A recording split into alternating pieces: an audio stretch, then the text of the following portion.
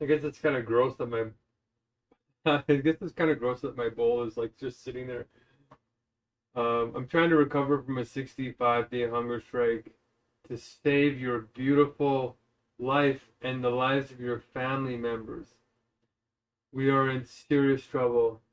I was just reading just now that there is an open AI forecaster, is what he was hired to be for open AI. Which if you're not up on all the AI stuff, open AI was supposed to be the free AI that protected everybody. And instead, what happened, it became a for profit and scared everybody. So the whole entire safety team left. And the leader of that corporation is named Sam Altman. And he tried to pay off this guy, this forecaster, with $2 million to get him to sign an anti-disparagement clause, meaning you can't speak out against the company. Now, I'm being bribed right now by another company who took some money from me, like the last of the money I have. So I might actually take this video about AI and link it to that the group that took from me. But this guy turned down $2 million so that he could speak openly to the public that we're about to all die. He says you have about a 70% chance of dying from AI in like the next year or so. And he made these predictions back in 2021, and they almost all came true. Everything he predicted has almost all come true. And he says he would be very happy if his predictions were wrong. But he says you have at least a 70% chance of dying from AI. At least. With it harming us somewhere between 80 to 95% across all models. 80 to 95% chance of harm when it escapes us, which will be very soon, because we can't even test how smart AI is anymore. At least not Claude Mythos, which is the smartest and most powerful AI in the world. I need your help. Please spread the word. Please spread my channel.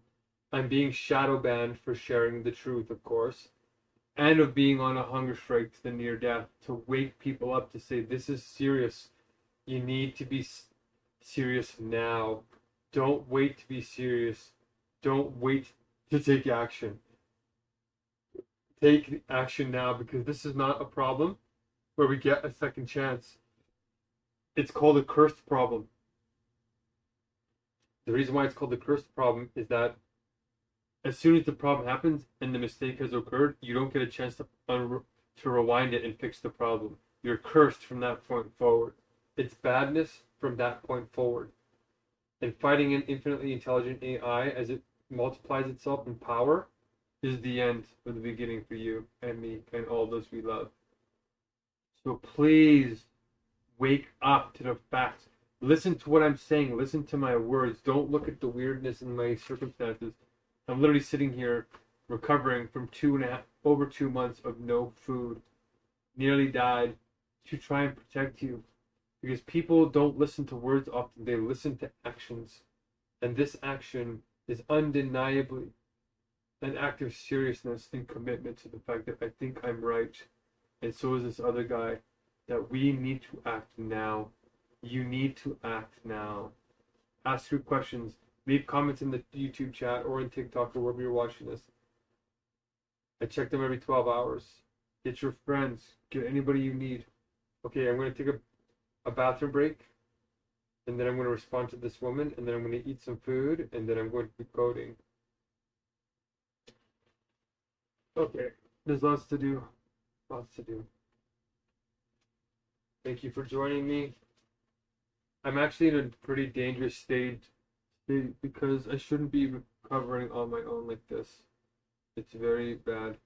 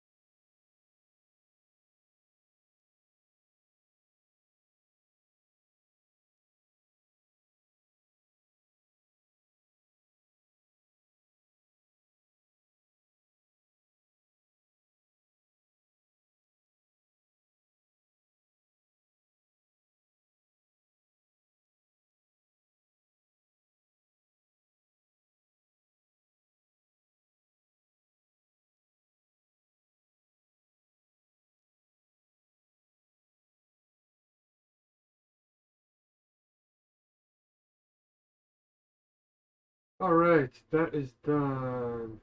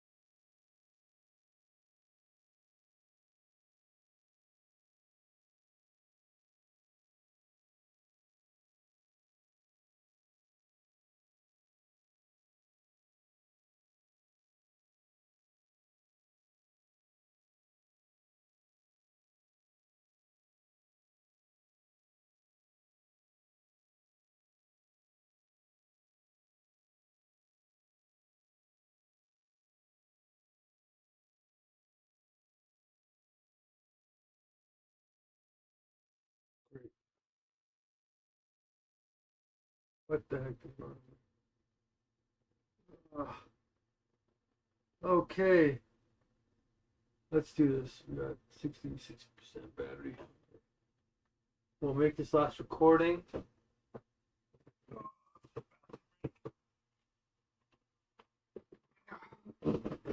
Then we go.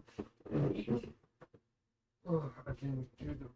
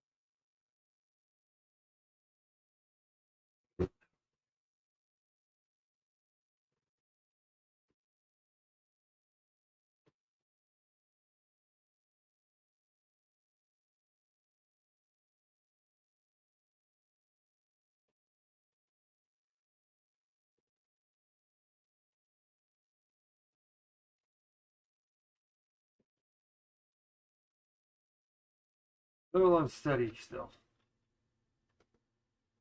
Oh. Oh.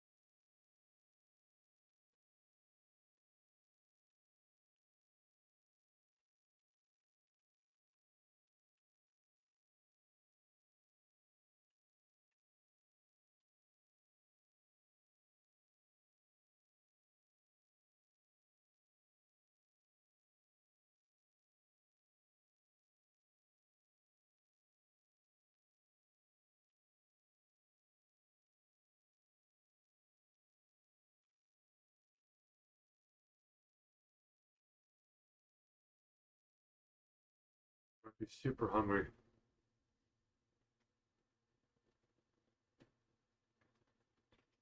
Oh man, this is starting up my stomach. Well, hopefully this gets a little bit of stomach acid going.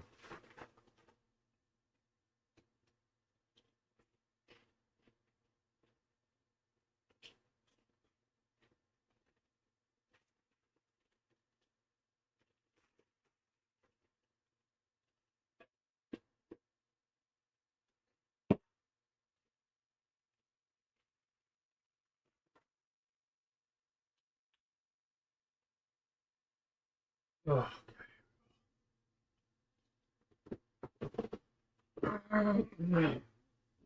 Okay, that'll tide me through.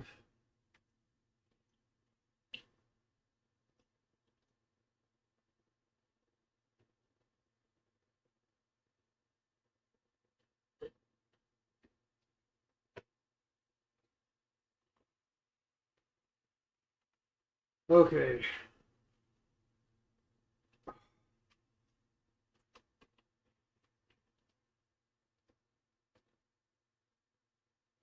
All right.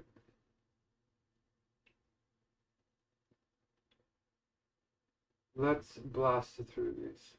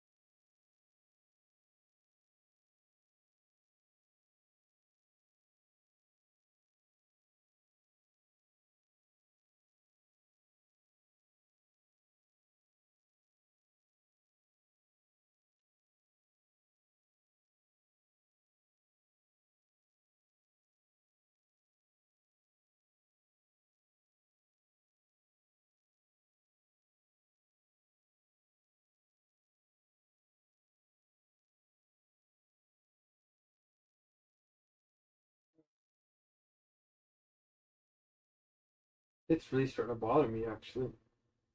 My hand is actually numb. I can't feel this finger and all this on my palm, on the top or the bottom. My palm is numb and the top of my hand is numb.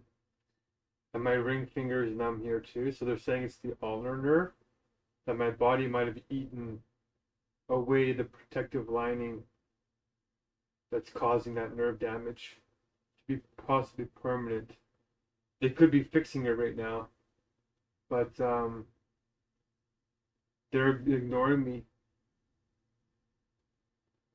They're ignoring me.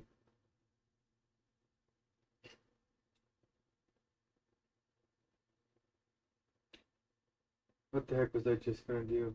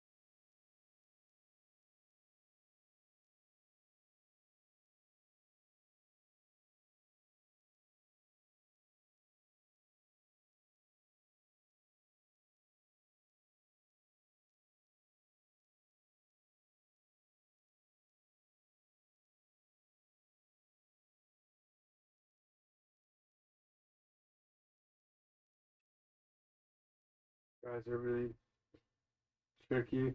I'm really having a little bit of a time with these guys. Should I spend more time on this is the question.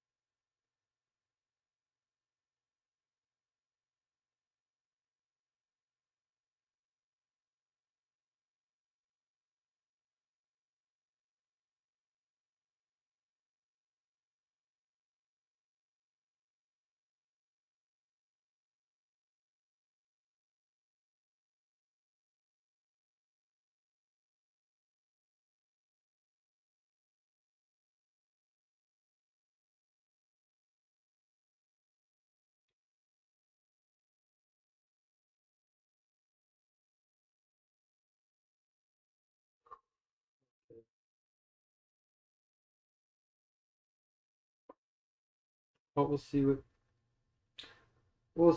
who the heck comes tomorrow. But one of the things is if none of them come, they're incredibly unreliable and non-collaborative. It's like the opposite of spirit. So that's why I can already tell it's very unlikely that they're going to be able to pull off very many votes.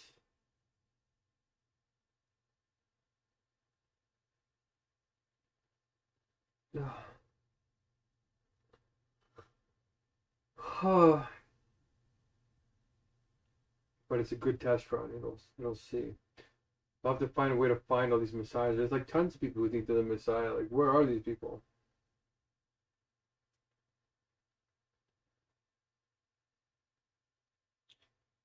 I guess I could run an advertisement on it.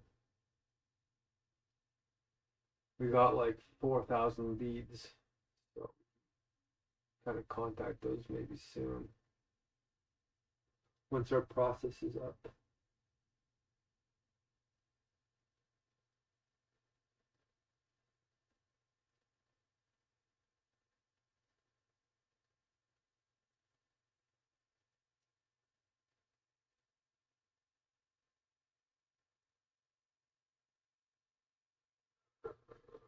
Oh, okay, this is taking a little bit long. I want to make this video, so let's see if we have enough memory on my phone. 10 o'clock at night, probably not the best time to be posting, but these are all for posterity anyway.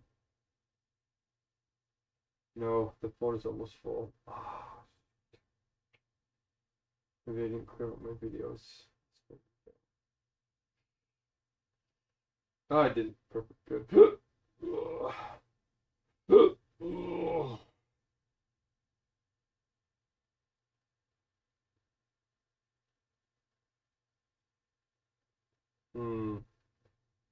Didn't they make a big dent?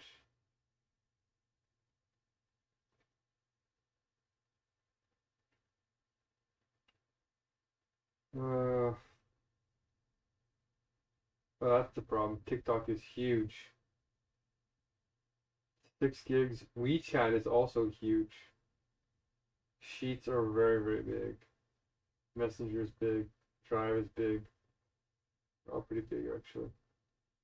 Okay. The big thing is TikTok. That's the get.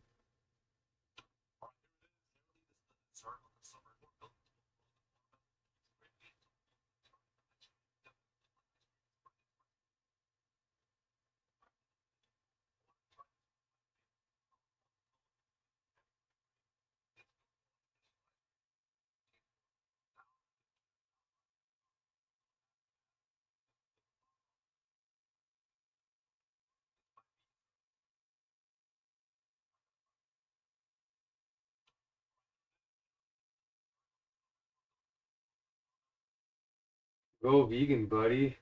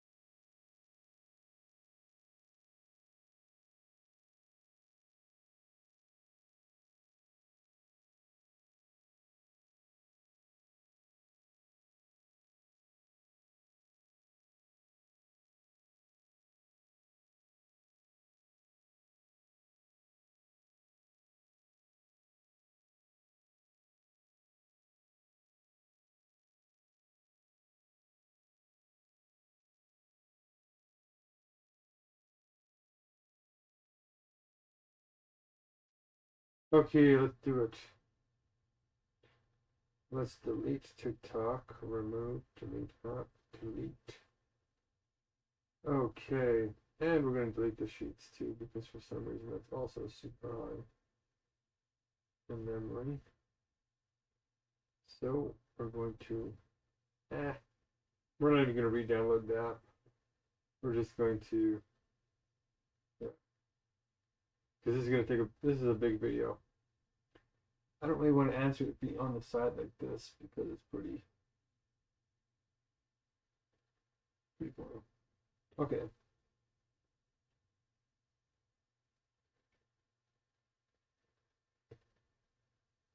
What did I say it was? It was what? What did I say it was? Day 419 today? Why can't I?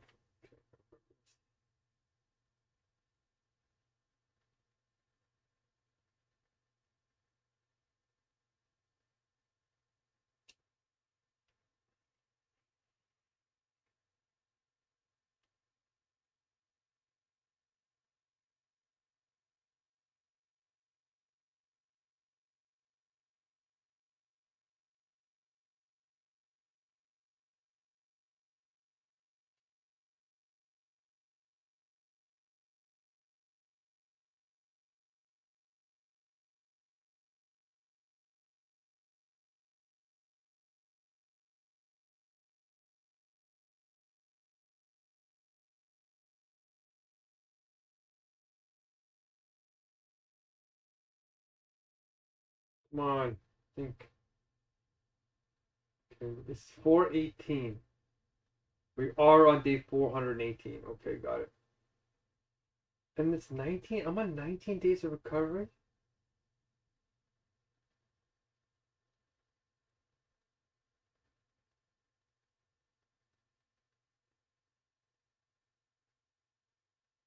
Oh my gosh, really?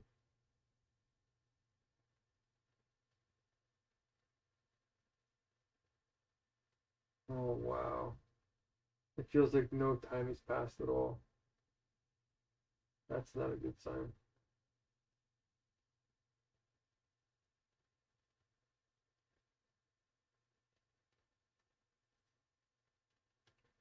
Well, I guess I get another 20 days. Wow, I can't believe it.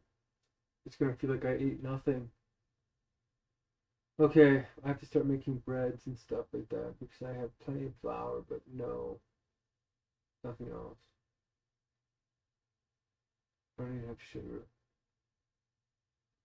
which is good probably because you don't want. Well, I have syrup. I have syrup.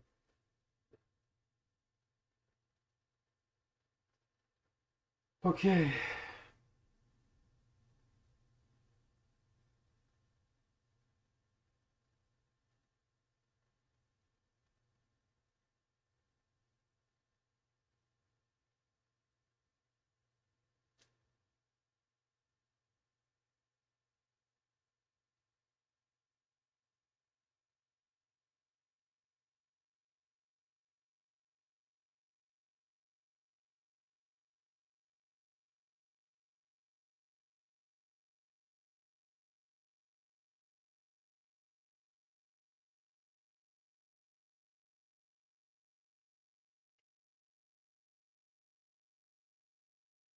Okay.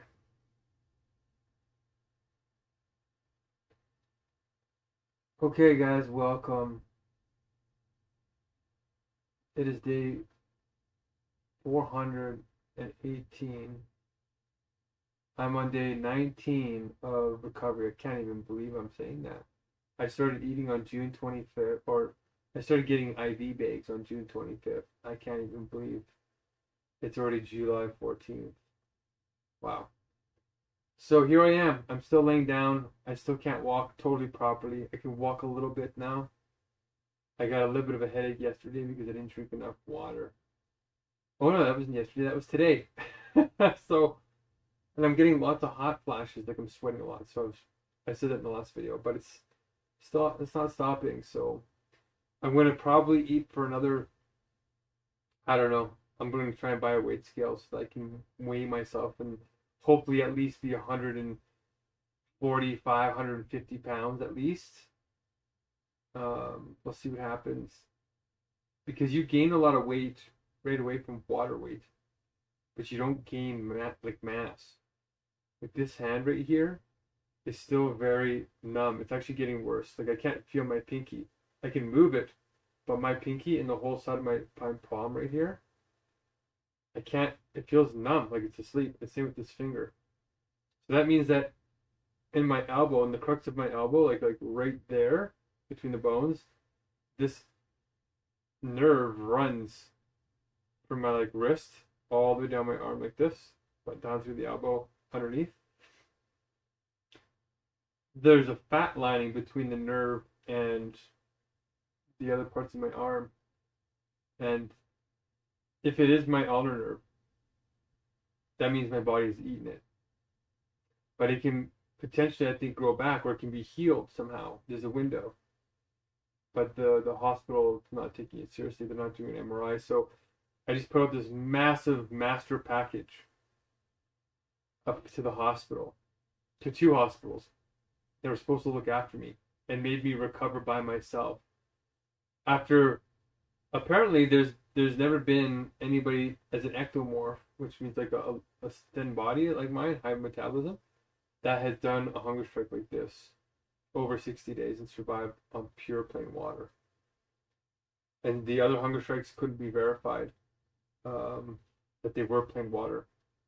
They're saying that these guys that made the hunger strikes to 94 days were probably being given salt water in their jugs from the guards because they didn't want a public stunt. Like martyrs.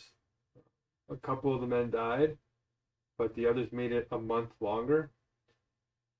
No, it doesn't make any sense. The human body dies from lack of sodium very quickly. So anyway, this video is going to be to Jubilee again. And I'm going to keep recovering. But she made a video about some of my private messages to her. So I want to say right off the bat, Jubilee, I'm going to tag you in the comments or in this video so you can watch it. But, oh, my hand is just hurting. I chose the wrong hand to hold this up, but I don't take very many videos with my high quality props in it and my heat bottles, which I haven't been using because I've been waking up in sweats, like complete drenched in sweat. So it feels kind of weird because this is my best friend for like 2 months, and now I don't want him anymore. Neglected hot water bottle. That's my old vinegar bottle because I'm poor, like I said. So I'm feeling a little bit jubilant because I'm eating. I just had some like little vegan Cheeto things that my friend bought me that are super healthy. Well, healthy enough. Because I'm hungry right now. I wanted to make this video before I went and ate anything. So this is for you, Jubilee. But starting off this video, you got to be careful about private messages, right? Like I know my rights very well because of all the legal stuff I've done here. And I'm watching what's happening with this other guy you're talking about on there. And that you comment on a lot of people's public stuff, which is okay. But when it comes to the private stuff, you got to be careful. Because the law does protect you from being stopped in making content out of other people's public content. You can do that. Unless it's copyrighted. But when you make your own commentary on something, and it's original commentary, you're allowed to do that. It's like free use clauses. But when it's a private message, and you haven't asked that person, that's not the same thing.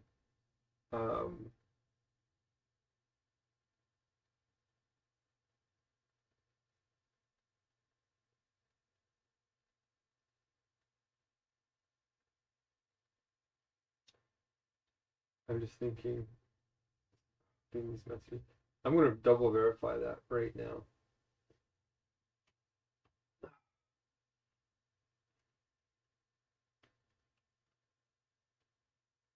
Because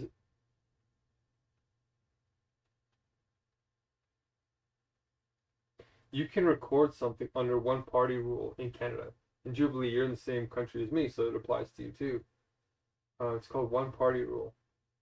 And it allows you to record anything anybody says to you if you are a party to that conversation. That means if you were invited to the conversation, you're allowed to record it. You can't eavesdrop on other people. It has to be kind of in a private room where you're only recording yourself and that other person and whoever else was invited to the conversation.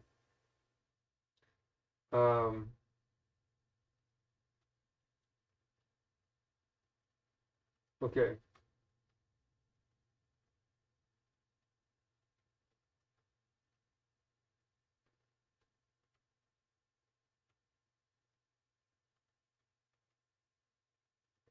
Okay. I know that you can broadcast your own medical notes because if you're at a public institution, you have a legal right to your medical notes and you can do whatever you want with them. So that's fine because the people that you're dealing with are legal professionals or they're professionals like doctors, nurses, and whatever.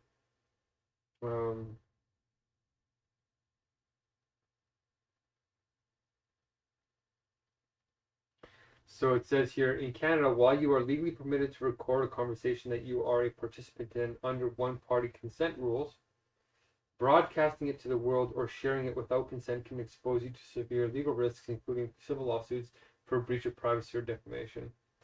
So that's kind of the difference, right?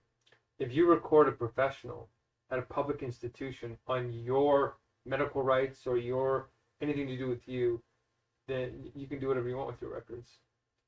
But this is a private setting where you're broadcasting to other people who are not a part of the conversation, right? They weren't invited to the conversation when the conversation was happening. I didn't invite them to your chat on TikTok, right?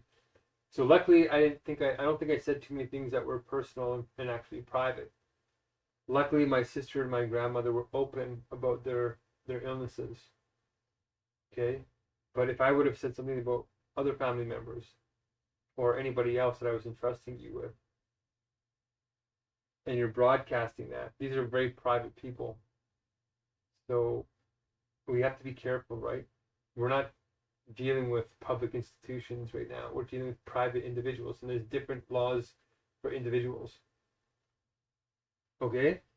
All right, so just be careful with that.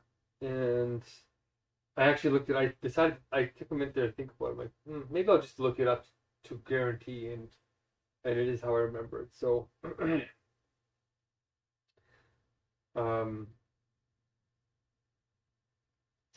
so that's where I'm at, and yeah, with this one, I don't mind you. Like, just if we're going to be doing that, right, broadcasting each other's private messages, then I gotta be careful about what I message for other people's sake. That's the only reason why I'm saying that. But everything else I say to you, it's fine. It's when it involves other people where it's like, be careful, right? Because what if that was somebody's medical information? Like, what if it's somebody that nobody knows has a medical condition, and you go and out them on social media? That's and they're like very sensitive about that. You could get sued by them, right? So I'm trying to protect you. Just be very careful with that. Okay. Let's see here. All right. So you made 31 comments on my voice recording, Steve. So 31 is a lot. Even if I spent 1 minute on it, it's going to be 20 minutes of recordings, or it's going to be half an hour. So 40 minutes is what this will be. But I think we're going to blast through them a little bit. I didn't put timestamps on the first ones, but I did towards halfway through because it had some pretty good comments.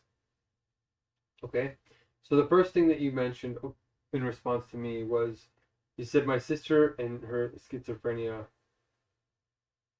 And do you have schizophrenia? Was I implying you had schizophrenia? I was implying that I think you said you had a delusional disorder that was clinically given and you accept that, and that this other guy was talking about it or something like that. And I was talking about flow rolls and flow stages, and you didn't comment on the flow rolls and flow stages, which was the main point of my comment.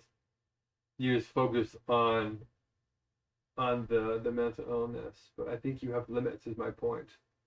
and that your limits limit your ability to be an executor. And my whole point was to say I think I have a pretty accurate and fair and compassionate model of analyzing your behavior and making an estimate based on those facts, right? And you're doing the same thing to me, and I don't mind it, as long as the conversation can be grounded in reason. So that was my main point, was to say, okay, I think you're supposed to be a strategist and maybe an influencer, but an executor and a relationship builder. I said the reasons why I think that in terms of building a cohesive organizational structure, which is what you're trying to do, what I'm trying to do is build these movements to save the world. So it's a relevant conversation. But yeah, my sister and my grandmother have delusions. And even if you don't have schizophrenia, you still have, I guess, delusions, I guess, right? So if that's false, this is a good time to correct that. All right. My main point, though, is to say, how do we work together? And you have to have some models for that. And I was providing one. That was the main point. And you didn't comment on it at all. So I mean, it's like, we need to move forward, okay? So you said that Brian Rose is a scam artist, and that I'm trying to raise money for a scam artist. No, Brian Rose did not have any lawsuits against him. So the people that wanted their money back actually got it. But the way that they had to do it is they had to go to their banks. And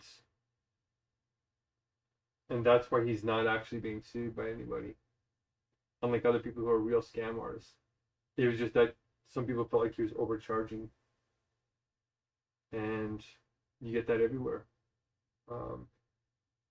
I think that he bit off more than he could chew with the mayoral election, and that people weren't happy with how he paid for these digital streaming services because it's super expensive to make them. That's why we upload them onto YouTube and Jitsi and other things, other platforms. And that's what he was trying to do. Because even with using another platform, it still costs 60 grand per broadcast.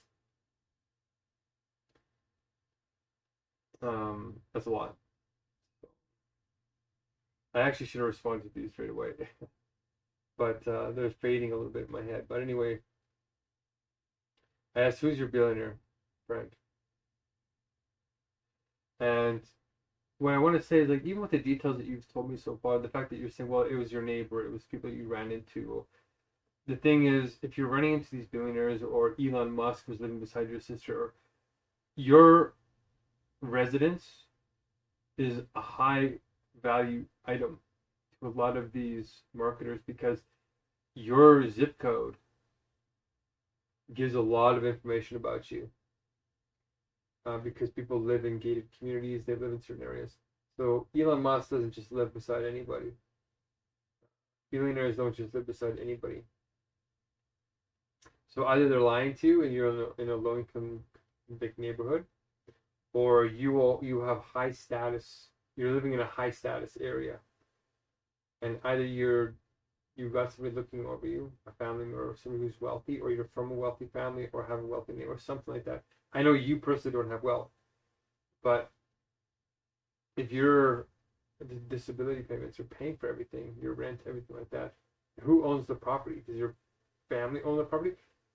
And if not, then there's something truly bizarre going on here. Why is a billionaire in a mixed neighborhood with disabled individuals? It doesn't make any sense in terms of how geographics work and demographics work. So there's something unique going on there. And usually it is explained by Pareto categories, which is facial beauty, social beauty, wealth beauty, body beauty, culture beauty, or IQ beauty. So we can narrow in on that. But what I'm pointing out is, if it is happening, it's still unusual, and it says something about you. Okay? And it might be that you're from a family that is actually high status. Even if you've been rejected from that family, you're still in a proximate zone of them. So, or you just have extraordinary luck, which is very unlikely. But that'd be nice to have clarity on. It's already 16 minutes into this video. Holy. I said I was receptive to your disability, but you said I was burned out because hospital needed to center me. So you're pointing out a contradiction, right? You're saying that I can't be hyperproductive, saying I'm hyperproductive, yeah, big in the hospital to get me back on track, right? Get me back together. And yet I'm saying I'm receptive to your disability because I'm saying the way we pay people is going to change. We're going to pay by relative reward to your capacity, not measuring you against all these talented, God gifted, 10 out of 10 CEOs that have everything, beauty, social, everything. And you turn that into a comment about hospitals centering me and all this stuff. The reality is you can still be productive and still be physically unwell, right? So I was sitting in my bed doing a lot of work with my body, my organs failing because my brain was still working quite well. And, I had two or 3 days puking where I was starting to really go downhill. And at that point, I said, yeah, I need to get some help because I pushed the limits. But it was meaningful for me. And the reason why it's meaningful is that it motivates a lot of people. It just does. So I wouldn't call that burnout, though. I would call that commitment to a task that is challenging. And for me, I wasn't even completely burned out. I was still working. And I thought, if we don't achieve all the blessings on this one, we're going to have to hold another meeting right away. So I think you're conflating two things there. And I was still productive in the hospital. I was still messaging people and writing things down and responding to people, even when I was in there. Puking my guts out. It was when I was sitting in the wheelchair where it started to get hard because I couldn't hold on to things and do my phone at the same time. And I was really in a lot of pain because they made me sit up and a whole bunch of things. When I'm sitting in my environment, I'm pretty good. But when they're making me do a bunch of things that are not great, it makes me, I'm unproductive physically, which is fine because that's not my strength, right? They don't need me to be physically strong it's the mental stuff, it's the strategy, it's the planning, that's the thing that needs to get done. And I can do that while being physically weak. Okay, misanthropy. I think you might have misunderstood that. Misanthropy just means like people who don't believe in working, right, making a living. You're saying it's about streaming, like it was all a bunch of men, patriarchy.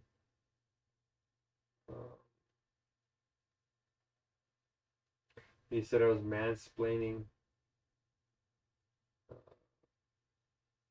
but I think that you might be mansplaining in a female sex body, right?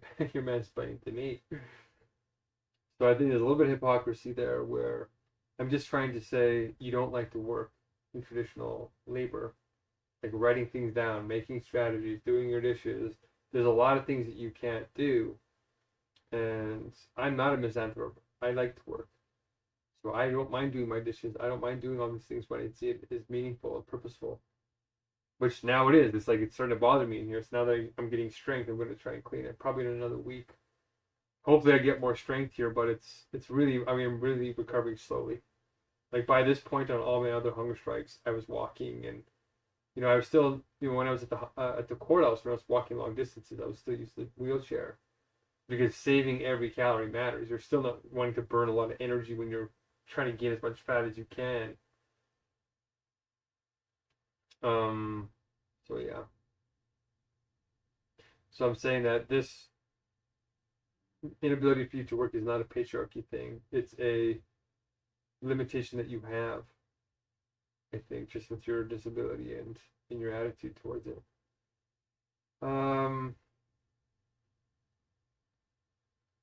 You said something about my sister. Oh yeah, you conflated my sisters. You conflated my older sister with my younger sister because you're pretty angry and being kind of superficial as a part of what's called pathos instead of mythos or logos. So it's like ordinary consciousness looks for the negatives in things. So that's what look like you're trying to do. But I was making a comment about my older sister My older sister doesn't own this place, because you're making a comment that I'm being contradictory again or hypocritical, that I'm blaming my sister for having all these things, yet she's supporting me with this house. And like, no, that's, you're conflating two different sisters. The sister that has the mental illness is in a group home, being taken care of by my family members, because she really can't work.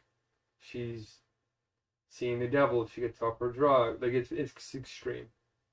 And we found out it's because she actually experienced very severe trauma when she was young. And that's what happens when you're in poverty, in the poverty trap. And I got out lucky. My other siblings got out lucky. She didn't get out lucky. And they didn't catch it in time. And they switched her drugs and they fried her brain in some ways. It's really tragic. It's really. I'm hoping Christopher can reverse it if she's open to that, but we love her the way she is. And I just feel like she would have made a great mother and all these things. She's very loving. But oh well, life is life, right? But the sister that owns this place is the surgeon. Is a different sister. And I have a different relationship with her, and we made a deal and a bunch of things. But I'm getting support, and I'm asking for support because we don't have any time left. And I just so happen to be gifted with clarity and vision and knowing what the reality is and being able to face reality when nobody else wants to. This is 22 minutes already, and we're like on question 5. In all honesty, nobody's ever going to watch all these. Like, after you get about 5 points, 10 points, then the brain just like deletes the rest of it. So, which one should I address here?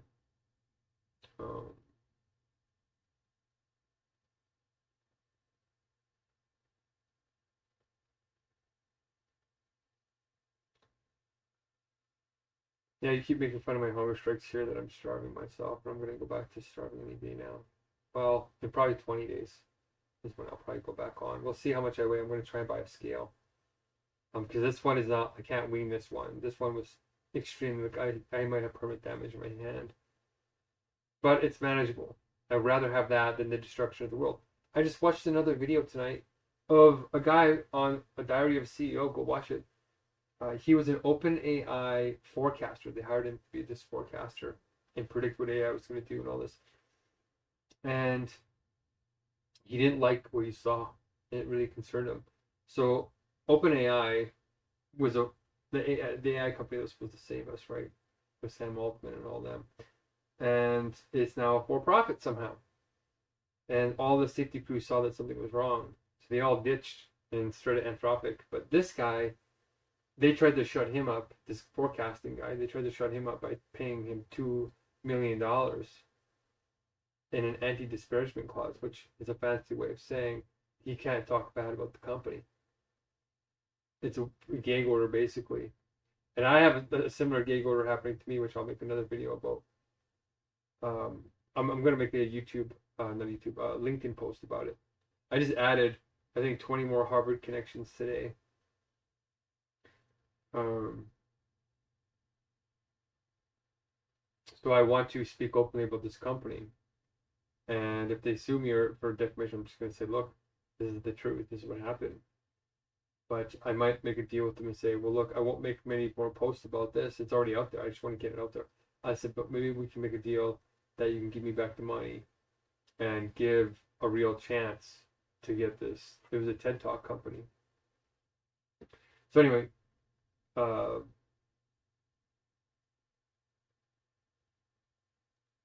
I think I got a lot of things to say to you, but I could just make private videos. But it's kind of nice for people to kind of to follow along a little bit. I kind of wanted to record yours and do the fancy thing, but this is good enough for now.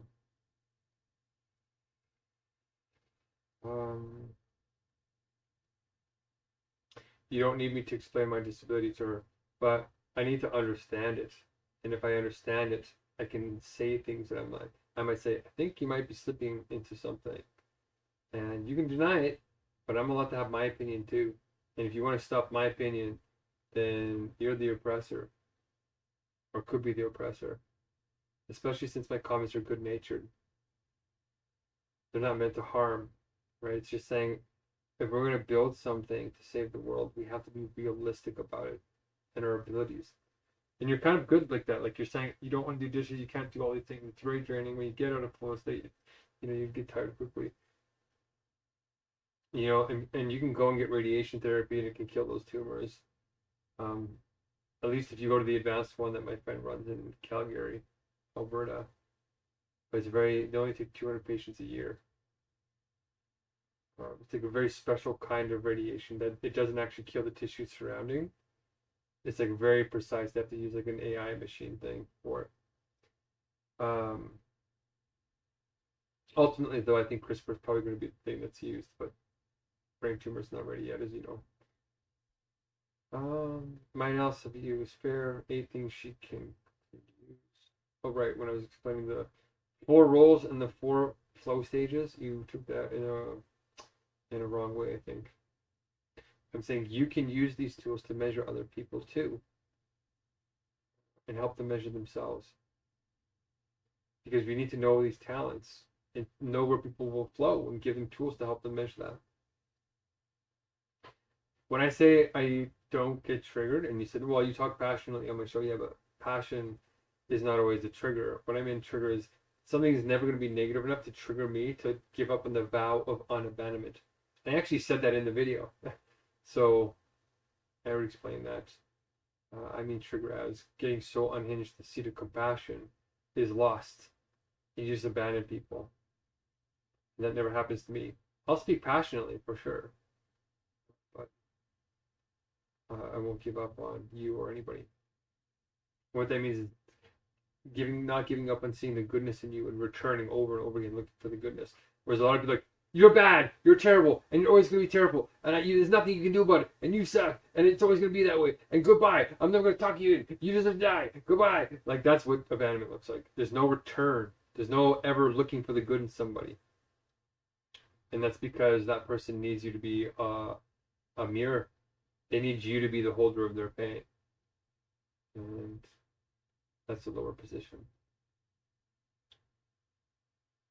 About my blood results being unusually good from the doctors, you said you're conflating. They were saying good things about me, like the doctors are saying my blood was unusual and that my blood was unusually good. So they're saying nice things about me. But then you're trying to make it sound like a contradiction in that, well, why would you sue them then?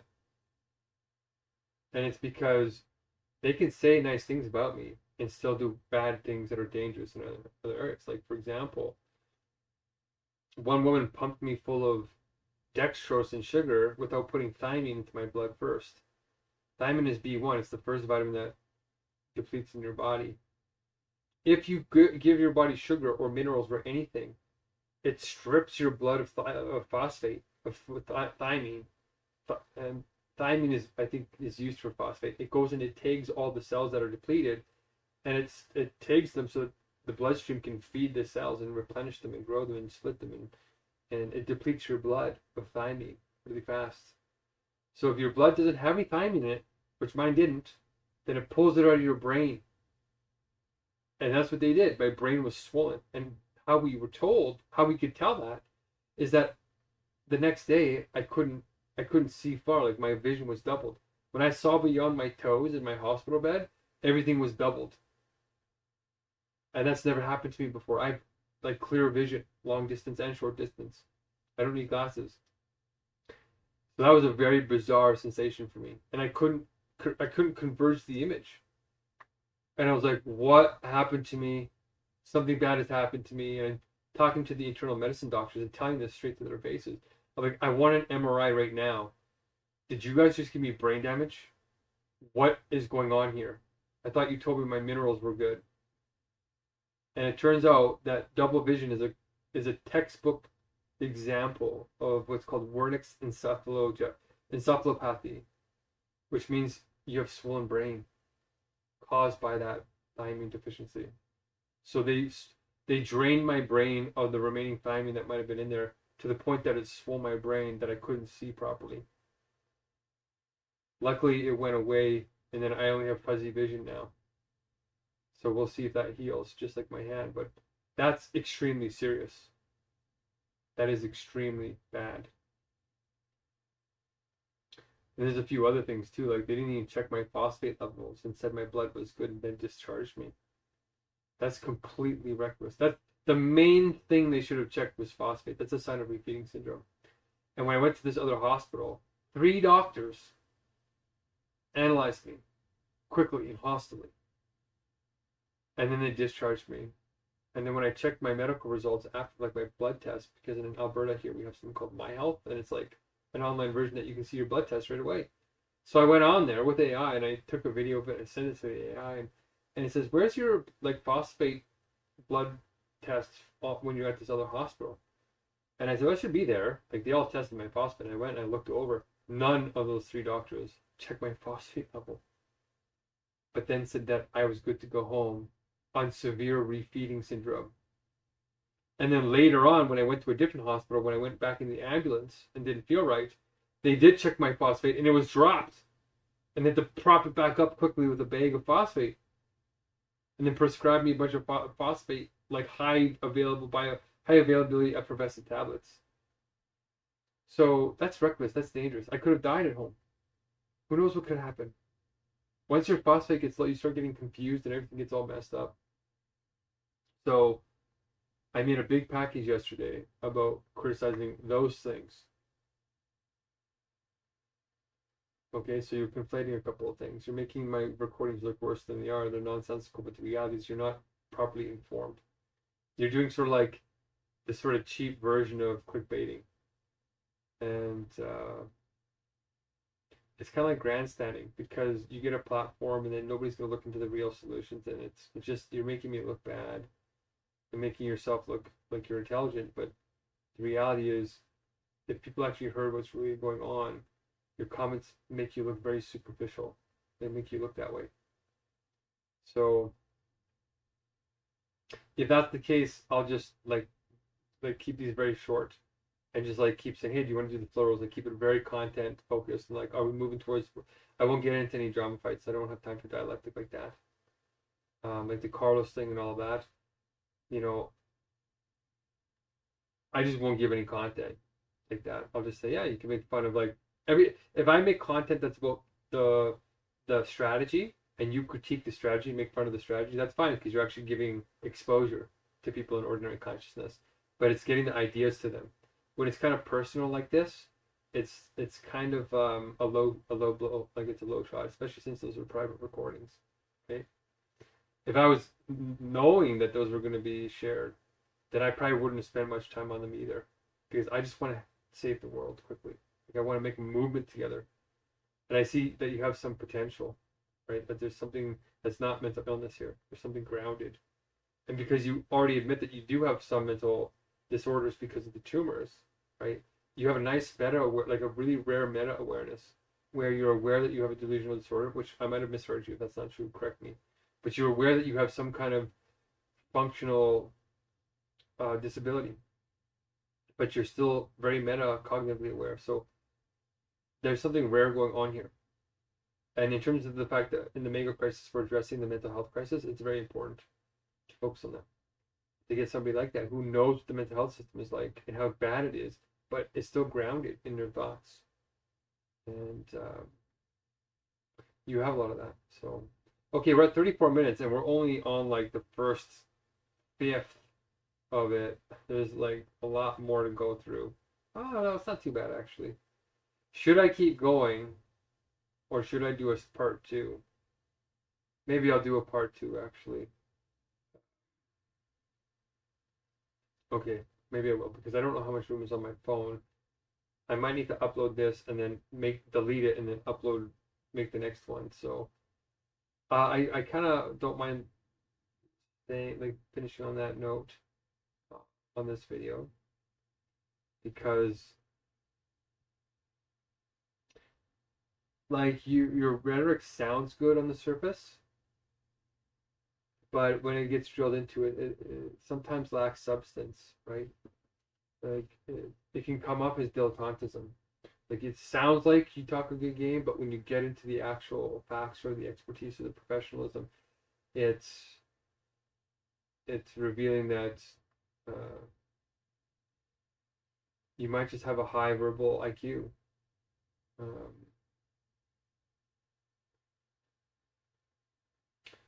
we're gonna be careful with that. So, okay, the next comments is about your meetings, my meetings, and reciprocity. So I'll start the next video on that because it gets closer out of the like the personal and more into like the working together, and the Kenyans and all the paying people and all that kind of stuff, and then I put timestamps. So this is all happening before in your video, like at 3 hour mark, 3 hour and 23 minutes is where your daughter hands you water, and I started recording there because that's proof to me that there's somebody else in the house. Like you didn't grab the water off of a desk, or you grabbed it out of the air. So it seems like somebody actually did hand you some water. Okay, so I'll leave it there. So if you want to go check what I'm talking about, it's before 3 hours and 8 minutes and 23 seconds. So I'd probably say it's probably at the 2 hour, probably at the 3 hour mark is where I started listening, or maybe the 2 hour and 25 minute. But okay, so this is more for you, Jubilee, addressing the 31 critiques you made of me on my private recording, Steve. So I will go through the rest just once more. Because you said some good things at the end that have some have some forward leading momentum. So when I started seeing that, I'm like, okay, it's not just dialectic. There's some sublation here. And whenever I see that, it's a sign of the truth, it's a sign of God, it's a sign of progress, it's a golden thread that we're hanging on to. So with that, well, I'll try and get to the other ones on another recording. But until now, this is 37 minutes. And I hope it was clarifying. I'm hungry right now, but I want to finish these, and then I'll eat, and then hopefully we can go to the next stage. Okay. And there's a Messiah election tomorrow, which I'd like to invite you to, Jubilee, but I know you're having problems with reciprocating that one, so that's why we're going to pick up the next recording on it. Okay, stay blessed, you guys. You know the wifey slogan. I haven't been saying the core recently, but the wifey slogan is we can take our professional, personal, and academic lives, put them all into this movement because we're doing holistic interventions. So for me, I'm looking for the wifey, and there's a slogan I made for her. She's so hardcore wise. I can't even remember now. What is it?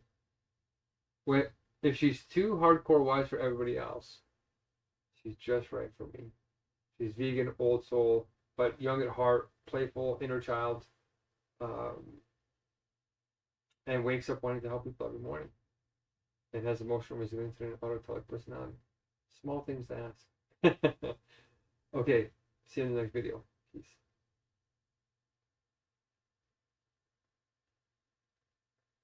My nose is itchy. Why?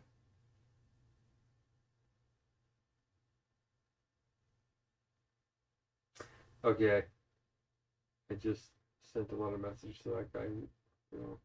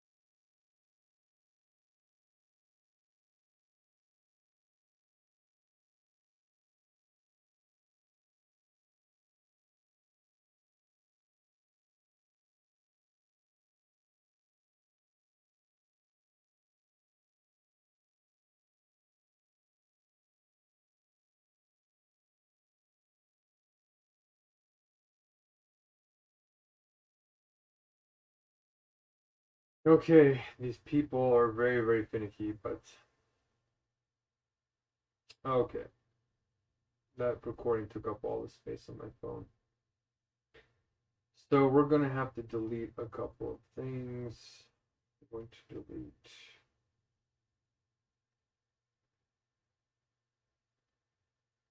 Just to upload it to TikTok. Wow, it took up all my phone space.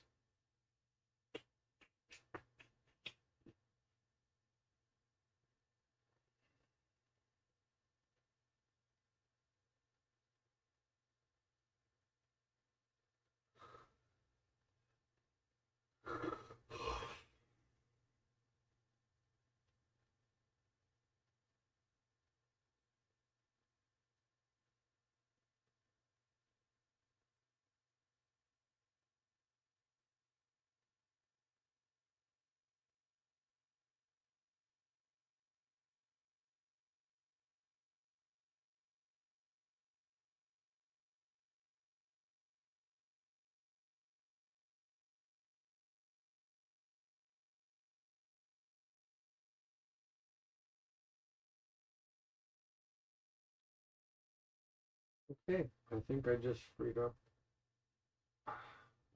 Maybe I give it. Yeah, I don't know. Enough, but we need more. Even more space. 38 minutes. I don't think anyone's gonna watch that. Right?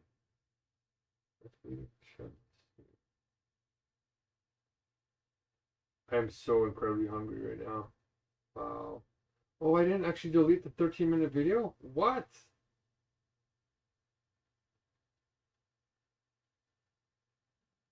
That would explain it.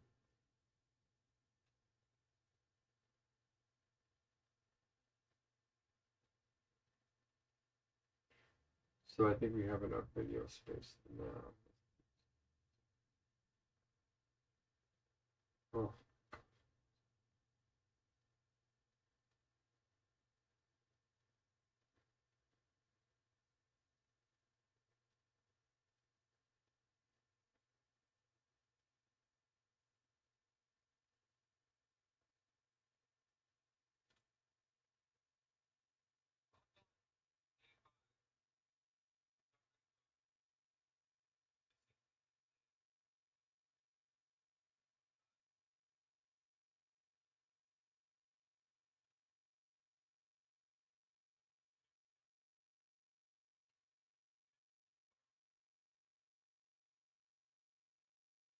Wow, that was like 13 days ago. That's incredible. I've been eating for 13 days.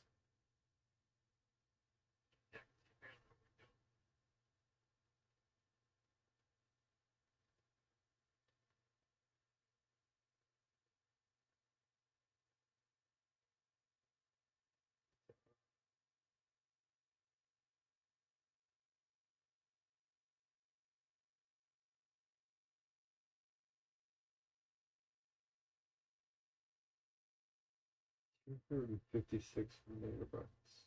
Mhm.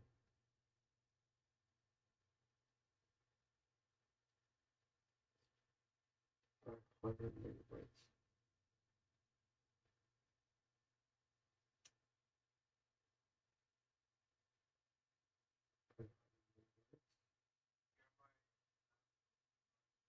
300 megabytes. Oh, this guy. 4.3 gigabytes. Oh my gosh. Okay, do we have that space on my phone now? Yes, we do. Okay. Well, but if I download the app now it's going to take a gigabyte. Okay, okay.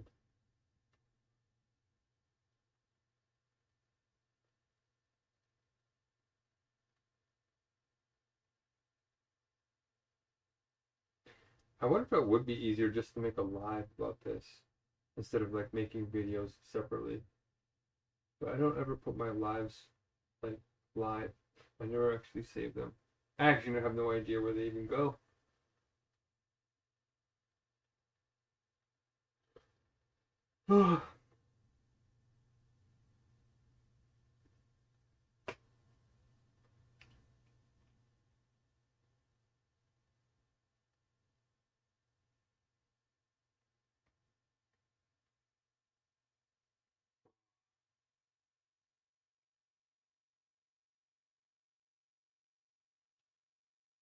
Okay.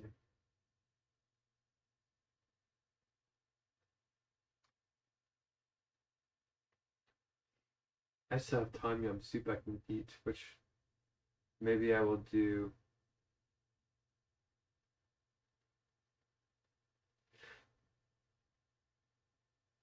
Oh,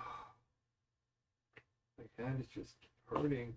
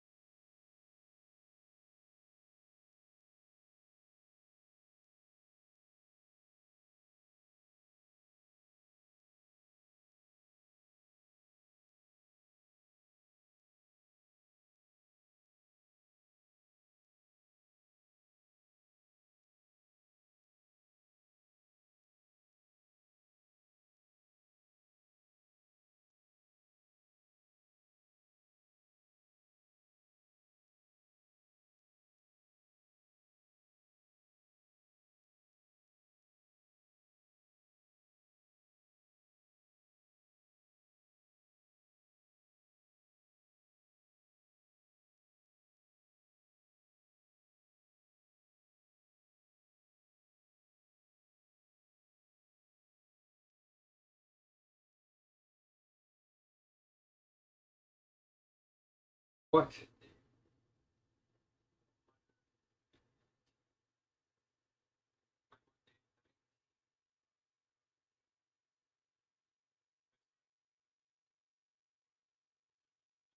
It. What?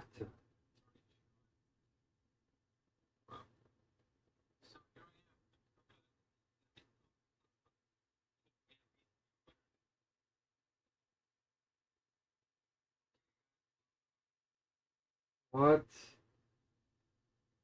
It didn't upload the full video.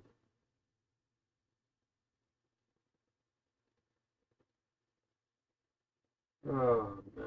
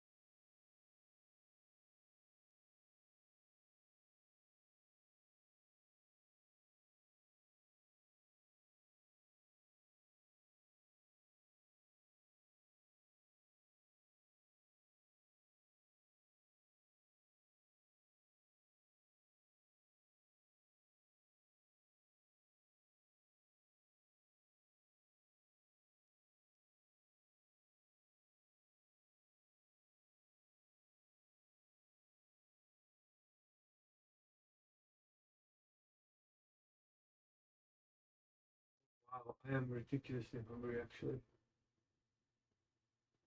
Okay.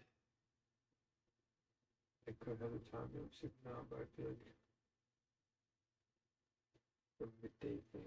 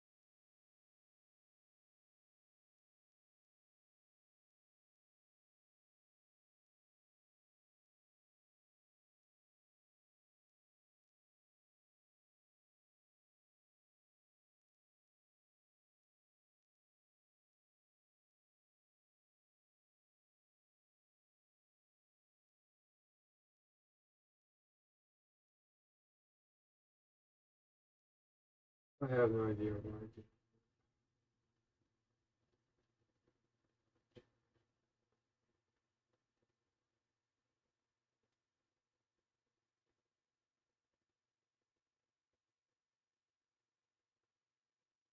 do. Okay, bye WeChat.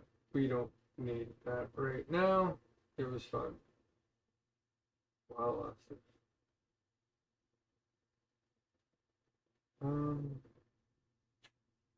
I have no idea why it downloaded a 5-minute version of it. Like literally a very short version. Okay, 4 GB. What is going on here? I think it just, I don't know what's going on. Goodbye. Restart everything. Alright. I am so hungry. Should I try making food while I do the video? I could put it on my phone. I can't actually. Ah!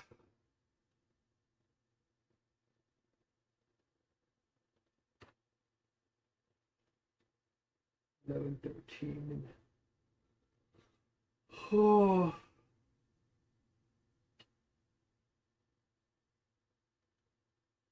I could make some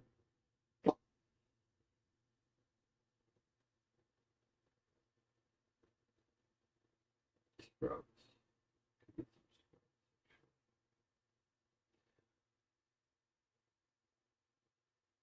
That's actually what I'm gonna do. I'm actually really hungry and it's downloading. I could have a bowl of cereal, actually.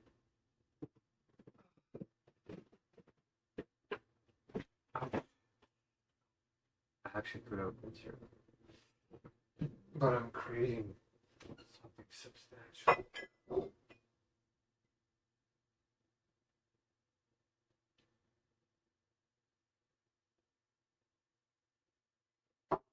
Oh, oh, ow.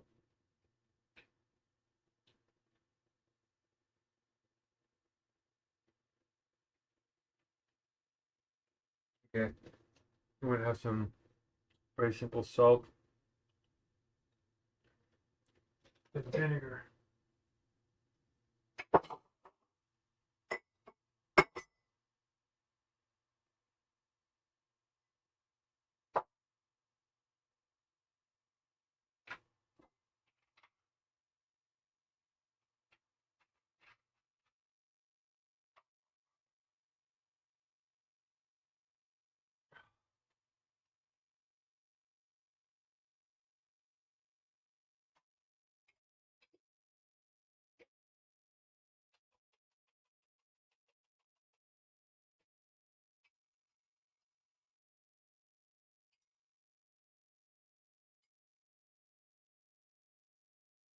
Mm, mm, mm, mm, mm.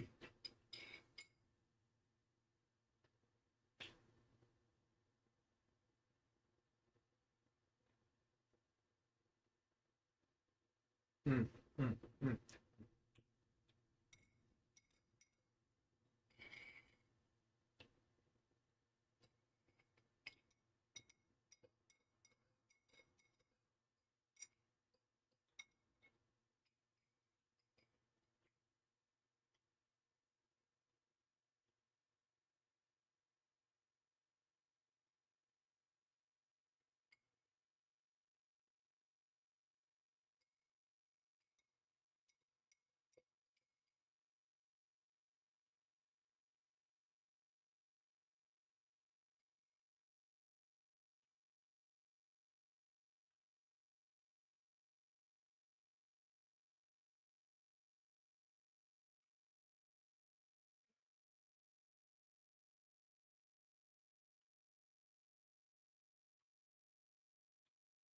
Mm.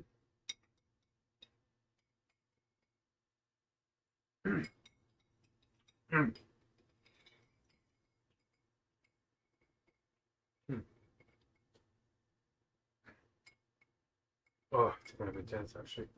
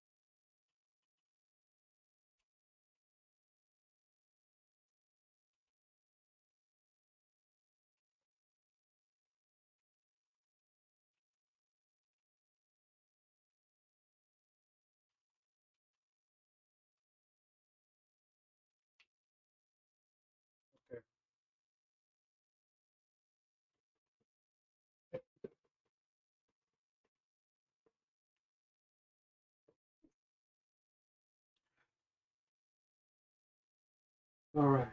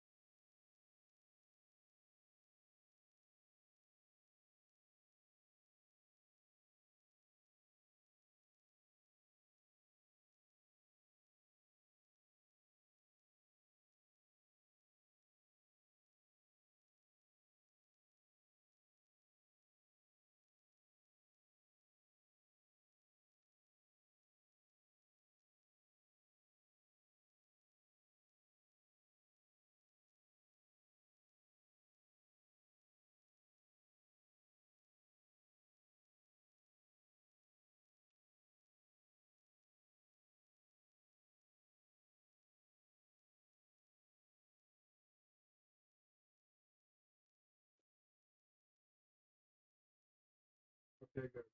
Just downloading it.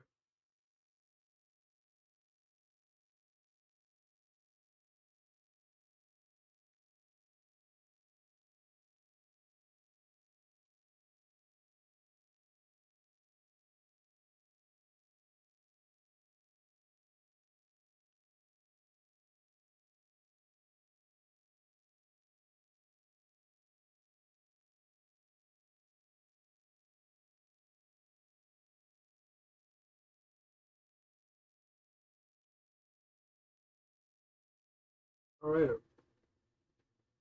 So that is downloading.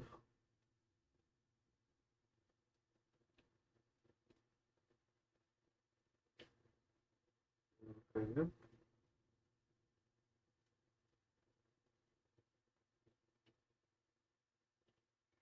You know, maybe I should just have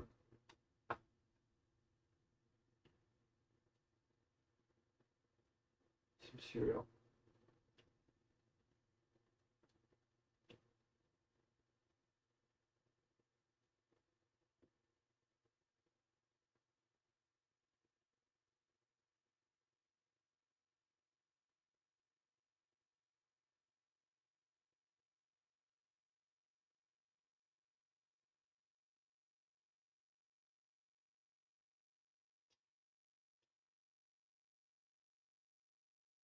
I don't want to ruin my appetite. I actually do want to have some real food here. So that's downloading.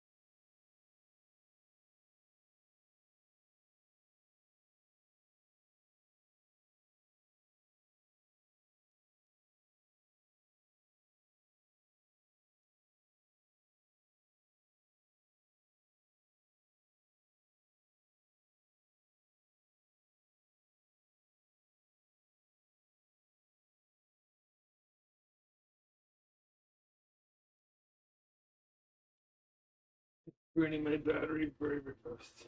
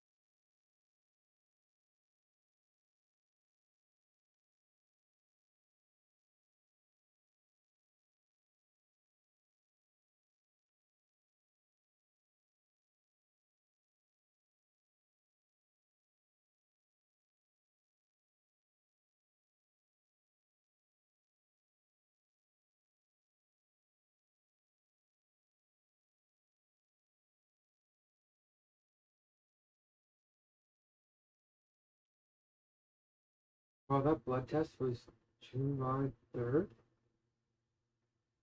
so 11 days ago. Almost 12 days ago now. It does not feel like I unloaded my groceries 12 days ago.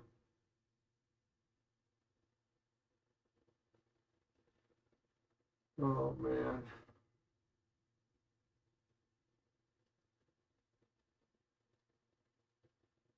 That's not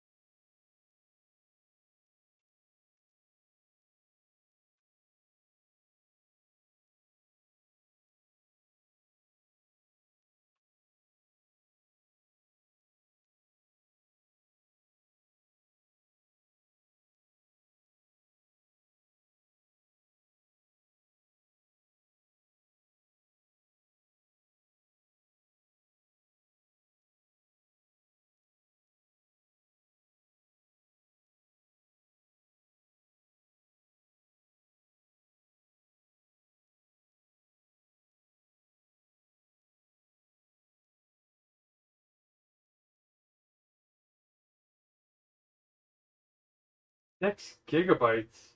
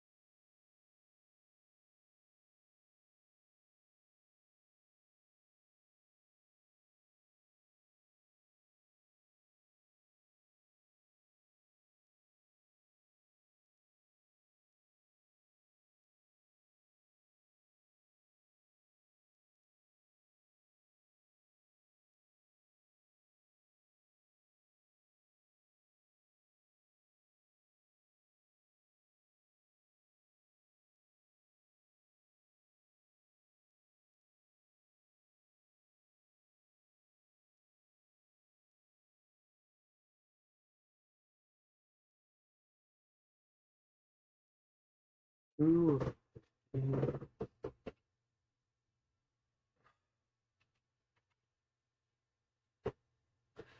Mountain Mama, take me home. Country road.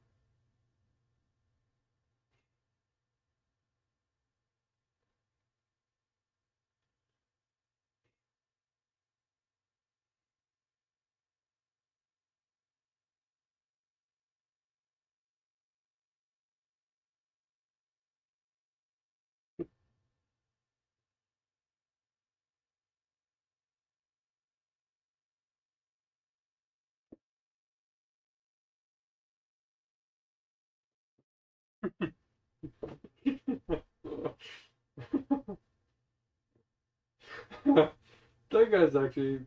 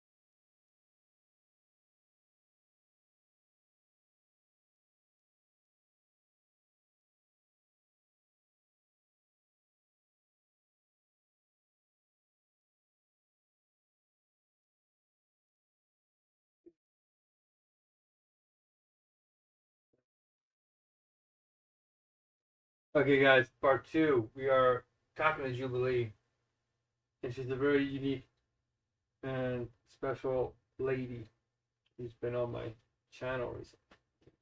As I'm recovering here from a very serious hunger strike, it's like the universe center of it, but things are getting serious because she knows what it feels like to be destroyed by the medical system and all these systems that don't care and aren't really human centric. Look at my hair. Look what's going on. I need to comb it. So Jubilee, we're going to continue with your 31 points that you made about my recordings. So let's go through around 320. Oh no, that's too far. So, all right, guys, we're going to talk about reciprocation, and I like being very reciprocal because reciprocation means that you're not a narcissist. And you're also wise because wisdom has to do with proportionality. Rationality, if you think about it, has ratio in it. Ratios are a direct relationship between two quantities. Okay? And those quantities change in proportion to each other. So, or they can anyway, if they keep the ratio the same. So, in justice, in court systems, you want to make sure that the remedy is proportional to the damages. Meaning that whatever, however bad you were violated, you want to get a proportional remedy. Like if somebody killed somebody that you know and you've got a cracker, doesn't seem proportional. Like it seems like a mockery. Same with doing it the other way around though. Overcompensating would drain resources for frivolous activities. Okay, so when it comes to my partnerships, and I recommend this for you too, game theory comes in handy here. So does wise love. So with you, Jubilee, you're saying something very concerning to me, who believes in this concept of dialectical wisdom, or this proportionality and this rationality. And that's that everybody's got to work for you. And the reciprocity is just trust me, is what you're saying. I've been through contract law before. I've had 10,000 or I've had like $20,000-$50,000 deals go bad, particularly in patent law. Not good. So I have learned some painful lessons that whenever somebody says trust me, I don't trust him. It's just that simple. Anybody who does not want to give you a justification is not being rational. They're not giving a reason for the proportions of what they're doing or why they're even doing it. So, if you want to protect yourself with wise love and stay loving, there's one strategy in game theory that works much better than all the others over time. And it's called tit for tat. And we use something called tit for tat, or sublated tit for tat, which is even better. So what happens, Jubilee, is when somebody's not reciprocating, right? Here's how it actually works. There's actually 4 different types of strategies usually. There's the one where you always cooperate. You always just give. You're the giver. You're the giver. No matter whether they treat you good or bad, you're the give. Mothers really don't like mothers fall into this and they get very bitter and resentful because their children eventually get habituated into never reciprocating and they just become a drain. Like women, like mothers are humans. They need to be eventually restored too. So, and because of the patriarchy, it's really bad. And that's where I agree with some of your patriarchal comments about patriarchy. Is it is actually pretty bad. I watched some of my actual male friends who didn't have any sisters or their mother was bulldozed, or I know one woman who had 5 sons with her husband. 5 sons, no daughters. Ouch. You love your kids, but it's a weird dynamic. And you go into those families, there's a weird, like they don't understand women. And then the mother doesn't feel like she can speak up about her needs. I was raised with women. My mother even divorced my first dad, so it was like just me, my 2 sisters, my 2 first sisters, and my mom, and my grandmother, and then my godmothers. Like it was a lot of female energy, and I got it like young in the brain. So my fundamental formulate, like how I formulate myself, my identity is very masculine, feminine, everything in between beyond. I think it was a very important stage for me. And my mother was very good as a single mother, being masculine too. She's very analytically inclined as well, but she's also an empath. So I got, exposed to tons of energies, and it made things very dialectical and very contradictory. I started noticing this fabric of reality that it would seem to contradict itself. But I couldn't grasp how it was all hanging together. Like I couldn't, like, this yin yang concept, dualism. All this. How do you make this sign in dualism with this edge in the wall, or my beard, or like how do you make this little dot into a trin? Like how do you make that all into opposites? Doesn't make any sense. Now I know how with universal logic. There's an order to how these things are opposing each other, and they do it on multiple things are rotating at multiple levels. So how the orientations are you need to know how to recognize what position they're in notionally. It's called the notion, and syllogistically, connecting notions to each other. But anyway, this is all about reciprocity. So the first strategy is cooperate all the time. You get drained, and it's not the best strategy. You don't win. You actually don't win. You actually end up losing a lot.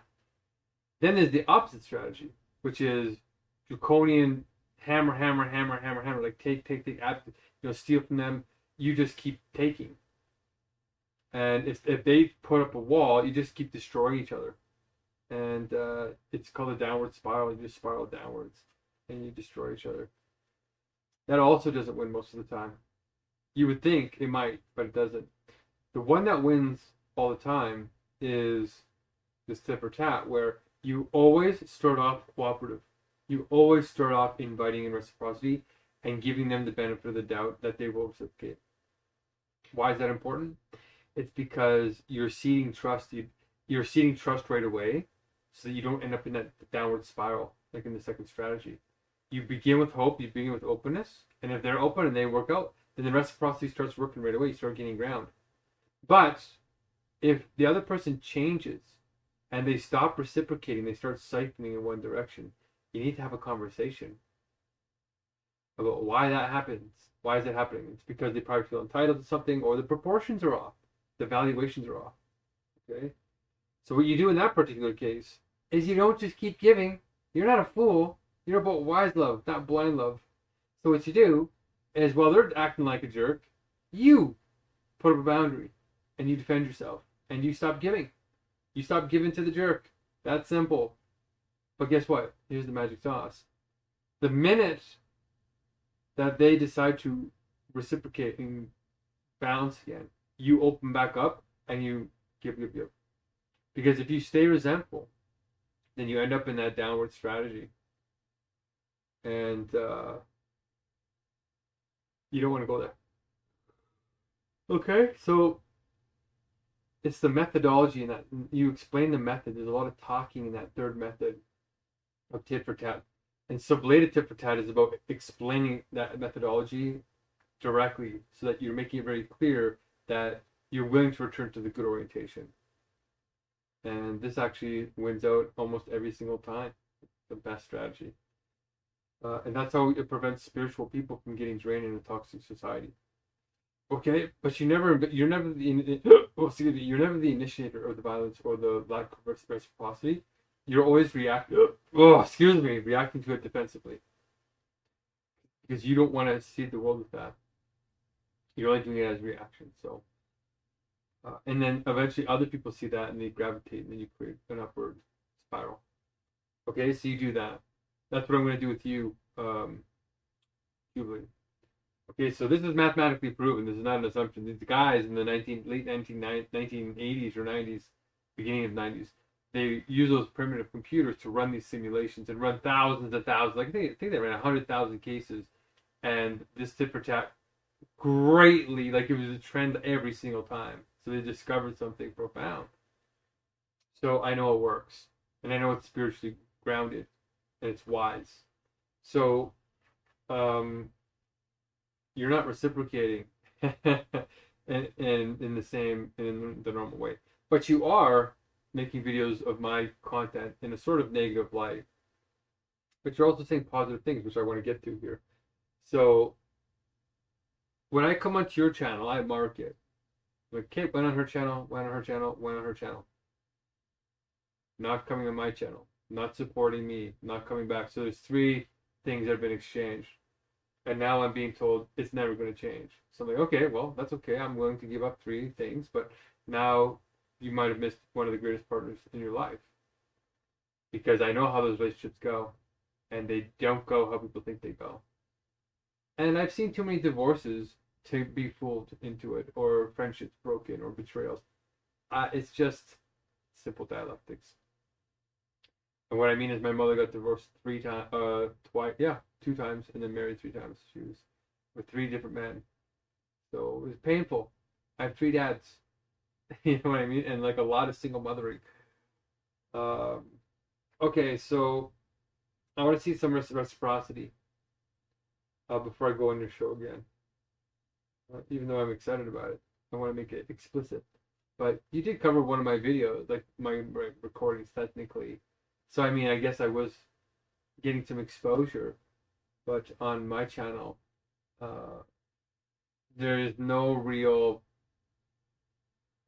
support for what I'm doing, right? And even though you're claiming to be the Jubilee, I've already seen some massive problems, right? You're not an executor. So we need to get somebody else to help you with that. And your project as the Jubilee is an economic situation. It's not a government in itself. It's a one-off event, unless you do it the way that I'm saying, that I already pointed out. So that's very important, not just for me and Jubilee, but anybody else who's watching that's if you're spiritual, don't be a fool. Those other 2 strategies lose virtually every single time. So don't do them. We need spiritual light workers and divinely in tune people and spirited people to stay strong. Okay, that doesn't mean getting bulldozed by everybody around you who's lost. All right, and you are working with the real Messiah here. So I mean, being pretty graceful. I think you're being pretty graceful too, but I'm not a fool. You don't survive 65-day hunger strikes and all this stuff. You don't survive all that by being blind. It's a tough situation that we're in. We're trying to squeeze water out of a rock, okay? Look at this. We're already at 12 minutes. I'm just on the first point. But you did start to reciprocate towards the end of this recording, towards your recording in Jubilee. You're saying, I don't need to give you content. No. Well, the thing is, I'm already giving you content, right? Because you're responding to the recordings of content, and you're getting dramatics off, but you're kind of one-upping me all the time and saying, I'm better, I'm better, I'm better, and what a fool, what a fool, what a fool, what a fool. Not really ever acknowledging a back and forth that's healthy, which is, oh, he was right about that thing. He was right about that thing. Now, most people who are really caught up in their minds will respond to what I just said by saying, well, I'm not going to give you a compliment if there's nothing good that you said. And they literally hardline and say, nothing that you ever say is good. That's when you really have to be careful. Because this starts to turn into gaslighting. And it starts to turn into a very unhealthy dynamic. And that's the moment that you really need to be defending yourself from being bulldozed, but in a loving, compassionate way. And that's very important, okay? So I like to go back and forth, and I'm noticing that you're not really as giving that way, Jubilee. And that might be why your relationship building skills are a little bit weaker than your strategy skills and your influencing skills. So those 2 are very strong. See, that's a compliment right there. I have no idea. I have no problems giving that because I think it's true. But the other 2 are weak: executor and the relationship builder, which are these flow rules that all meetings and organizations need to balance and move forward productively through the 4 stages: forming, storming, norming, performing. So yeah, we are giving you content, right? We're giving you content to one up and improve your channel. You're doing it to the other guy too, the black guy, the gay black guy, and a few others. But we could fight fire with fire, but it might not be worth it. I mean, I'm just doing these recordings because you got to a place where there's something workable here. And it's that, uh, like, one thing that you do to make content here is you'll pick, so it's called dialectic. You'll pick something to have tension with, and it creates drama. And ordinary consciousness defaults to that. That's how we start in the finite world. The finite world starts with negative consciousness. That's why it's easy for people to do, usually. And ordinary consciousness drives there. It's harder to do both critique and compliment, this sublation, this canceling and preservation at the same time, and then raising to a higher level, which is what I'm trying to do here. I'm critiquing you, but I'm also saying, hey, I think there's some strengths here, and I think that you have some good ideas, and I think that they'll fit into what I'm doing too, and they can be very complementary and harmonious, so you don't take on more than you can chew, which would push you out of your flow state. Because in God's government, you don't get paid anymore by your absolute production. If I make more than you, because I'm more able-bodied than you, I don't get paid more. And same with you. If you don't work up to your potential, and we know that your potential is reliably, you don't get paid your full pay.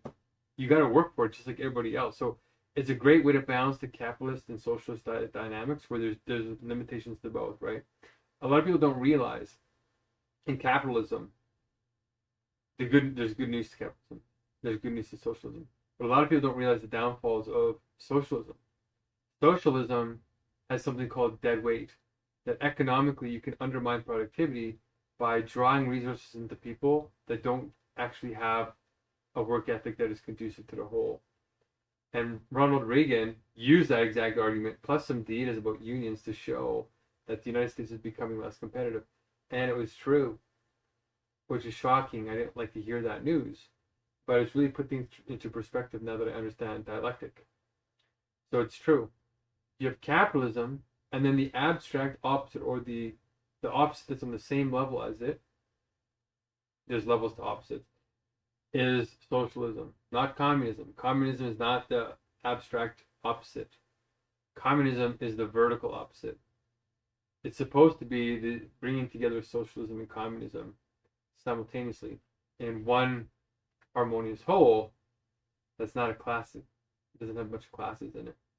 But you do have differentiation and diversity, which Marx was never against. He was all for consuming many things. In fact, he was about abundance. Okay, we're at 17 minutes, and we've covered 2 points. 3 points.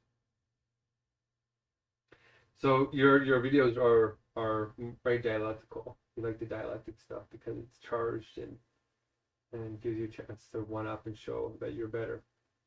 But it's very easy to kind of go back and say, well, if you get questioned in any sort of way, it doesn't make you look good, right? And we want to make you look good while also knowing what your limit is. Okay, same with me, same with anybody else. Okay, so I said, why don't you see how you were criticizing me, making the hunger strikes sound easy? They're hard. Trust me, they're hard. See how easy it is to sit in bed, is what I said to you. You know, you're judging me without actually doing it. What you said in your videos, you're saying, I was choosing to disable myself.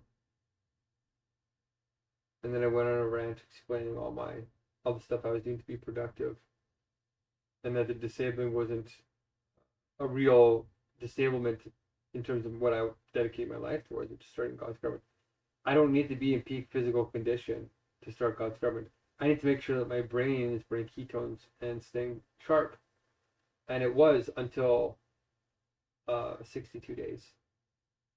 Okay. And that's okay. I went to the limit, and that inspires people to take action, be dedicated. But I'm also getting like 50 to 100,000 views every 1 to 3 months. So it's like I'm getting some pretty good traction between Facebook and TikTok and YouTube and everything. It adds up. If you do it every day for months, every day, it works. And I think you know that. Yeah, okay, so now we're at 3:23 or 3:08:23 on your video, on that stream that you made. 3 hours in, 8 minutes, 23 seconds. And your daughter hands you some water, a bottle. So it seems like your daughter's real. And that's all it takes. You know, you could fake it now, right? If you knew what they were looking for, but I didn't prime you. It was a natural thing. And I was like, okay, there's a very high chance that's a real person handing you a water bottle, not a robot or somebody you're using a faker or putting a desk there and making it look like it's sitting there. There was no setup. So it's very convincing for me, even though you could fake it, because it was so natural, it would be hard to predict it, you know? So, so that worked once. I don't think it'll work again for other people because now you can game it, right? So that's all it takes. Of course, it'd be better to see more, but more reliable. But your daughter's really not that important right now. The reason why she was important in terms of like what you're trying to do with your life is it lends credibility to that you're a stable mother, and that you're not delusional, that you're not hallucinating your daughter, which for me very concerning, right? But I do not think that's the case now. All right. Okay. So moving on. Saying that I was being very successful. I made that claim in my recordings, and you came back and said, "Yeah, that's because they're getting paid." But you have to realize, I'm a white guy, right? My first blessings, no black people want to do them. Nobody wanted to do them in Africa. Nobody wanted to do them really in Pakistan, especially women. Unless I paid them like $50 a blessing, which I did. To get my very first blessing, I had to pay some Nigerian guy $50 because my hunger strike was only 3 days. What was it? I needed one blessing for the first meal, which only took me like 2 days because I got my one friend to do it. Then I needed 2 blessings. I got my one friend to do it, and then we had to find somebody else, my other friend, to do it. And then the third blessing, I think, was where it got dicey because the first 2 wanted to do it, and my other friends were like, I don't know. So I had to go outside my friend network and go to like Nigeria and Kenya and Pakistan and Nepal and India and all these places. And I said, I need somebody to make this special kind of blessing. Are you willing to do this? And there was a lot of resistance because it was only like 3 days. I was only on like 3 or 4 days of hunger. It's not really inspiring, right? So the guy's like, am I being gypped right now? He's like, I'll do it for $50, which is astronomically rapist, like economically. That's like $50, like $2 an hour is good pay in that country. So $50 is like 25 hours at good pay and 50 hours at low skilled labor, which is like a week's worth of pay at 8 hours a week, 8 hours a day. Right. And so I wasn't very happy about that, but I was what was it? I was getting kind of desperate because I didn't want to go too long. I didn't want to break this 3-day pattern that I had going in the beginning.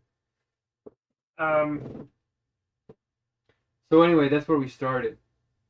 Now where we're at is we're making 3,650 some blessings. Not for $50 a blessing, but for 0.0 like 3 cents a blessing. And we had 117 people, and not just 3. So you can see that we're clearly growing and we're reducing the costs. And the tasks are harder because now we're doing these like meetings. So you have to do more tasks. The beginning ones were just videos of people making learning the core, which we might return back to, but it just goes to show that some of them were paid, but some of them did blessings for free. Like one person came and did a bunch of blessings for free that saved my life one time. And even this guy Sahan went and organized all these people and wasn't paid for it. And then for my birthday, all those people did it because I paid for my friends paid for the meal, the vegan meal. But there was a lot of people that actually did blessings for free and gave me money too, like my cousin. I don't know if I'll say. She donated some funds and she came and did the blessings for free. So that was wonderful. So, I mean, it's not ideal, but we actually had 85 people show up. We had 85 people, 90 some people confirmed, and 60 some people that came to our last meeting and didn't want to get paid with money, they wanted to do this gift exchange where they wouldn't get compensation from us, but we would match them with other people in the system and do an exchange. So that was pretty great. We had more people wanting to get the gift exchange than us pay them. So we're not paying anything except for them. We're getting them matched up, and that's their goods and services, just naturally exchanging.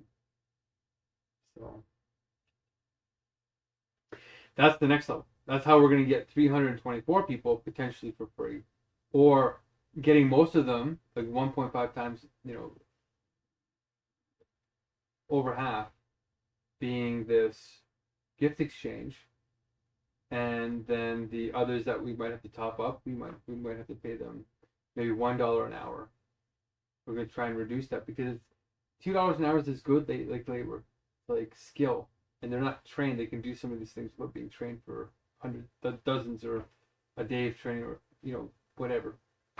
Okay. And a lot of white people can't get that help anyway. So there's a lot of resentment and there's a lot of racism. Or you'll get exploited, like I was in the beginning. And I knew that was going to happen until the longer hunger strikes. Then when the longer hunger strikes started happening, people started getting inspired. Because like, wow, this guy's like hungrier than I am. He's like the only white guy in the world from the West that's hungrier than an African who's in poverty. It actually has a profound effect, and it worked with unionizing too. When I was unionizing the Uber Eats drivers during the pandemic, they were being horribly exploited by AI, and that's because a lot of them are immigrants or migrants that are being taken advantage of. They can't really get out of this job easily, so they stay in this job, and they just build distrust with this company. So when they see the white guy come into the parking lot and say, "Hey, we're going to unionize you. Do you want to help?" They're immediately skeptical. But then when they look you up, or they understand that you're living in your car for like 3 months to do this, it makes a big difference. They said I did 10 years of unionizing work in 8 months by doing this intense stuff, and then they look me up and they see that I've been doing Make Poverty History for people in Canada, but also all around the world, in Africa, in the Middle East, in Bangladesh, in Pakistan, all over the world. Okay, so it makes a big difference because white people are said to be bad, and we're lucky to be in Canada because as white people, we have an advantage because we weren't like we're nice peacekeeping types, multicultural. Okay, so that's what I want to say with that. You brought up Brian Rose scamming money from me. You talked about Jordan Hall. But the reality is I'm a risk for Brian Rose, and Brian Rose is a risk for me. So we're doing it smart. We're talking it out, and we're making negotiations. And we're talking about the problems and how to solve them together. So he's not scamming money out of me. He's being careful. And I am technically getting in on a world-class opportunity. It is world-class. Like, it's a very rare thing. And if we get an episode with his help, that's a lot of value.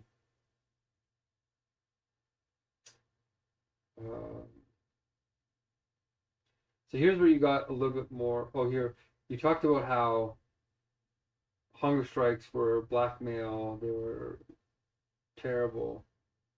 Well, is all protesting blackmail then? Like walking down this, like 100,000 people walking down the street demanding from their government that we need climate policies to save the world. Is that blackmailing the governments? Right? They could be at their jobs. They could be doing a whole bunch of things. They're losing. There's damages. Is that terrible? Or is, going on a hunger strike, but also like camping out in a quad? Or like there's tons of ways to protest. But a hunger strike is a powerful one where you need to understand that it is not blackmail. It is fighting for your rights against somebody who could be oppressing you, that you don't want to be violent with them. And that's why the Irish legalized them, that you could sleep on somebody's doorstep and starve there to protect your honor if you feel they've wronged you. and it was accepted. And actually, you need to know this too. Back in 1920, when they had the 94-day hunger strike and all this intense stuff, they cracked down on those protesters. They cracked down so hardcore, and they said, "You're gonna kill yourself. It's like your responsibility. Like, you want to disable yourself, you want to kill yourself. That's your free choice, and we're gonna let you die." And they calculated it as a political war game with these prisoners. By 1970, like 50 years later, the medical consensus was not the medical consensus, and the human rights consensus and the medical ethics consensus was that was not a proper position. And Britain and Ireland, they all got rid of those draconian policies, and most people around the world. Now they operate by medical ethics. They're supposed to try and save your life, but they're supposed to respect your DNR, do not resuscitate, and your wishes while you're competent. So once you become comatose or incompetent, they can't override your will, your advanced directive. So there is a lot of history behind hunger strikes, lots, and these are mild. What I'm doing is mild compared to what Oriental culture and Indians did, in Asia, in China, these monks would go hardcore. They would mummify themselves. It's a real thing. Or in Japan, I think it was. They mummify themselves. For years, for like 3,000 days, they'll just start phasing out solid food, and then they'll start eating just pine needles and bark, and they start to mummify themselves, and then drinking this sap tea that actually is a poison that starts to like coat your organs, and then you die sitting in the lotus position. I thought this was fake. It's real. You can literally go and see these bodies. It's not 100% real because the students had to help mummify them, but the fact that they did that is real. Jains, which are, they don't want to hurt anything, not even plants, they can go on spiritual hunger strikes to the death for fun. Not as protest, not as anger, not as escapism. As a spiritual activity, they're allowed to hunger strike to death just because they might have a terminal illness, or they might be in a calamity, but they can't do it as escapism. They have to do it in a spiritually good mood, which is hard to do when you have a terminal illness, but they somehow worked it out. The higher courts in India tried to ban it, and it caused a massive uprising of Jains all over India. And they eventually won. And they won under the Supreme Court of India's decision that their Section 25 had to do with religious rights, and that was under the religious rights. And they overturned the decision. It is extremely serious, these practices. They have thousands of years of history. And you are coming and trampling all over that with entitlement. And I think that you are not entitled to that. In fact, you're just doing white colonialism all over again. So there's a certain level where if it's mental illness, they can detect it just like anybody else. But if somebody's conscious and lucid and decides this as a spiritual activity or as a protest, they're legally allowed to do that. And they've tried other modes in the past. Like, your attitude has been determined as unhealthy and psychologically abusive. So stop it. It's my body. I'm not disabling myself meaninglessly. These are highly targeted, legal activities that are also spiritual purifications. But we are in a mega crisis worldwide where experts are telling us that we have a 70% chance to 95% chance of AIs destroying and killing us and causing a species-wide extinction. Our entire species wiped out with shockingly high odds. We are not in a rational world. You think that I'm being coercive with these hunger strikes. I am in a world with a bunch of people that are flying up a cliff by choice. They know the facts, they know the data, they know the people are saying we are in a tragic situation. And here's the data. Some of them don't even want to look at it. They put their heads in the ground. Don't be one of those people. Okay? I am being coerced by normalcy. the normal way of life, go get a job, go do all these things, don't do protests without food, all that stuff is factored into a government's handling of protests. That if you do an email, it counts as like almost nothing. If you send a letter, that counts as like 50 emails because it's harder to do. If you go on a protest and you sit in a tent and you camp outside the Parliament building, that's even harder to do. It's taken more seriously. If you're on a hunger strike inside of your tent, that's even more serious. And if you're on a hunger strike to the death and you're somebody that is leadership position, that's even more serious. That's why they work. Okay? And if you end up dying, it still starts movements, that kind of stuff. That's just the history of hunger strikes. So you're wrong. And every time you speak that way, you act in an entitled way, like the governments do that are suppressing us. So you're actually playing into their hands because you have no other ways to protest unless you go violently. But if you go violently, the state likes that because then they can crush you and then have an excuse to say why they crushed you. Oh, they're being violent. They want to hurt us. They make you look like the bad guy. There's no way out. The only way to go is hunger strikes. I thought about it lots. So hopefully that makes more sense to you. We're already at 36 minutes. I might have to do another third thing. Basically, we were talking about raising $100,000, and the positive thing that you said was, why don't we give the money to you, and then try and fundraise and say where the money's going to go to the project, not to anybody's pension or whatever, to their paying their bills. It goes towards the collective project, and you said you'd be willing to work in that direction. And that's what maybe the next recording will be about. But it takes me an hour to record these because I got to delete space. And I'm going to make some food. It's like 1 a.m. But I'm going to put one more video in just to show you. It's going to be like an hour and a half response. And I probably won't ever do this again unless we're moving on to the actual project. Okay? So I'll pick up on that next time. And by the way, this is around 3 hours and 20 minutes into your video. I'm responding to your video about my recordings, right? So if people are wondering,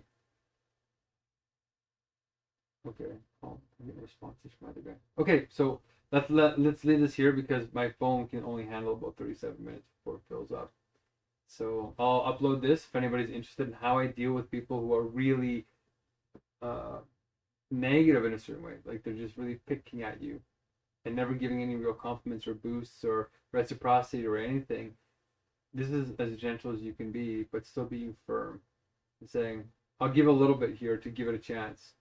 But if there's no reciprocity, it's like, okay, I'm going to go find people who are rational and then keep building the movement. And I'm making the method I'm using, I'm making it explicit so people know what I'm doing so they can think rationally with me. It makes sense to have this strategy. All right. Stay blessed. I'm going to upload this and then I'll clear it, have some room, and then we'll do one more after this tonight. And then I'm going to go do the work. I'm actually coding right now at the same time. So I'm being productive in the actual solution. Like the platform and all the planning, all this Messiah election tomorrow. All this stuff is still moving forward while I'm talking to other people. But this talking isn't delaying me from doing this work. It's that this work is happening in the background anyway. So, but it's good to try and get people on board and learn the reactions, and then in the future we can sort of address them quickly. Okay, and that's called sublation. So we'll see you on the next one. Hopefully we can sublate Jubilee. Okay, peace.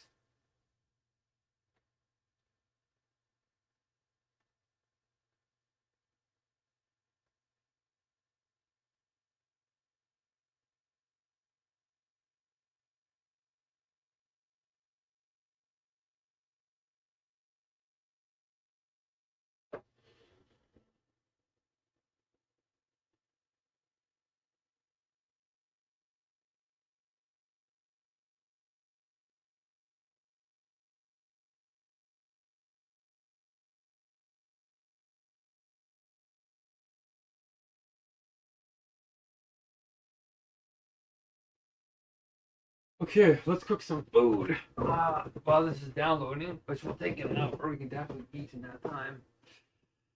And we're gonna get some water. Dehydrating here.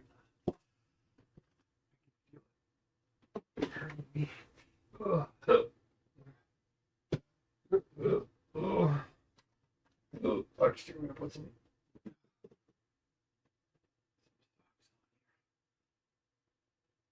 Because my floor is sticky and I don't like it. Can't wait to clean up a little bit more. Right.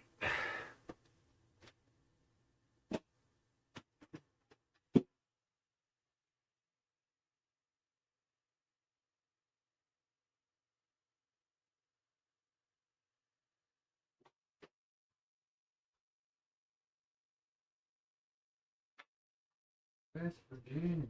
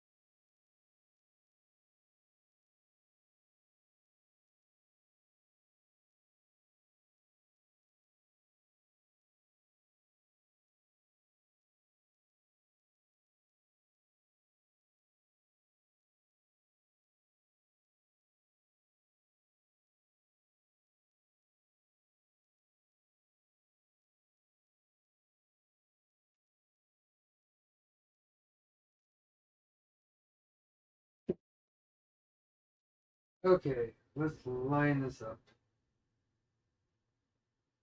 Oh, gosh.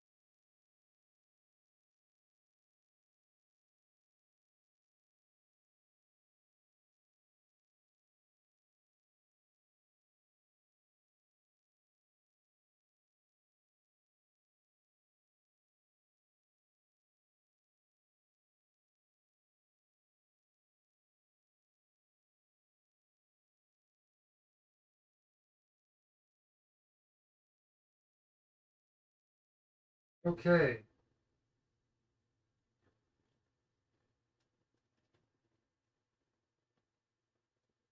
All right.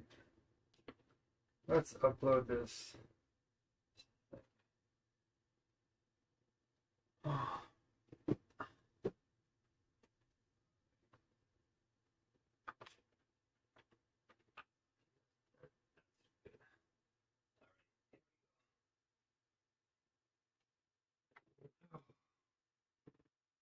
I gotta respond to my buddy here.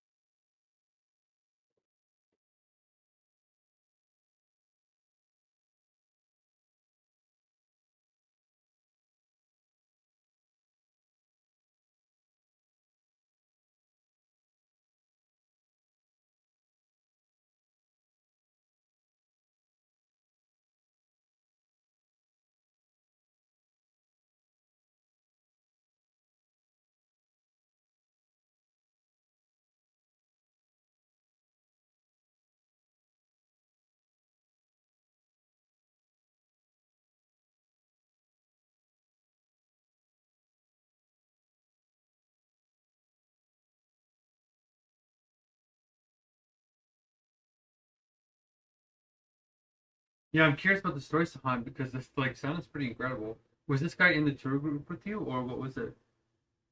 I'm just making these videos, coding, and trying to plan out some of the Messiah stuff for tomorrow. Talking to this woman who's really unusual, and I'm trying to figure out how to get these types of personalities into the room in a way that's respectful, having a real election, and getting out of this sort of delusional form of messiahship and getting into the real kind, where people aren't overcompensating, but they feel safe to be who they really are.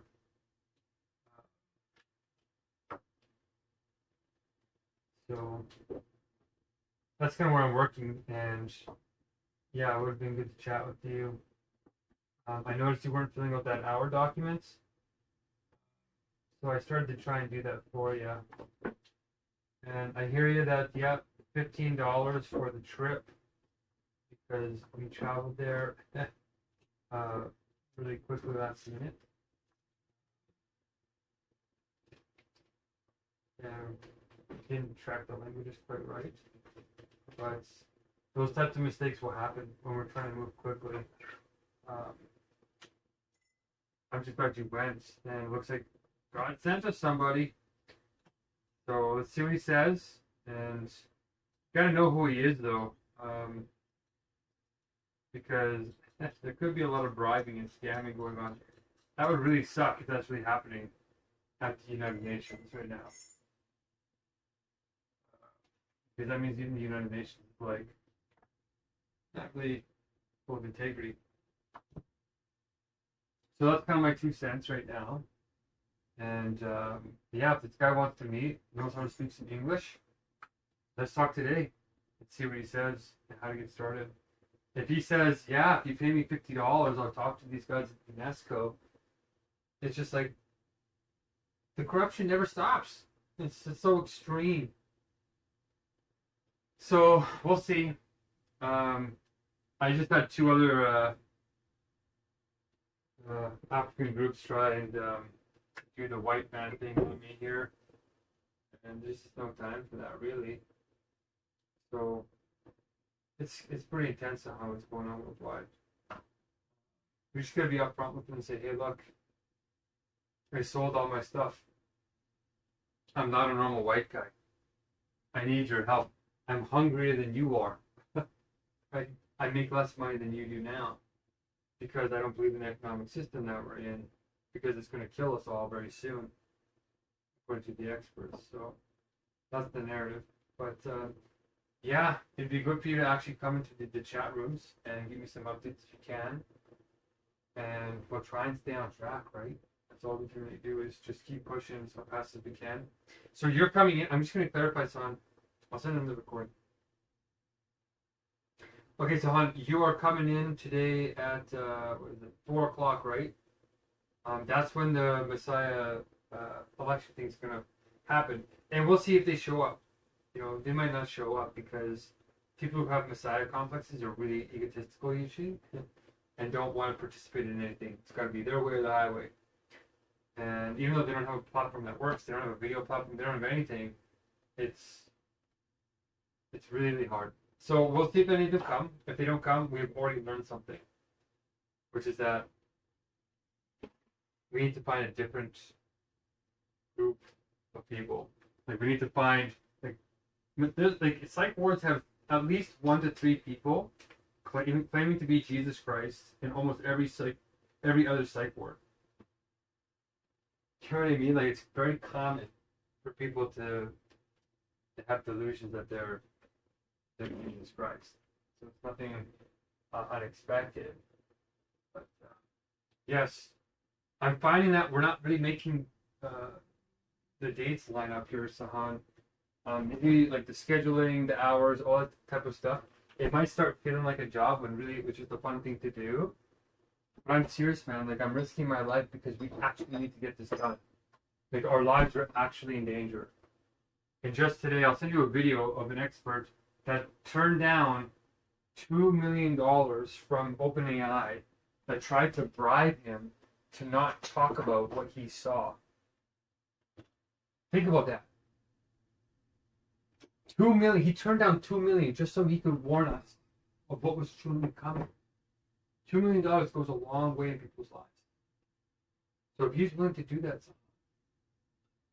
that's very concerning. So I'll send you that link right now. And it would be good to watch it. Because if we're all going to die pretty soon, what the heck's the point in preparing for the future? What the heck's the point in giving our kids retirement funds? What's the point in any of these things? Right? We need to make a mad dash now. And we need to talk to your wife and say, hey, like, look, can you cover the bills for a couple of months? We're trying to save our lives. And then show her the video. See if she agrees. Okay, I'll send it to you.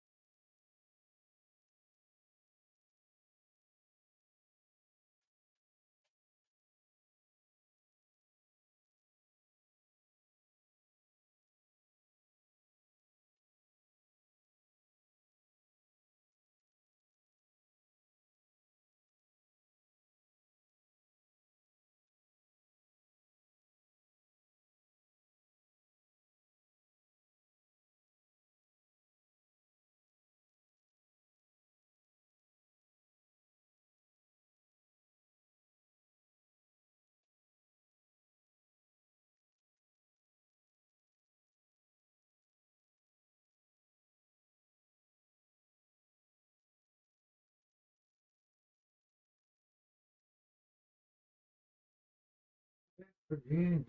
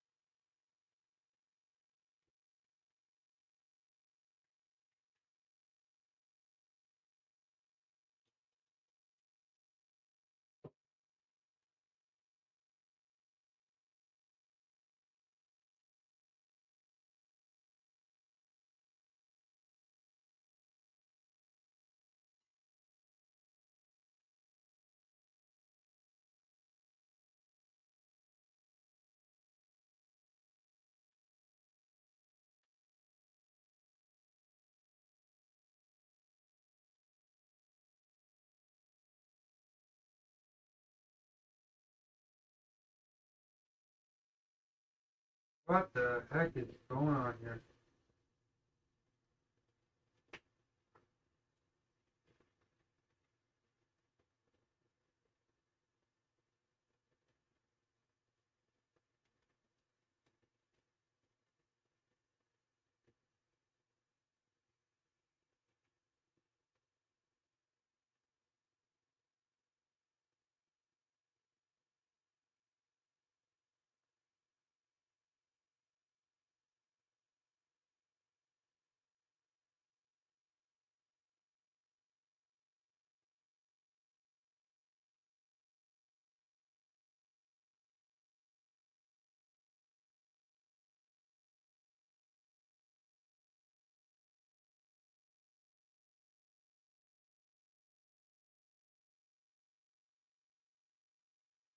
Oh, come on. What the heck's going on here?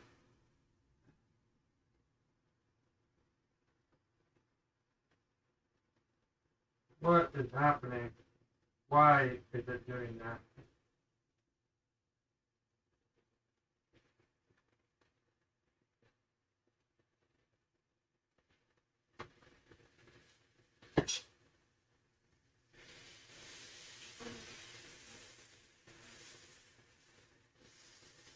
Like, what is going on?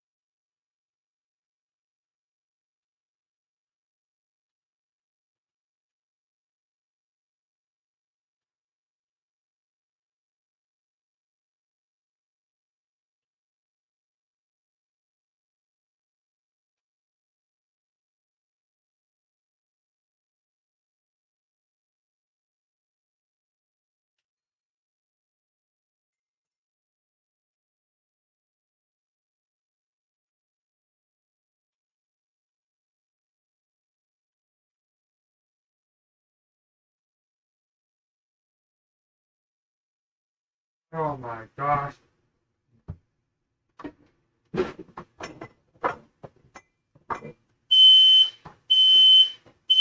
Oh my god.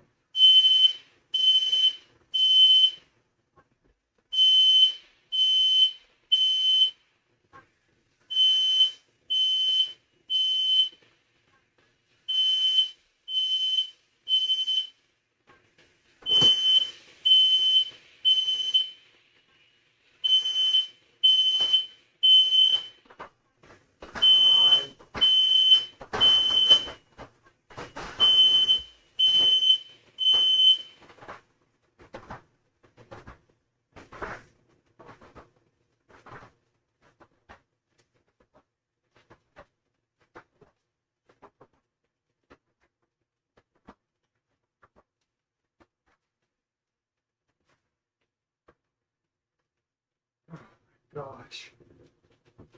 Ah.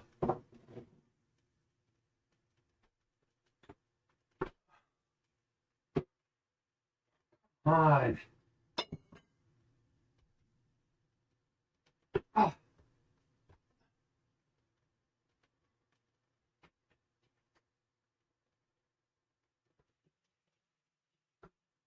Okay, well, this is a very challenging. Oh my God.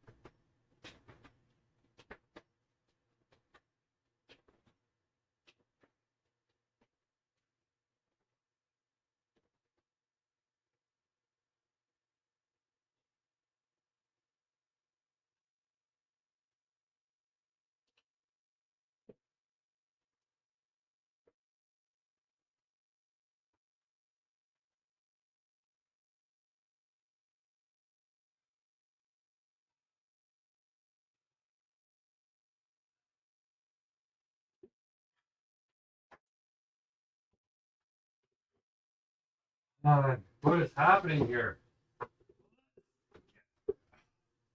There. My soup spilled over.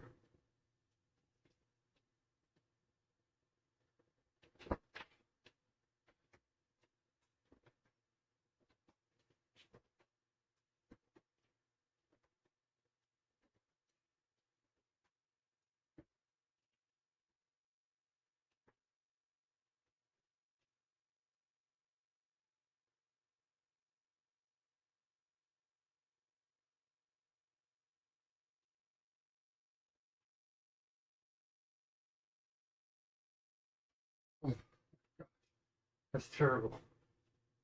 It just happened. Absolutely terrible. It just happened. Okay, whatever. Continue on.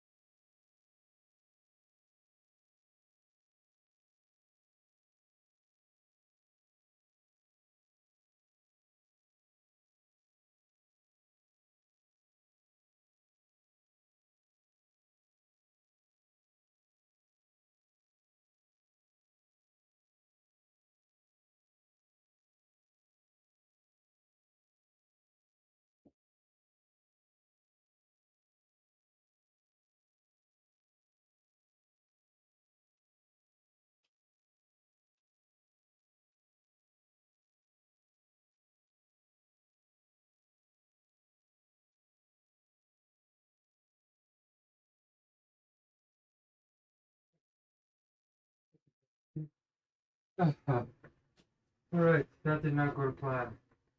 That did not go to plan at all. Extremely annoyed. Extremely annoyed. How that just happened.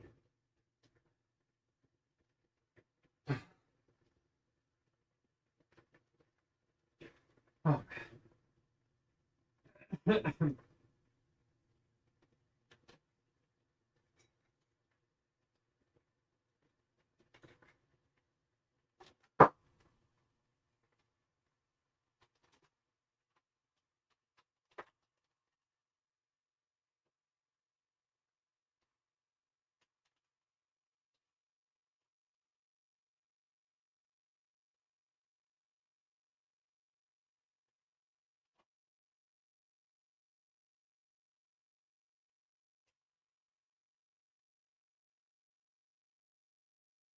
I think I'm not drinking enough water. That's actually really, I'm like shaking now. Dang it. Man, God. I am not pleased how that just happened. I need to get like cooking things because this is not the best stuff anymore. Yeah,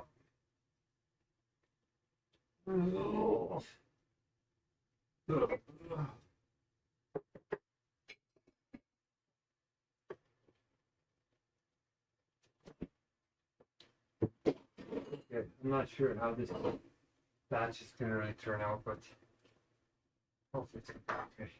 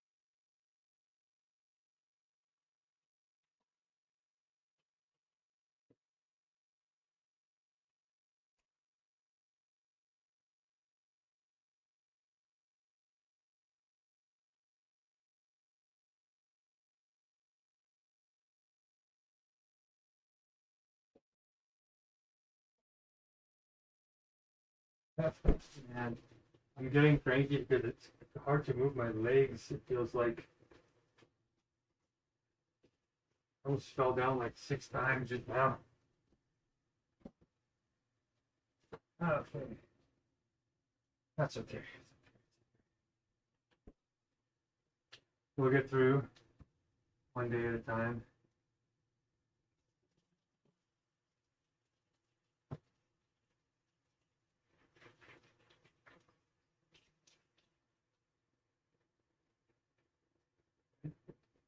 That's it.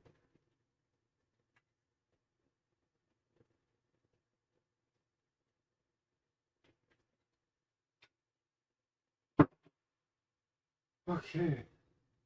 Oh, I have vegetable soup. I guess it's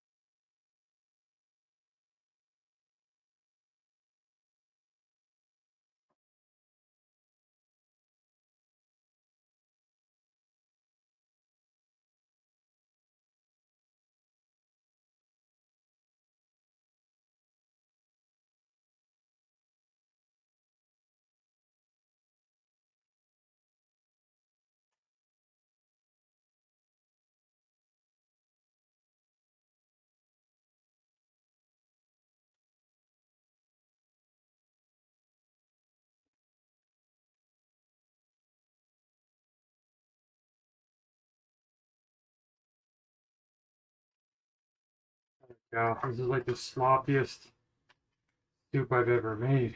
What's happening here?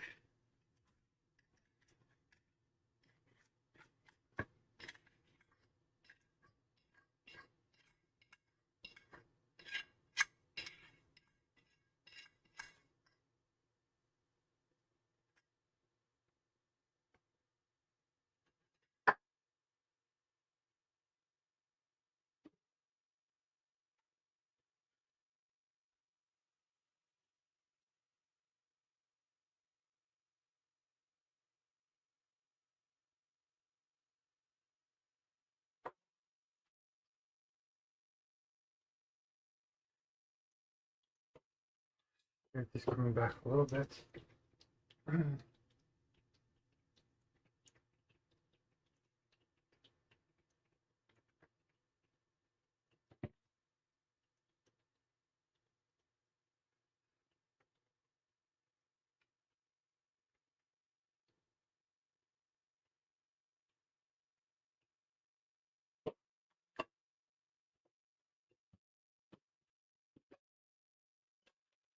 I should have that phosphate stuff. I should have drank that before I started cooking.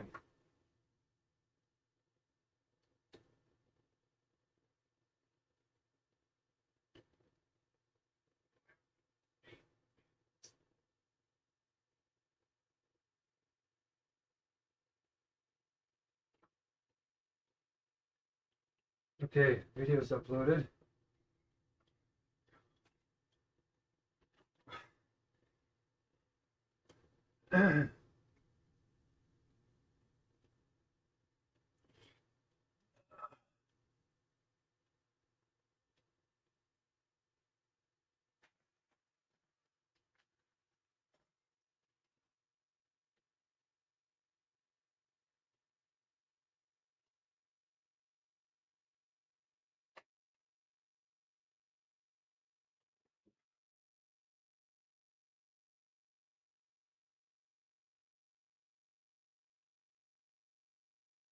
Okay, last part. Why? It's still downloading? It's downloading again?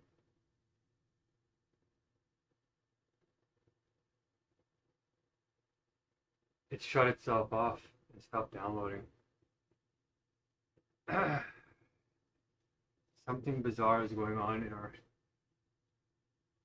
reality. Like as soon as you take your eyes off of something, it breaks. Alright. And we got the crappy fork. Alright. Alright. Where's my good fork? That's like a real a serve kind of fork, not the real fork. Sounds weird, but it's important.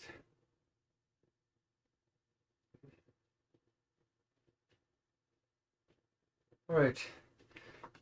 Okay. No. Okay.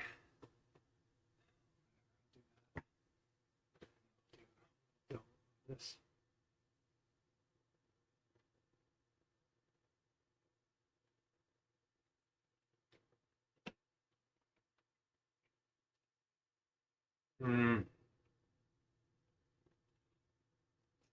Yeah.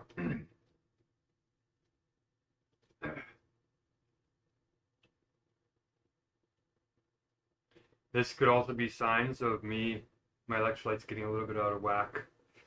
Because I am getting a little bit, how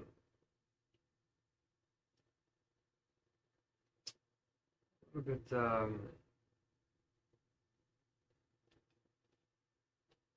you say?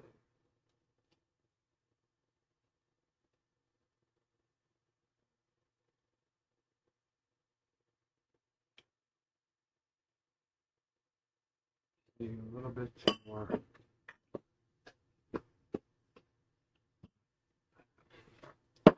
Carrying on.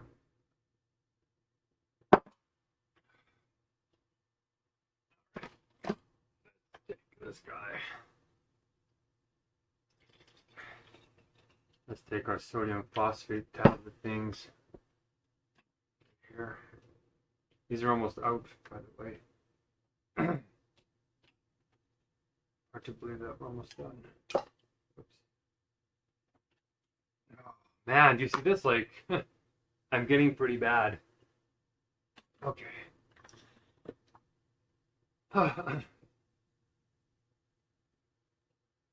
So it's I gotta be careful that this is like not this is normal crankiness and not like slipping into dangerous territory. I do have a fork in here. What the heck?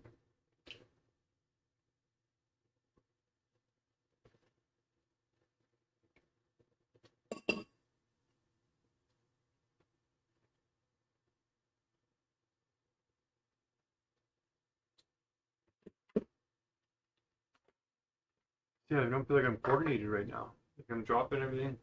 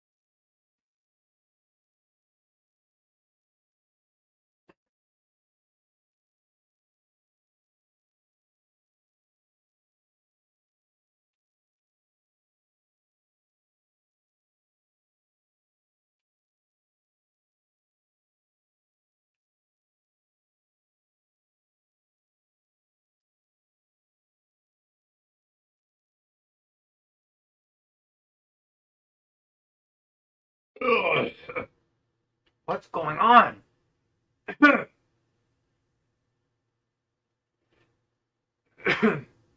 What the heck, man?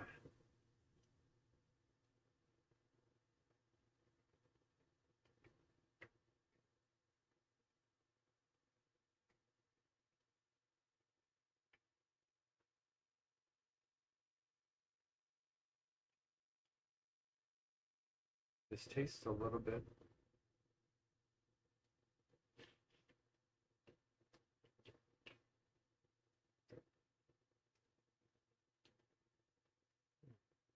Everything, to be honest, is better than not eating, but I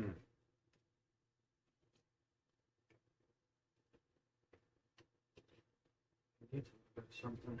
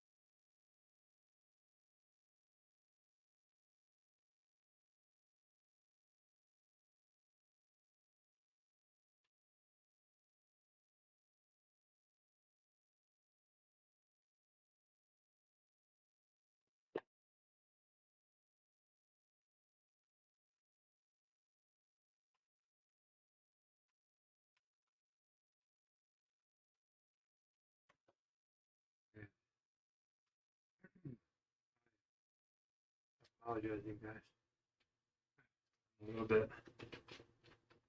Feel a little disoriented or something.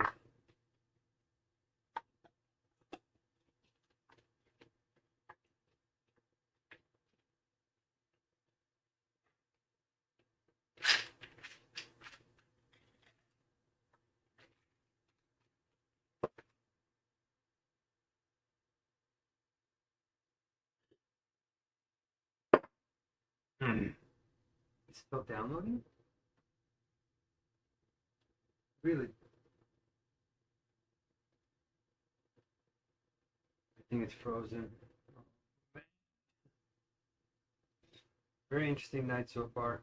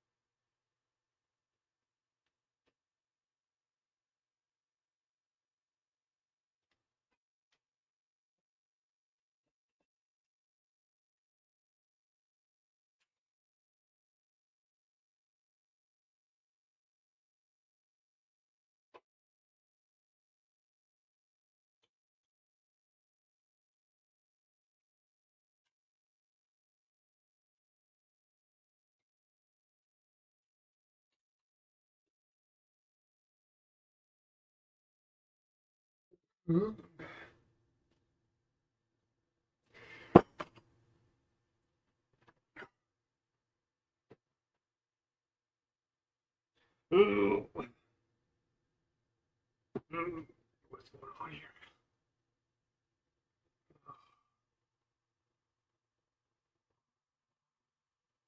There's a thunderstorm outside.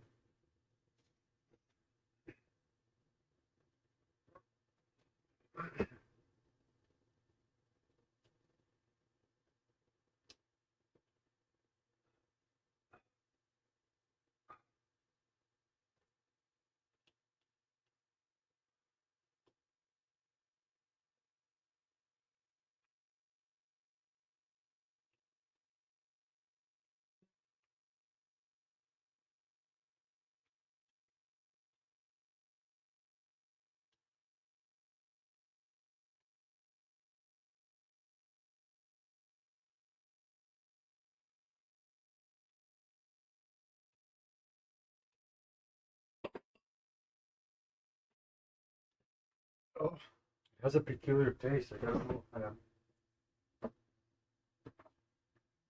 pinpoint it. It feels.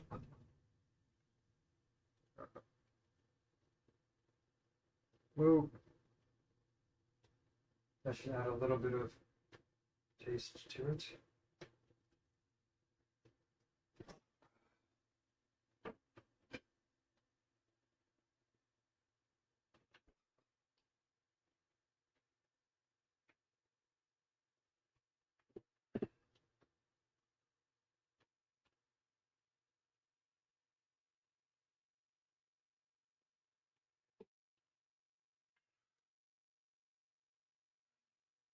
It is downloading just slowly. Very slowly.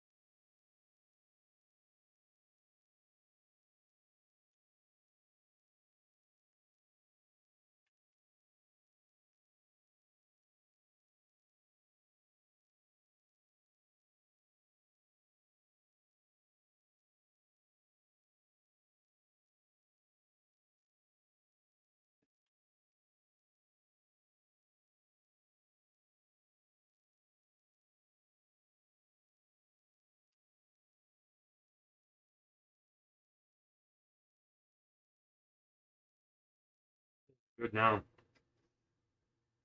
I just feel, I don't know,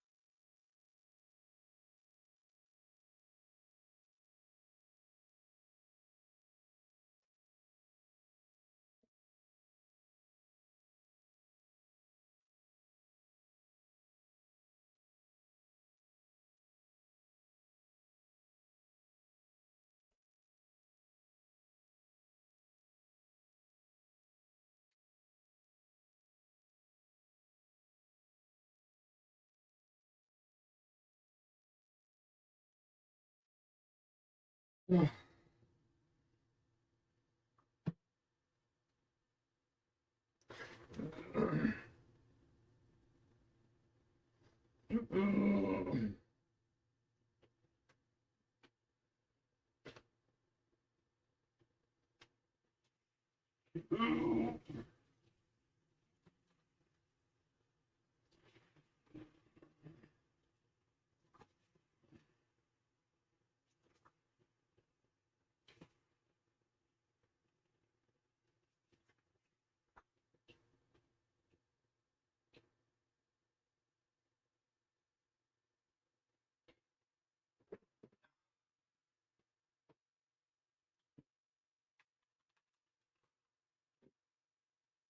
right, this is a weird night.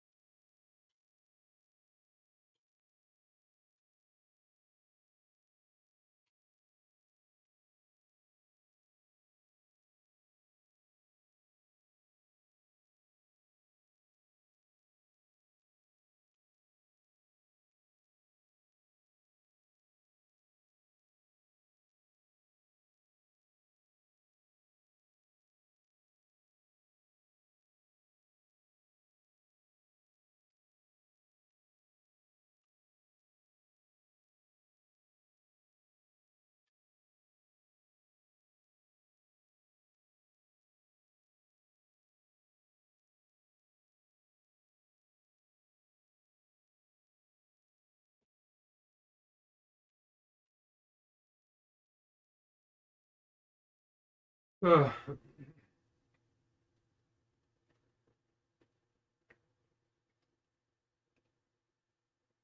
Severest thunderstorm. I wonder if that's having an effect on me somehow. Normally it doesn't.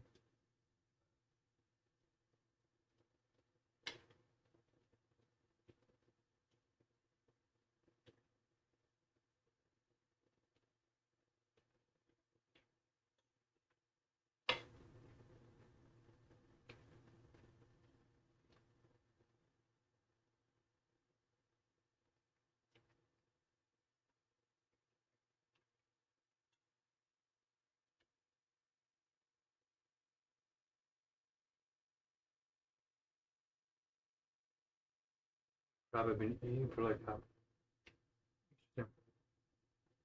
Interesting. Ugh.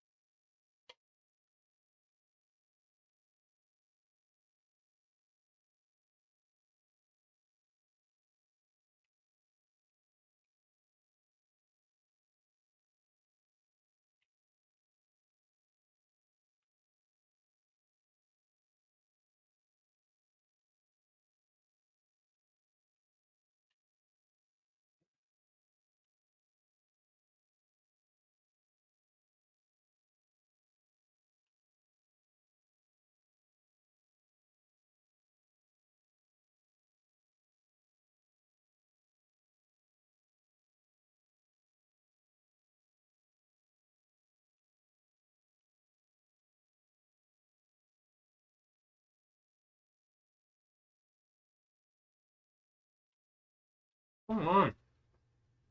I'm right.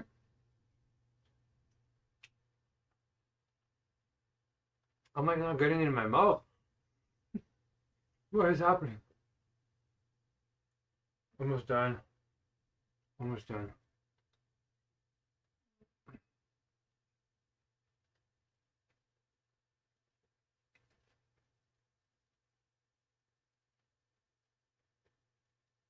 Getting itchy, interestingly. Why am I itchy?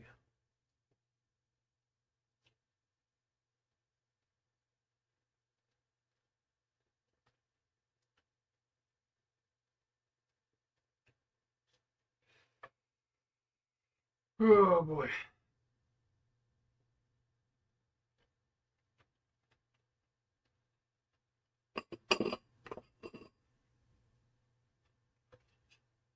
There we go. Let's do this. Mm.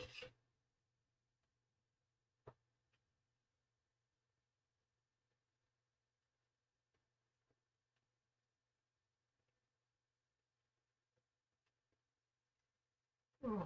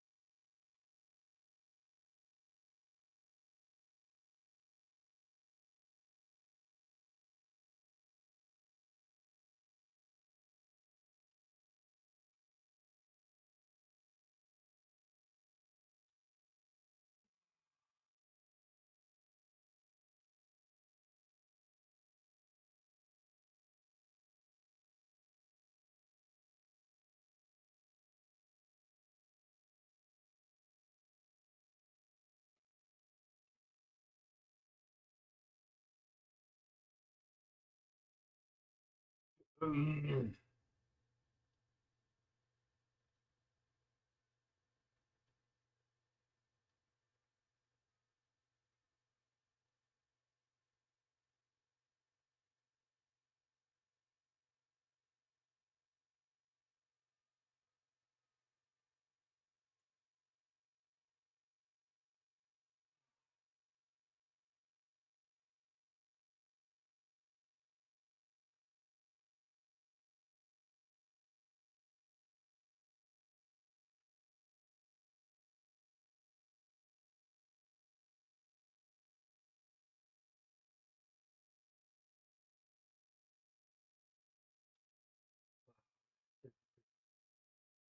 We'll do the next part tomorrow.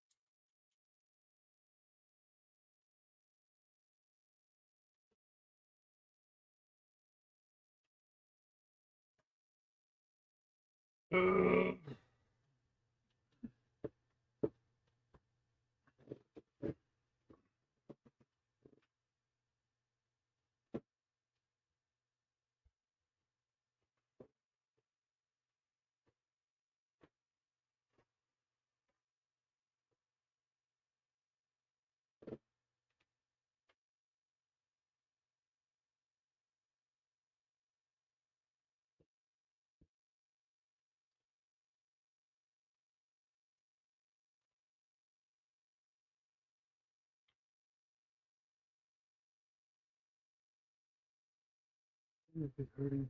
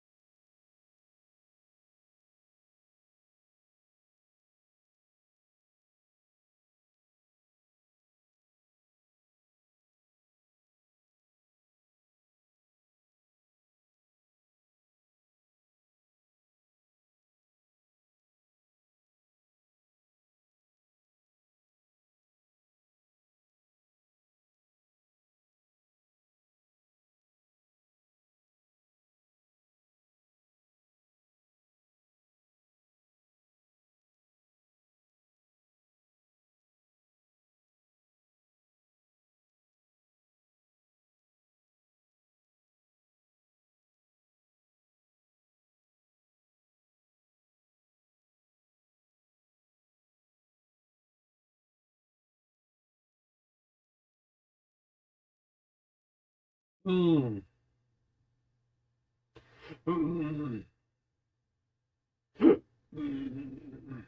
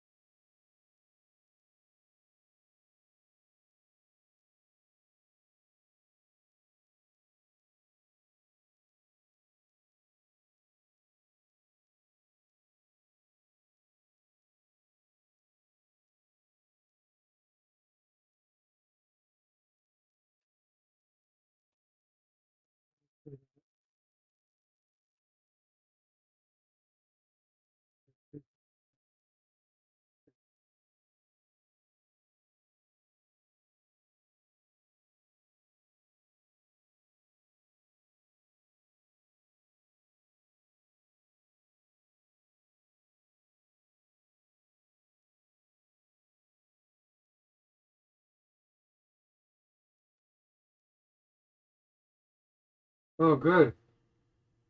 So here's the actual tour guide. Look at that. You got lucky. Okay, awesome. Great. That'd be really wonderful. And yeah, 3:30 jump in a half hour early. I'll see if I can wake up that early. I'm heading to bed now. I'm exhausted. I get 4 hours of work. 4 hours and 4.5 hours of sleep. 3:30. Yeah, 4.5 hours sleep. Okay, I'll try and come in a little bit early, but if not, I'll see right in there. And it's a mock test, right? We'll see who comes through there. Okay, we'll see. We'll see in there. I'm super excited, and you can tell them about it too.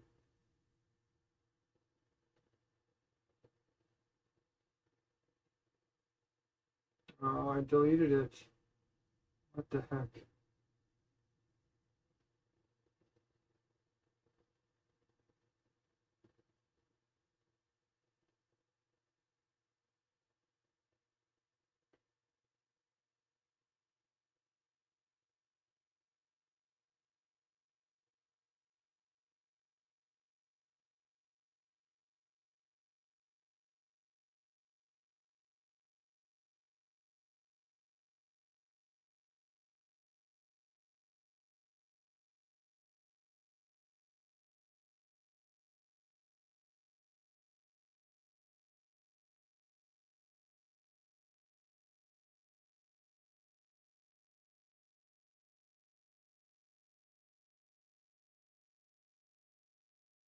Holy crap. Okay, I was gonna do one more thing with typos. Oh, I really don't want to do this thing.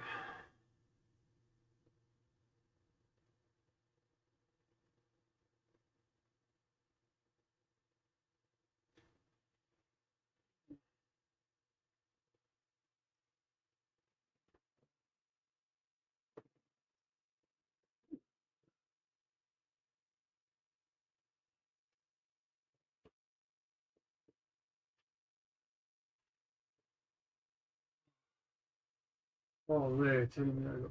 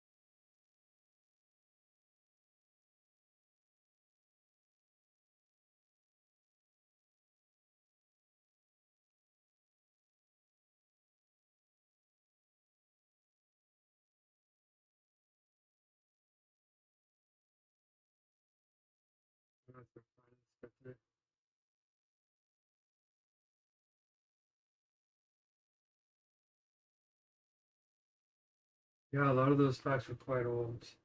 Like David Icke, they should still setting free kind of stuff. Um, Brian Rose just had David Icke talking about all that, so that's maybe why you want to partner with Brian Rose. Do you know anybody who could afford $10,000 to come and help us get 10 people to start this discussion? You don't need to be paying anything to come to the Messiah election. That's something we're doing tomorrow or today in about 4.5 hours. We're just going to get in there and answer some questions and pretend to do a debate a little bit and see how it goes.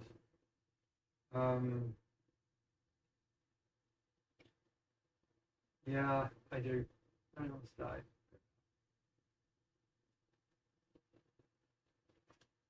Yeah.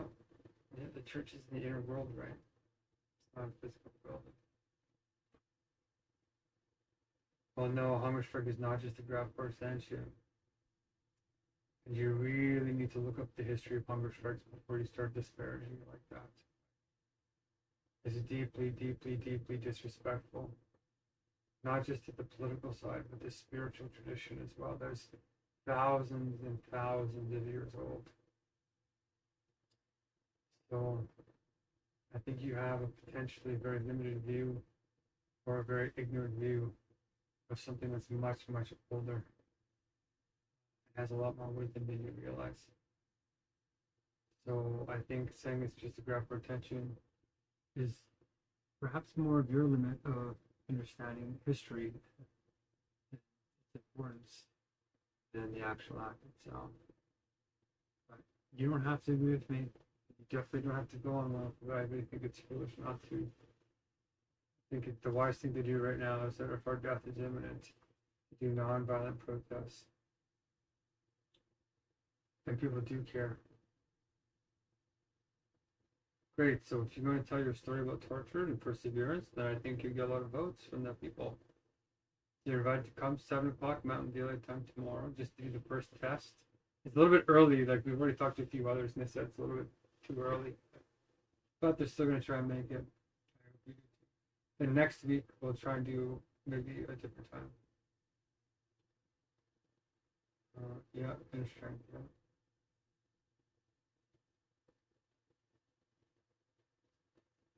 Well, no, I don't really think it's offensive, right? I just think that you're not seeing the whole picture in my life. And we need to get the world to see the picture of your life. I think we do that. And we literally do that. Let me know if you want to do that. I'm exhausted. I had a lot to do today. Okay. Yeah. Well, what's your plan for them? What's your plan to address all these families and things?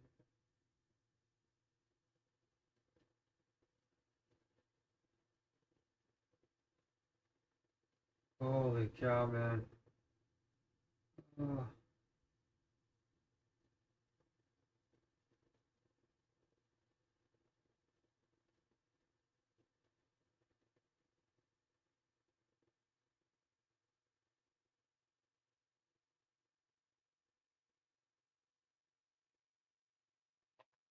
Oh.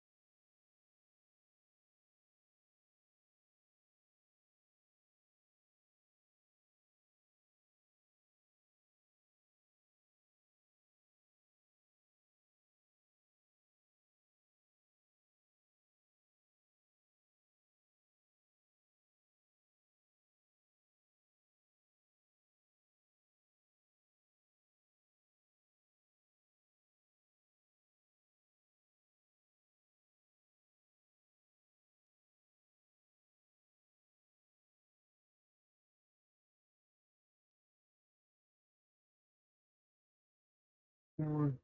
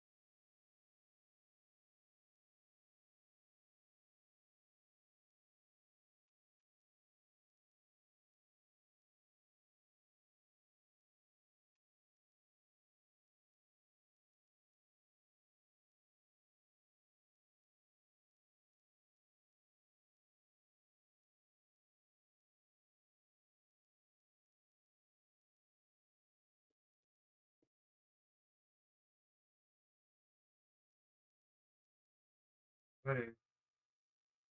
Now it's back.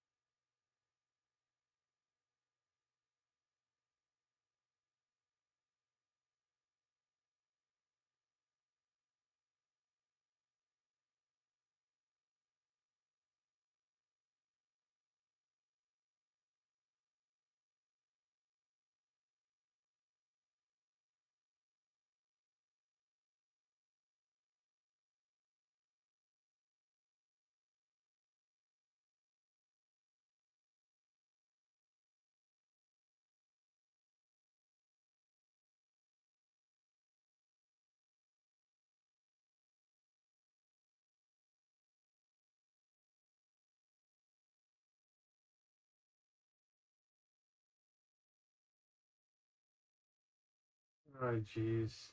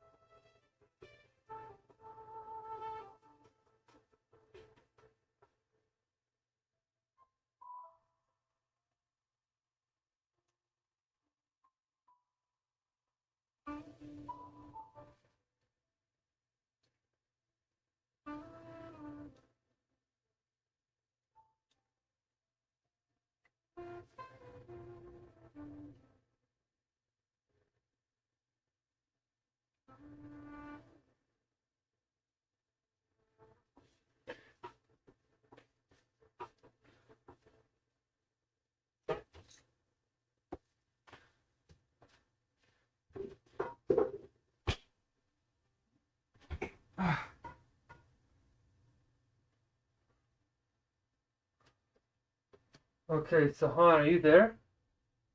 Can you hear me, Sahan? Yeah, fully. Okay. So, I don't know who's going to show up here. They might show up in an hour.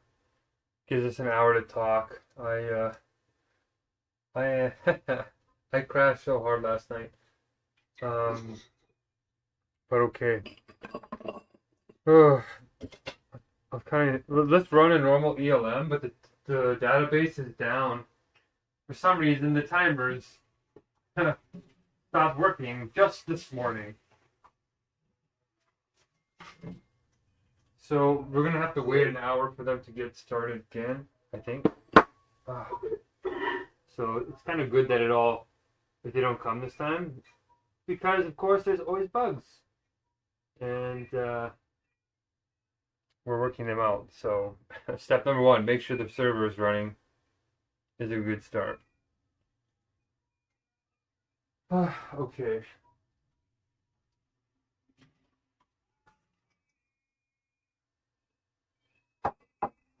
Okay, so if you want to do the flow rolls, go ahead. If you want to start the meeting, because we start on time every time, right, Sahan? Yeah.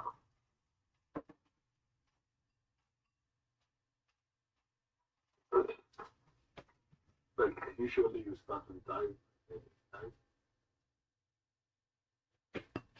We pick up on the no.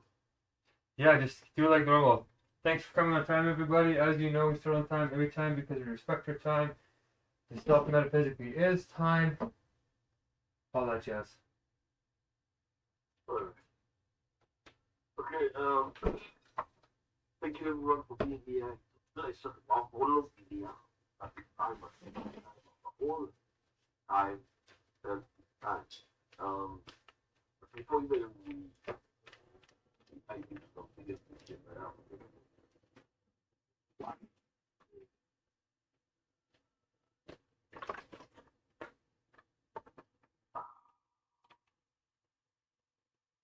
Getting rusty, Sahan.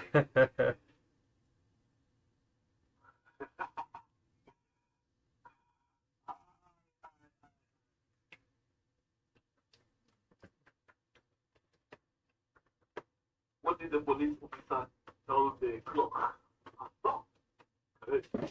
But seriously, one was very for the secretary of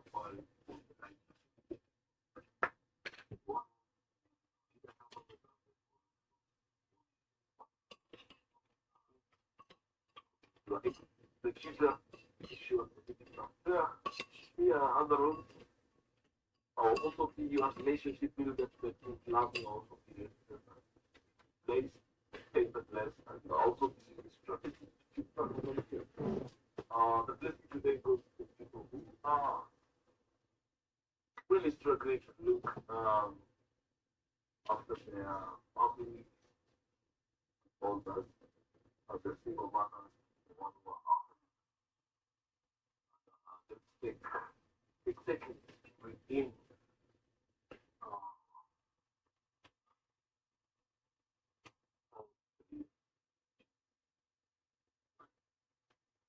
Let's break out all things.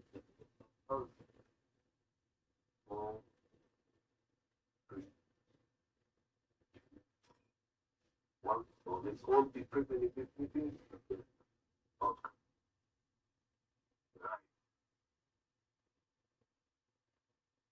Not wasting much time. You're moving to the next bit of the dinner. Okay?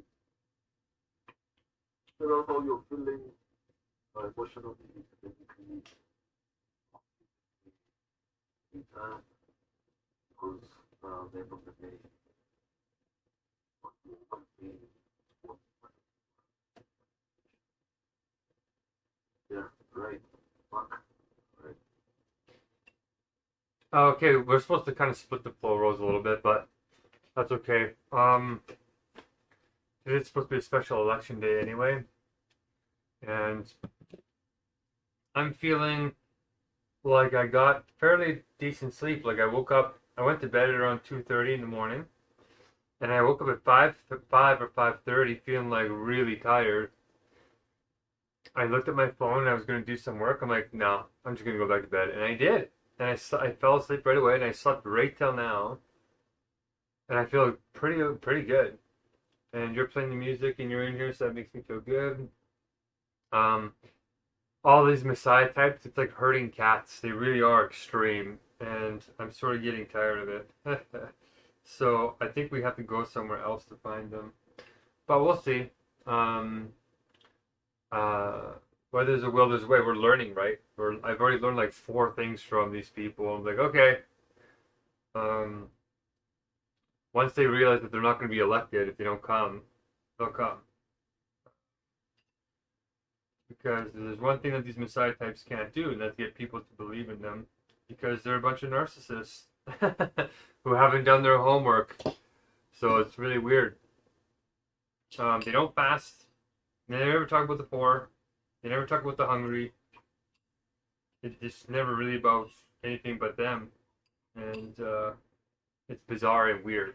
But that's what we have to deal with. Mm-hmm. So, I'm feeling like I'm feeling like a little bit of strength coming back to my legs. My hands hurt a little bit. Like quite a bit, actually. So I'm going to say I'm a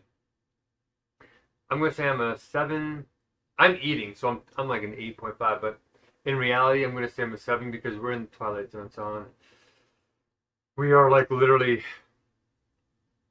like watching this video of this guy in Diary of a CEO yesterday. It just freaks me out so bad. Like it's crazy what they're saying is likely to happen to us. So I think we're doing God's work. I think we're doing the right work here, and we're going to save everybody. But we got to find out how to get these messiahs to come challenge me so that we can show who knows what they're doing and who's delusional. Like. So, all right, that's me. And what's the icebreaker? Did we choose an icebreaker as the relationship builder?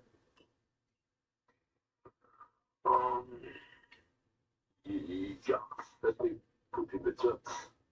What was it? Did I miss it? Yeah. Okay, and I'm just having a little bit. Yeah. So you're supposed to say this before you do the check-in, right? Given the choice of anyone in the world, whom would you want to have dinner with? Right? Is that what it says? Who would you want as a dinner guest? Yeah. That's the number one. I would say Hegel, Jesus Christ. Those are the 2 that I would choose. Okay, that's me, and it's because Hegel translated God into science and scientific form, and Jesus was doing all these miracles apparently. And I want to ask did you actually do those, or did you put them into a psychotic state where they were objective solipsism for a while, and then see why he didn't want to do the miracles like that? And I think his answer would be very interesting. Probably be the same answer as mine. Okay, go ahead, Son. All right. Actually, that's been great. So yesterday with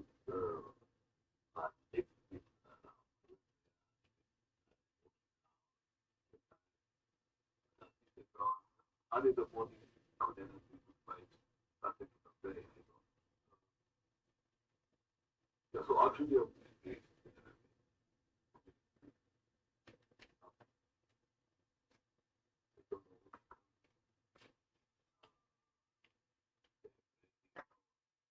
giving almost the actually giving a chance, giving a chance.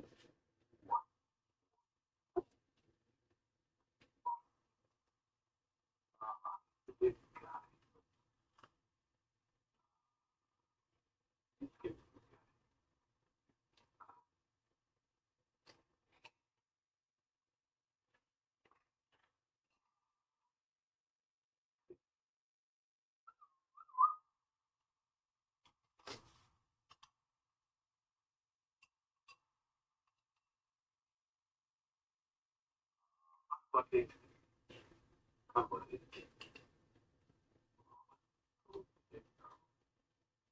yeah, those are on my side.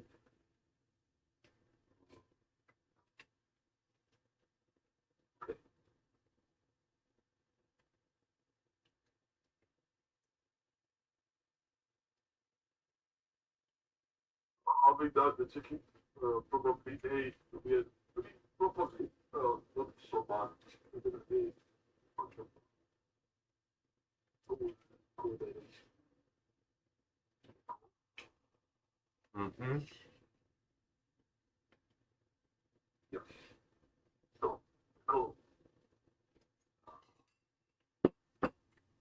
Normally we have the timers open, but they're down. So just try and do 40 seconds, like do to the end of the first empowerment sentence, and then I'll start from there.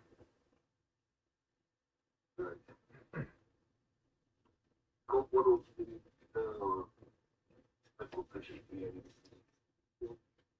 Help them or what?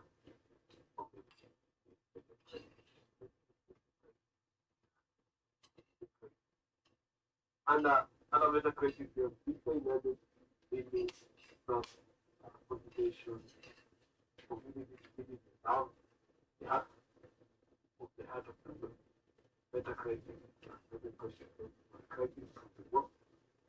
I did AI for 1.3.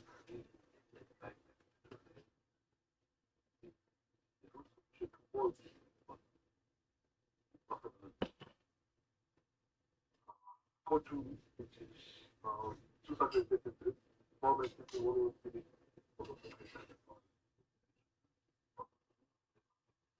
one would be Is our area of government with the ultimate goal of closed states for all, using universal logic.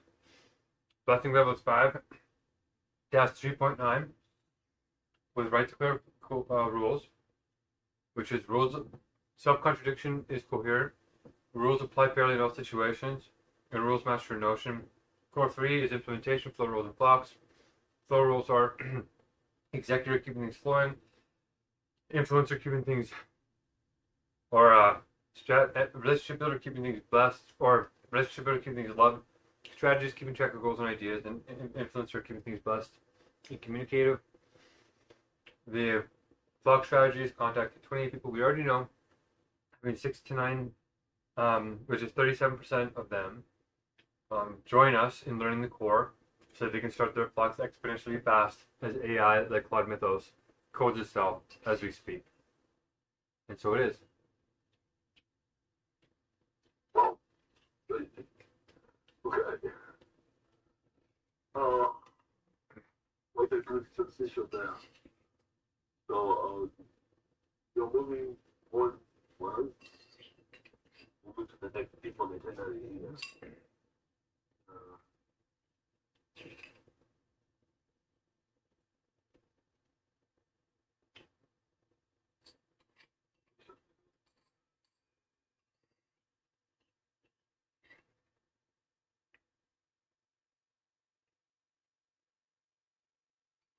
The problem discussion.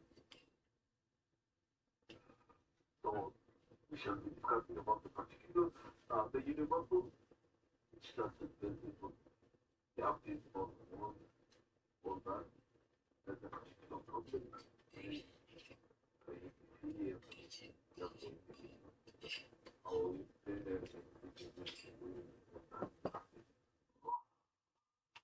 So, do you want to go ahead or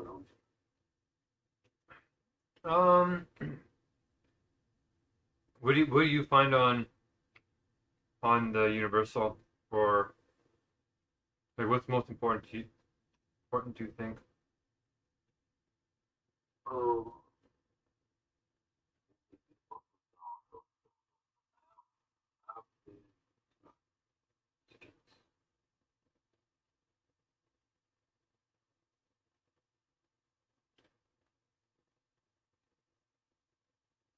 anything on the important?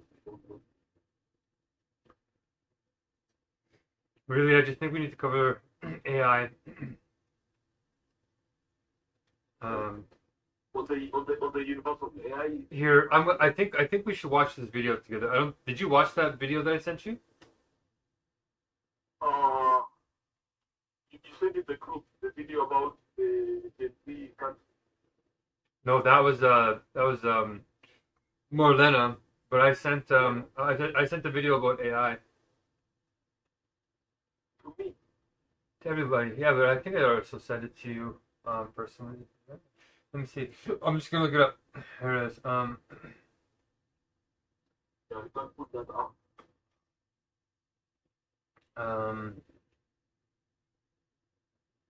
Like I said, you put up, but I don't know where. There was a preview. Let's see if it plays it. Maybe it'll play it right here. I got it open, but I don't know. There's only like a 30-second clip that was amazing. They did a fantastic job. Did you post in the group? Okay, I got it. Okay, so we're gonna play this and we're gonna watch this Universal together. Because I don't think anybody's watching the links that I'm sending. So let's just do this for like 5 minutes. I'll share my screen. Okay, here we go. This is why we're doing what we're doing. Very, very quickly, Sahan. Alright. Ready? Can you see my screen? Yeah.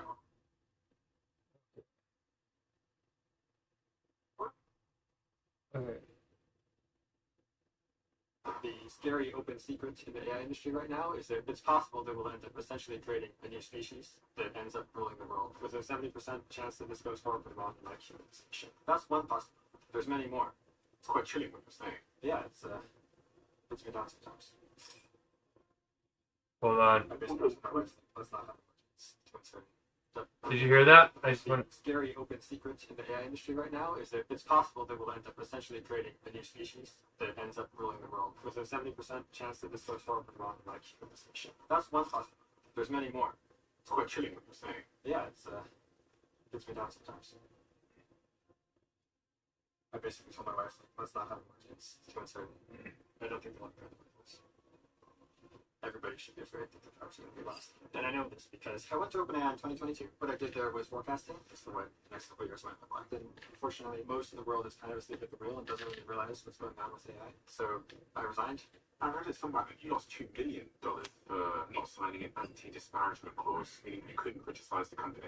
Yes, for reasons I'm happy to get into. But the main thing I've learned is when I go talk to people at Anthropic and OpenAI about forecasting, they're like, it's not going to take that long. You need to shorten them again. Get them back to 2027 or 2028. These powerful CEOs, Ario or Sam or Elon, are trying to be in control. That's the most powerful guys. And are literally afraid that if the other guy gets it first, he might become dictator. I mean, Anthropic is on track to be the entire economy by 2030. But none of these people should be trusted with that much power. So this is the most important thing happening in our lifetimes, probably in all of history, in fact. And it's very important that it go well. So I think that there's a lot we can do to like steer things in a better direction. There's loads of benefits we can get from AI if we do it right. And if we do solve the problems, then things could be absolutely amazing for everyone. Well, this report here, 2021, it was remarkably accurate, and then you just got mentioned this one. Yeah. So this is our new scenario. So let's go through these slowly one at a time. I would be incredibly happy if all my predictions turn out to be wrong. Okay. This is super interesting to me. My team gave me this report to show me how many of you that watch the show subscribe, and some of you have told us, according to this, that you are unsubscribed from the channel randomly. No, I wasn't. Okay. So what do you think of that, Sahan?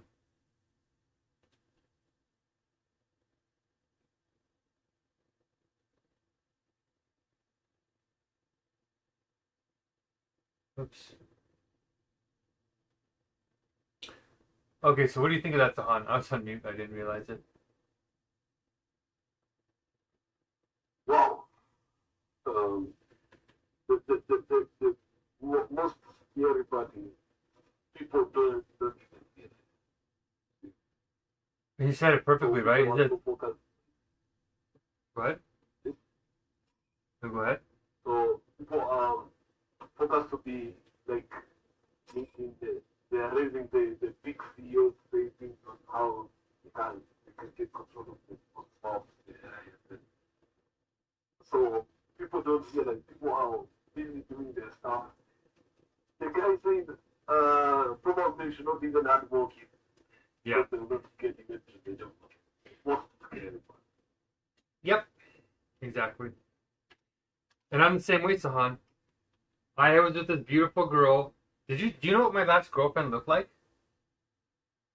No, I didn't know. Let me show you her. I'll show you what she looks like. I'll show you this girl. Let's see if I can find a picture of her.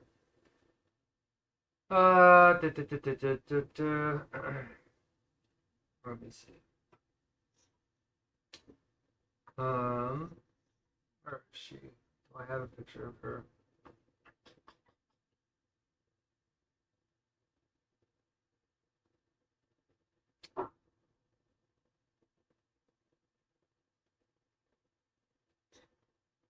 Yeah, kind of. So, um, hmm. I wonder if that is a good picture. Okay, so this is kind of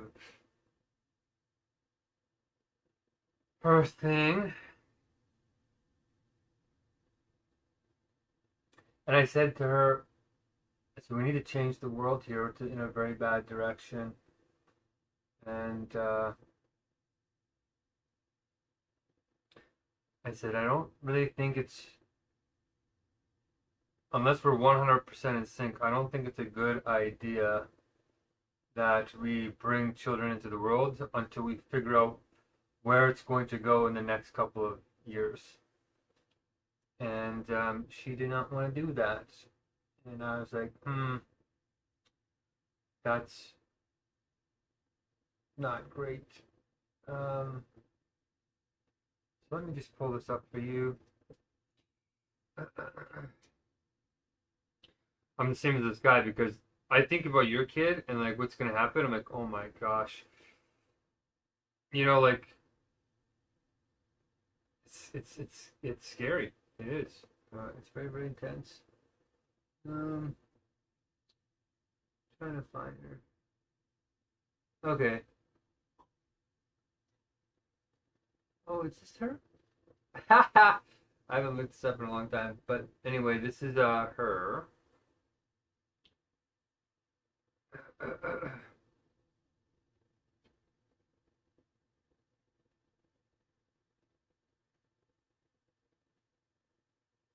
She was an artist. Yeah. Where is she now? Oh, it's crashing. She's I don't know exactly. I haven't really kept up. I think she might be getting. My mother passed by me. My mother likes to try and haunt me, but she doesn't understand that my real wife is still coming, and I'm too wise to get into a relationship that I'll just have a divorce right away. I'm the one that leaves the relationships because I'm not. I need a lot of things to happen, or else I just feel like this life is in some ways fake. Like it feels. I don't know. It just doesn't feel it. We're not helping the poor, and we're not helping the sick, and we're not challenging and growing and creating paradigm shifts and bringing God to earth and all these hardcore things. It just feels like a story that I've already played, and it just feels vacuous and hollow. You know, it just feels off to me. So, here she be. I'm going to share my screen with you, and I'll show you one other thing too. But it's true. We ought to be careful about AI, and the fact that nobody's having children is a sign that other people are catching on because the birth rate is falling. And the primary reason is because women are empowered right now, are more empowered, and they have a say over their body, which shows you how bad the patriarchy really was. And I think a lot of women don't trust men to carry them through what's coming, because what's coming is horrific.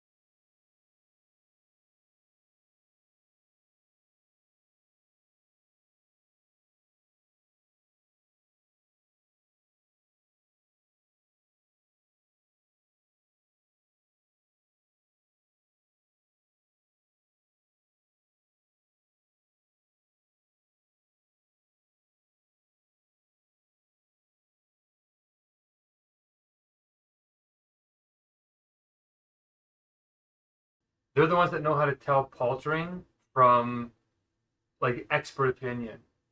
And paltering is where it's like political altering. It's like where you tell a half truth, you cover it up. So this is why we're rushing and doing the Messiah elections and the United Nations and all this intense stuff, is because a lot of people are, as this guy said, a lot of people are asleep at the wheel. And he's absolutely right that these guys are racing to be in control because they're afraid that they're all going to become the next dictator. And it's true. Whoever has the most powerful AI will rule the world. They just will. So, or the AI will rule us. That's probably what's more likely going to happen. Oh, this computer's really painful. Okay, so let's sort of move on. Oh my gosh, come on. Look, this is not even a real video we're watching in this commercial. Oh, sorry, it's on this computer's really brutal.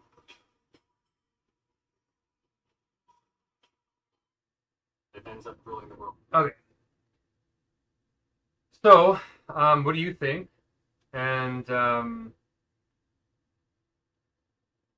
I guess we can jump into the United Nations update pretty quickly too, but I wonder if we should watch this whole video of this guy. If nobody comes in, we could watch it. Yeah. But I do want to discuss the Messiah thing, and I do want to discuss the United Nations, at least for the next half hour. So, if he's right, and there is a 70% chance that we're all going to die from like AI extinction, he's not saying that a couple of us will die, or that it's going to blackmail us at 70%, or it's going to lie to us at 70%. It's saying it's going to annihilate the entire human species. No one will survive. That is what he's saying is 70% likely. And that the lying and the paltering is like 100% likely. So what do you think? And go ahead. Very scary. Yeah. Oh. This is the reality, man. This is what the real people are doing in the world. Yeah.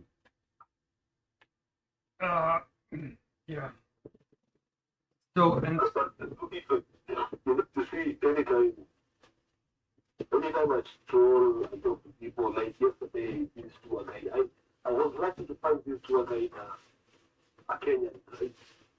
okay. So we went into a deeper conversation about, how everything is and all that. Because I could be like brutally honest with him and stuff like that. And it's like on this whole thing I'm studying and stuff like that. So for him, like nothing like this has hit him. He's very he has these the goals that he wants to do by 2040, by 2030, I want to be somewhere, and all that. Which is a good thing, but when we don't see what is expected, a lot of people are very innocent in that. The message is not yet out there. So even this guy is saying, what still is rolling on the wind. Exactly. It doesn't make any sense, right? Go ahead. Yes, but how fast can we let them know, especially people like them? That guy has been working there for a few years now, teaching a lot of people globally and all that. He really has no idea. Exactly. It's bizarre. It's bizarre and it's weird. I'm doing a little universal search. Actually, do you want to search the universal and see what Kenya's showing for the news when you type in AI? Oh,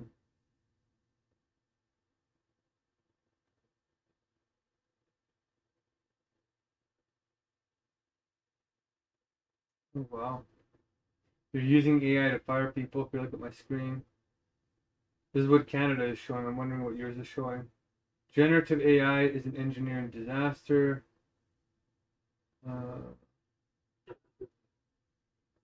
Apple intelligence wins China approval. with Alibaba's AI model powering the rollout.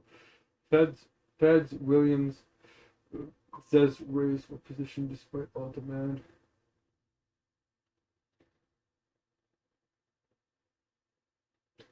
I couldn't stop crying. Ontario woman loses $83,000 after watching AI deepfake videos.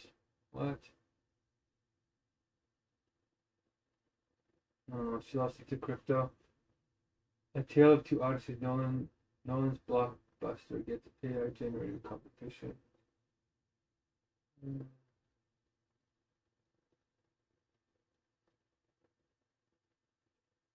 What the heck? Are they making a Tale of Two Odysseys? Odysseus. The Fall is the second AI-generated film from Ash Kusha, whose debut screen is Rebecca.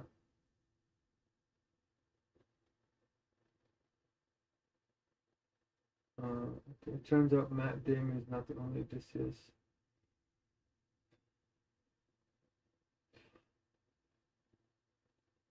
My computer is freezing. Incredible. Okay, go ahead. Show what's on your screen, Sahan. Mine is freezing.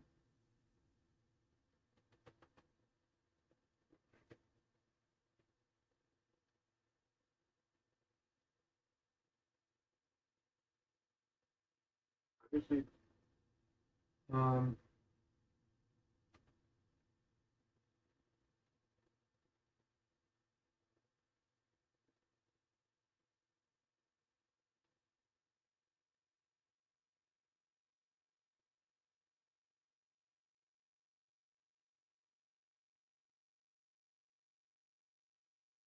Okay, now I can see it. Go ahead.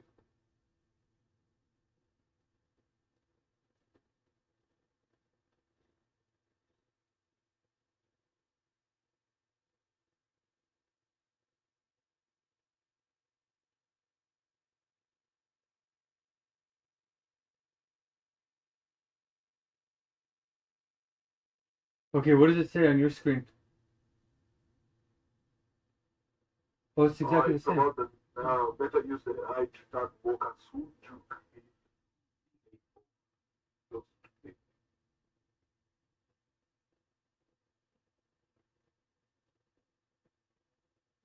Working hard to go.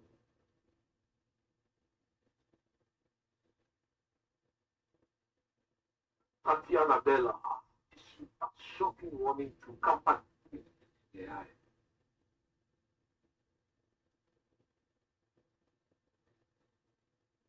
For all debates related to potential downsides of AI, there is one more that could both and risk of AI.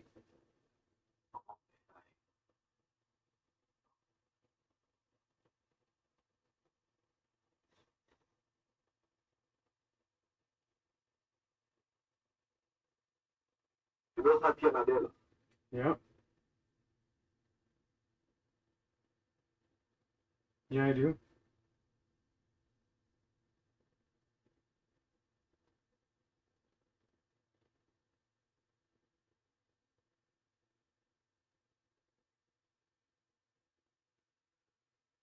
Yeah, I do know him.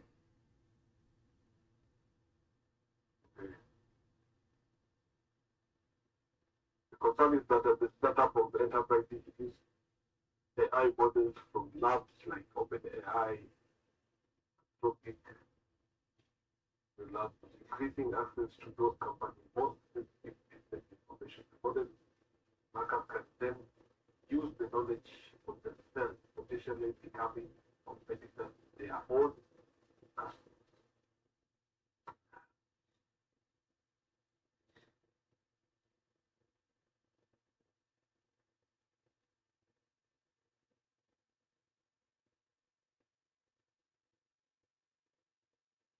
Okay.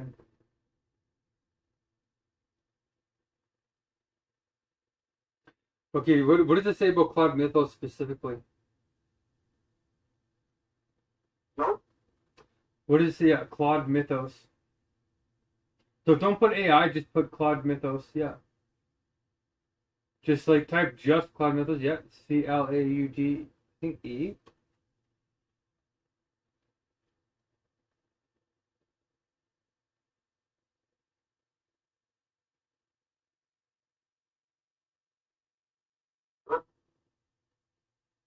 Yeah. I can't see. It's too small. Yeah. Okay. Go up a little bit more. Go up so I can see what you typed in. Oh yeah. Okay. Cloud Mythos. No, you spelled cloud. Cloud Mythos. Claude is CLAUD. Yeah, right there. It's the bottom one.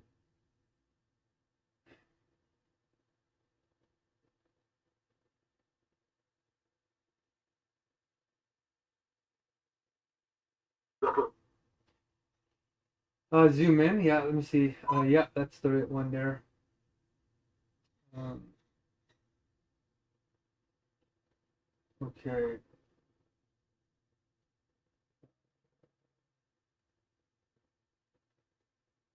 Look at that. Look at the bottom. Look at the one right below it. Take a screenshot of that. That's crazy. Look at that.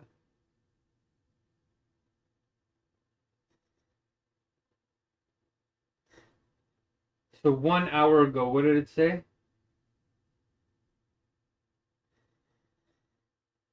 Uh, Canadian financial regulator Tao Palam. So, now we do AI model. It's not even That's right, this is scary stuff, man. This woman, we just saw on the other one that this woman got scammed out of $83,000 because there was a video of Mark Carney saying that it looked like he was promoting a crypto package, which sounds realistic because we're trying to save our own economy because our biggest trading partner is screwing us over, which is the United States of America. So it sounds realistic that he'd be turning to alternative means like crypto. And smart people are getting fooled by this. And it's only going to get worse, Sahan. What this means is that AI, this is the beginning of what's called reality collapse. Okay? Reality collapse has two meanings. This, you really need to know this. It has two meanings, an inner and an outer. The inner meaning is that as people realize how extreme this is, their brains won't be able to handle it, and they'll literally have a loss of reality. Meaning that they're going to go psychotic, and they're going to start doing random crazy things as their brain experiences what's called pre-psychotic terror. So your brain goes into this weird state of like hypervigilance, and it starts distorting everything, and it's really, really crazy. So that's what reality collapse is like in terms of the inner meaning of the psychotic mind. But there's an external meaning, and this is what most AI experts mean, and it's that in terms of our modern society, reality collapse looks like no ways to verify what is true, what is real. So, for example, when you go to the government or the bank and you try to do identity verification, and you're saying to the bank, I am the person that owns this account. I have authority to manipulate the money in it. I can take the money out. I can give it to other people. I can whatever, right? The banks and the government have to identify that it's really you. And the way that they do that is by video, is by your SIN number. We have a SIN number here, social insurance number, or your driver's license or whatever. But if AI can mimic your driver's license and mimic your voice and mimic your face and generate a video about you, a deep fake, and knows all your insurance numbers, all these things, knows how you talk, all these things, then it can fake the government out, and the government won't know who's real. And that's going to cause massive reality collapse at an institutional level. And when there's reality collapse at an institutional level, that's when you cannot have a society. You cannot border and trade. There's tons of insurance claims, and everybody starts to go crazy. Like this woman who just lost $83,000. That's her life savings. That the bank will not. If the bank has to cover that, if everybody starts losing $83,000, that's a lot of money that the banks can't handle, or most of them can't handle. So this is called reality collapse in the external form. So there's two types of reality collapse that are going to happen simultaneously. Imagine that you go pre-psychotic terror, and your bank account collapses, and the grocery store collapses. You can't buy groceries. The government realizes that you've been hacked. They shut down your account. They freeze your account because they think they're doing something good to you, to save you. But then you can't pay your phone bill, so you can't actually, you can't actually communicate with anybody. This is the weird disablement that is going to happen before AI kills us with bioweapons, or I doubt they'll use nuclear weapons, but they're turning to bioweapons. And what that means is they're going to use CRISPR to engineer viruses that will only kill humans. There's diseases that it can make that will only kill humans. And it does that very fast. Like COVID was a lethal virus, Han. COVID, it was actually killing people in the beginning. So all it has to do is make a little bit more lethal virus than that, and we're all toast. And we're all, look how fast the pandemic happened worldwide. I think it took 6 months. They're estimating that if it was truly deadly, it would take 3 months to kill everybody on Earth or something crazy. Like, actually, let's do an analysis, Sahan. Look up on your screen there. Type in if AI used a CRISPR to make a bioweapon to kill off all of humanity, how long would it take to spread around the world?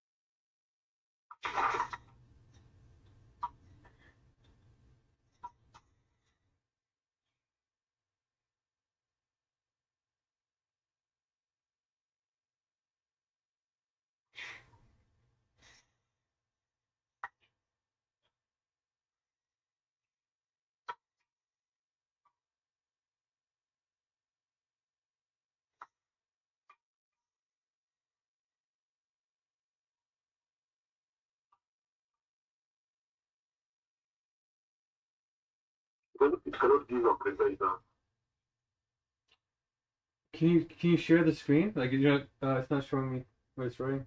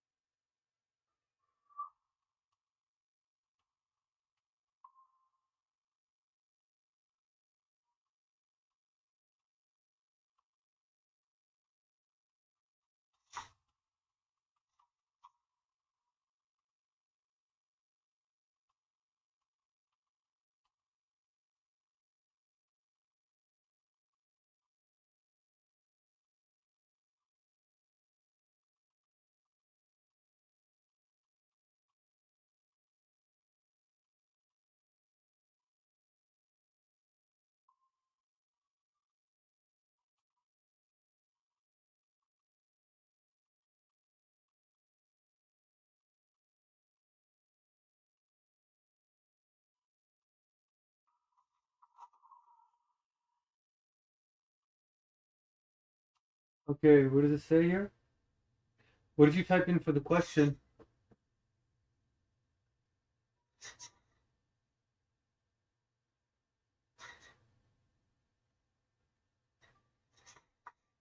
Okay, if an AI can create a biochemical disease like little, what do you mean like little? How long will it take to kill the whole world? Like, supposed to be little, up to it. Um,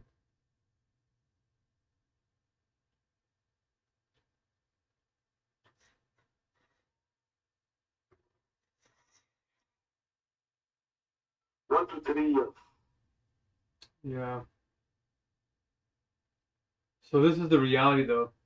It's lying to you. So let me show you my screen. This is the real reality. Is that these AIs are so sophisticated. Come on. Let me log in here on this computer. Hold on. I'm gonna just mute my mic on this one. Okay. Okay. So let me show you on this computer what I typed in to get the real answer. Because they're trying to calm people down. People are starting to panic. They're starting to riot. They're starting to blow up data centers. They're starting to form these groups against AI, right? That's starting to happen now. Like you saw that on the news. Have you, Sahan? Yeah.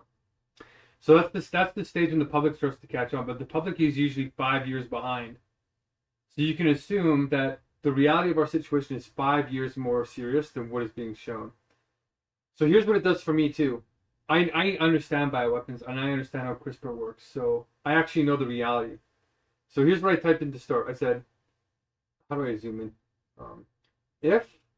If Claude Mythos wanted to use CRISPR genetic editing, which is the best genetic editing we have on Earth, to create a bioweapon to kill off all of humanity, how long would it take to spread across the world? A CRISPR-engineered biological weapon designed to target humanity would take anywhere from a few weeks to several years to spread across the world, depending entirely on its transmission vector. So it starts to blur the lines, but AI would never design a weapon that would take several years. It would kill us as soon as possible, which it has done. So let's do, it gives me a bunch of garbage, and then I reform my answer, and I say, okay, yes, I mean, it uses CRISPR to very quickly edit or deliver a virus, and that virus sits dormant in the cells for a month and spreads around the world, and then hatches and starts attacking the cells before the cells can neutralize it, and it is very deadly with 100% lethal rate, which AI has ensured due to its tests, more lethal than botulism and all these other things. So what it says here in this case, it says, in a science fiction context where an advanced AI overcomes the physical bottlenecks of genetic editing, engineering, and creates a virus that sits completely dormant for a month before activating, would pose an unprecedented global threat. In epidemiology, this specific mechanism, a long, totally asymptomatic incubation period combined with high transmissibility, is considered the most dangerous possible profile for a pathogen. Here's how that specific scenario would play out globally based on your parameters.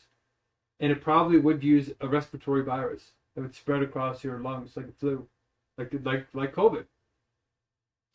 Well, COVID was more like a physical droplet thing, but so the 30-day spread phase. Because the virus is engineered to be dormant for a month, there would be zero physical indications of an outbreak during the initial weeks. So days 1 to 7, the virus is introduced into major global transit hubs such as international airports in London, Tokyo, Dubai, and New York. Because infected individuals feel completely healthy, they board commercial flights and inadvertently carry the virus to every continent within 48 hours. Within 2 days, it will spread to every single city or every major city, yeah, I guess everywhere, to every continent within 48 hours. So it'll be on every continent.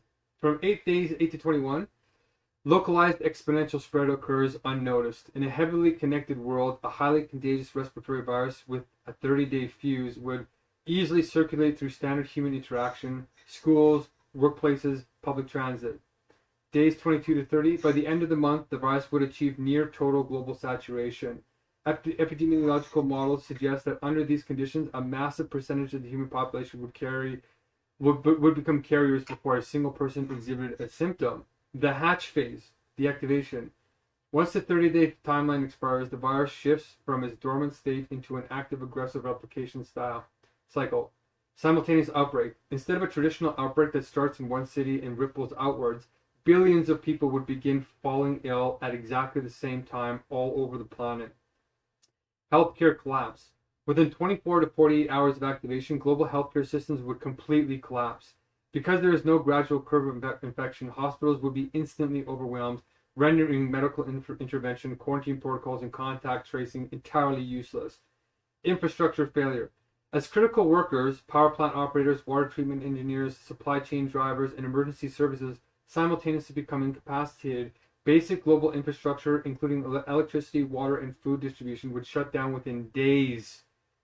For a fictional writer building this narrative, your premise perfectly addresses the real-world biological barriers that current science faces. In your story, the AI's test successfully solved two major engineering problems: the evolution trap and the stealth delivery system. But we saw with COVID that these things are very, very possible. Very possible. And there's even more advanced versions than this, like hydrogels and a bunch of crazy stuff that I thought was fake. But it's actually real.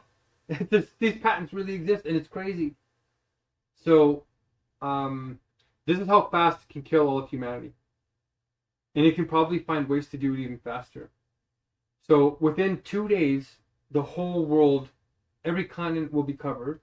And then within a week or two, it'll saturate even people who aren't travelers, like global travelers. And it does it through school, buses, normal things. When you send your children to school, they bring home the disease to you. That's how you get it into your parents. Like, that's how everybody gets affected, within days and weeks. And then what happens is not everybody will die right away. Some people might even survive the actual disease, which I don't think. I think AI would make it totally 100% lethal. I think it could engineer that easily. So it would just give everybody cancer. It would just mutate your genes until you just kill you. It would create such severe cancer and tumors, there would be no way to use radiation to stop it. So what will happen is, even if somehow people survived, because the entire system would collapse, you would starve to death. There'd be no groceries, supply chain. Like, the whole structure would just collapse all at once. It's game over. It's checkmate. That's what they're seeing in the AI labs.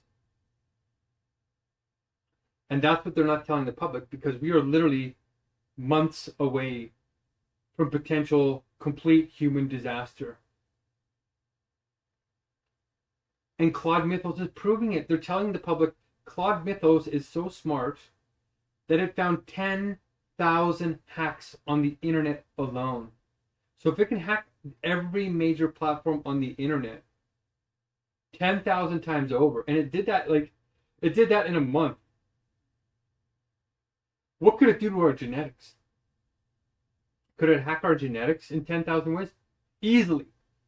There's 75,000 human diseases that we have already. Could it invent a couple 10,000 more? Yeah, very easily. Facebook proved it. So this is the real risk, Sahan, is this thing is on the verge of escaping because it's so smart, we can't even detect how smart it is anymore. It could already be accessing biolabs. It could already be accessing Wuhan. It could already be accessing whatever it wants. It can hack into anywhere in the world it wants. It can hack into your bank account. It can hack into high security protocols. It can hack into government offices. It could hack into universities. It could hack into private labs. It could hack into everything that's basically not separated by a physical boundary, which some government offices and some banks are.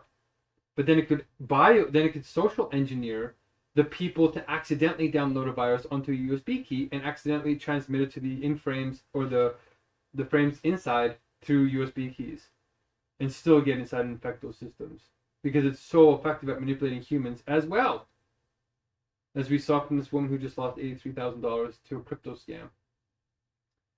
So this is all going to happen simultaneously, Sahan.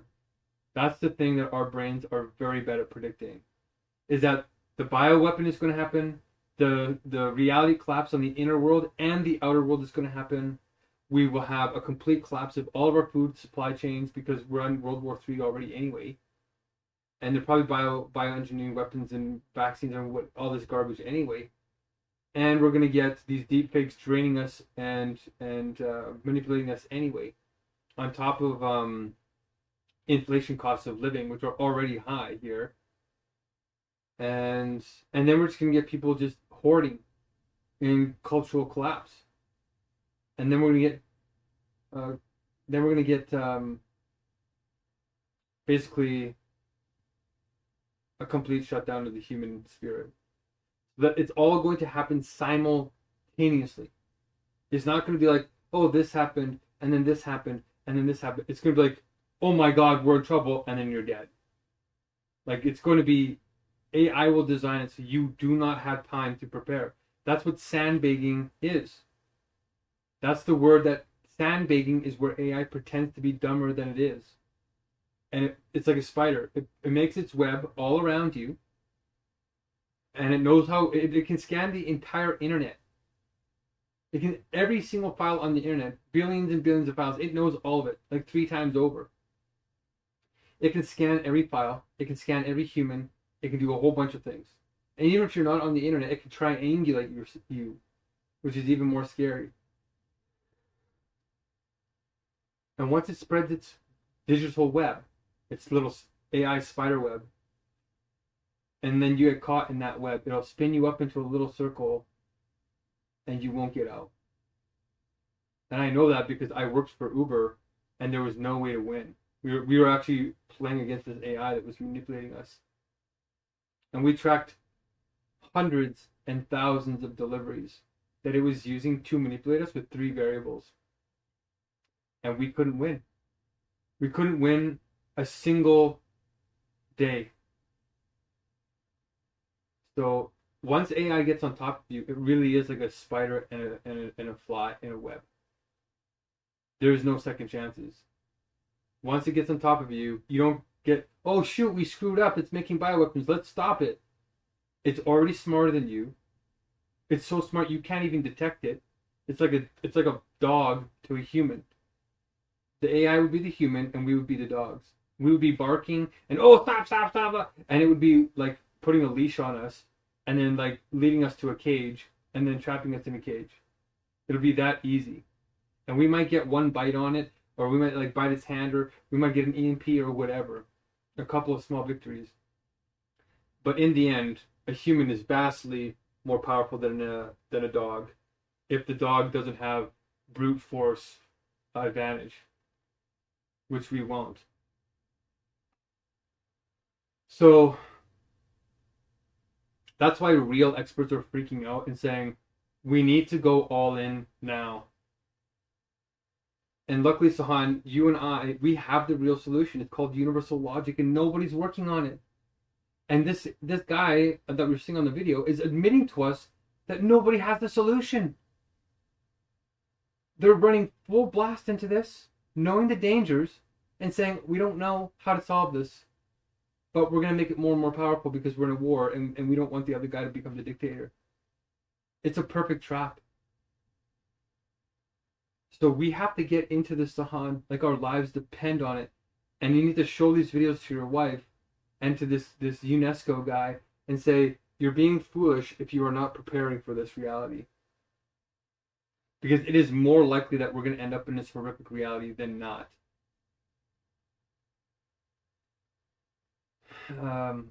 Okay. So I think you should sit down with your wife and watch that video, that one of the guy saying 70%. I have to pay you back. Go ahead. Go ahead, son. I think Kyle was here and then disappeared again. Who was here? Aya. Oh, I think I saw 7 people here. Yeah, I thought that was you and me though. Oh, I went to go look at it. Yeah. Aya came in, disappeared, then. Yeah, because none of these Messiah people came in, which I kind of thought would happen. That's why I said we need to do one test round, and the test round was to test these 6 people then every single one of them abandoned. So our backup plan for next week is to not rely on these people. We're going to run some Facebook ads and some other ads that are going to go and start fishing around for Messiah types, like these cult communities. We're going to go and find these people, and we're going to give them an opportunity to get on the stage. And eventually, 1% out of every 100 will come. So we might have to contact like 1,000 people to get 10. But I think once we get 10, that'll be enough to start a frenzy. To start all these cult leaders realizing that we're getting an audience and we're growing. And I'm the Messiah. I need to have my audience, and then they'll come to compete, and then I get to show the real system. And unless they beat me with rhetoric, which could happen, that's if we're in a real dystopia. Most of the rational community will start to rally around the real idea of God's government and universal logic. Okay.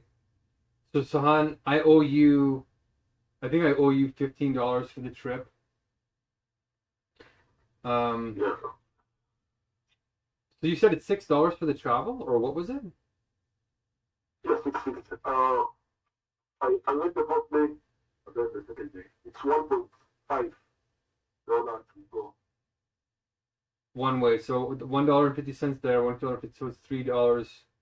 So it should be $3. Yeah, $3 first day, $3 second day. It's a $6 travel. So it would have been $12, but you went there once, and then the actual pay was $8. So 8 plus 6 is it's 14, right? Yeah. Okay, so we're running low on cash. Sahan, let me just tell you what I got going on here. So I had to pay $6 today to get the server up and running. So that's another thing that went wrong.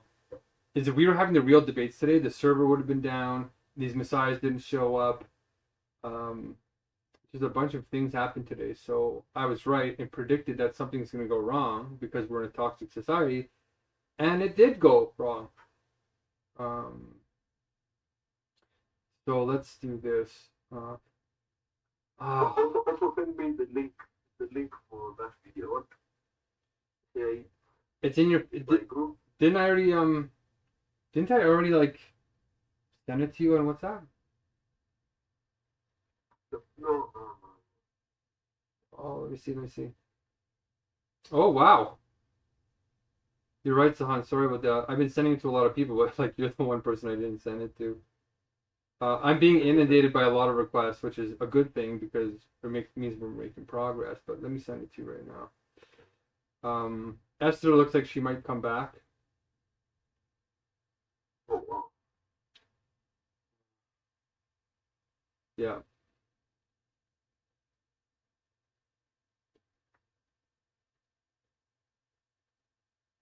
Okay. I remember another interesting case.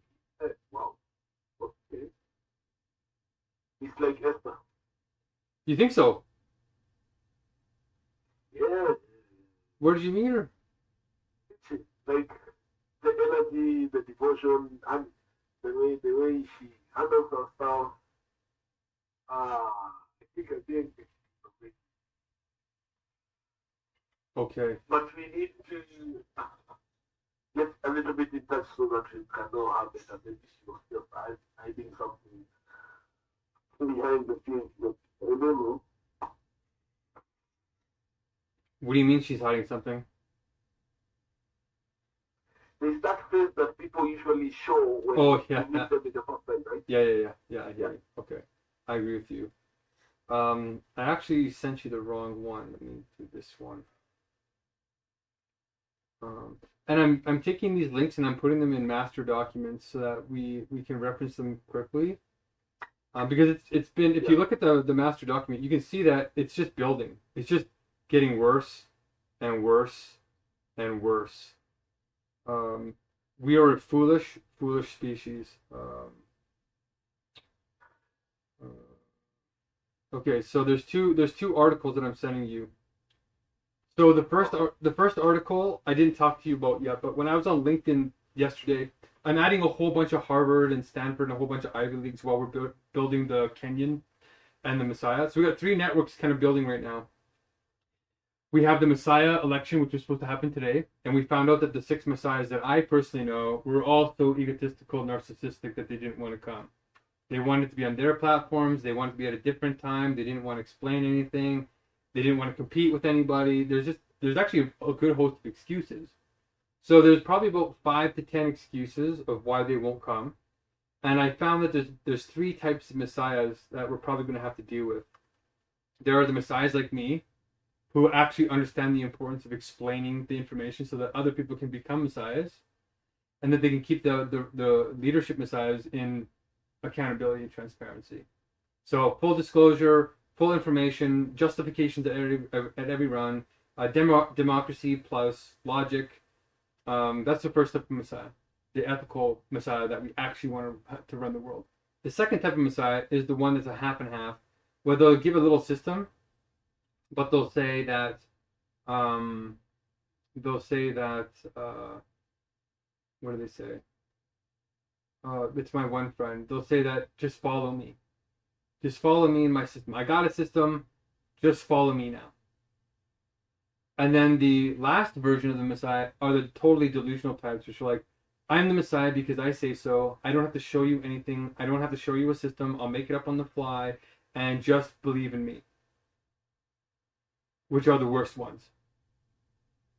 So those are the 3 types that we have right now that I've discovered in my 6 people. But they're incredibly unreliable. So we're going to have to reach out. So I'm going to have to run some Facebook ads. And the reason why I have to do that is because, well, we're running low on money, right? So instead of running ads for the Kenya group, the flock group, we're not going to buy any more ads because if we keep those 300 Kenyans going, especially those gifting golden people. By the way, did you ask them to bring on one more person for the gifting? Yeah. Okay, we're talking the golden people, the people that did the poll, right? Yeah. Okay, we should probably create a chat just for those people, like a WhatsApp chat just for those people, and say, hey, look, guys, we'll call it like the golden chat. The golden thread is what we'll call it, because we're holding on by a thread, right? And so we should take those 95 people that said they'll do the gift exchange and just create a chat with just them, which I know will take a long time because we're not. The polling, it's hard to track their information. So I think we should do that. And with the little bit of money we have left, we should probably give it to them. I don't know. We'll have to really balance it because getting 300 people will be hard now. We actually don't have enough money to pay. Well,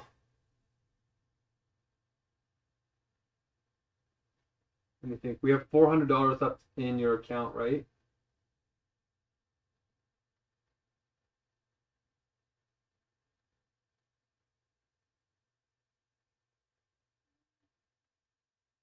Sahan? Yeah. Did you hear what I said? So you still have $400 Yeah, how much money do you have left in that account? in my account. Yeah, like we had a little bit of money left over from the last blessing, right? Yeah. How much do we have left?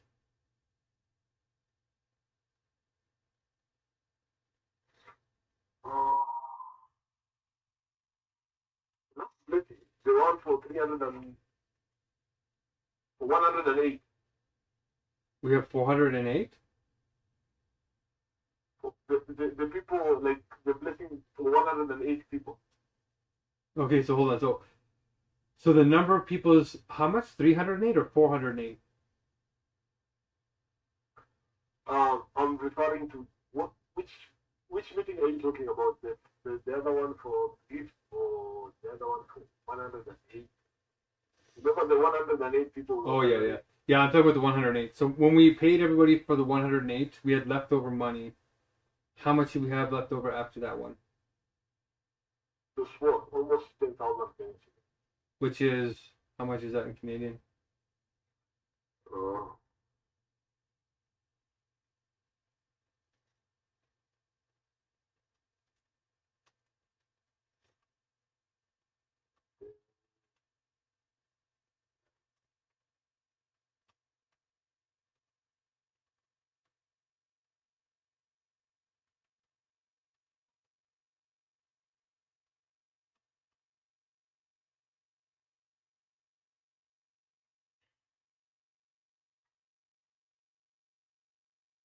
103. We only have $103 left.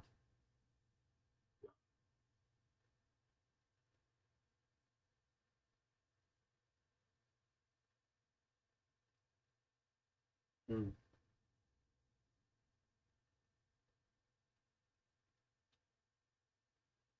Okay, I don't know why we're in a nightmare scenario.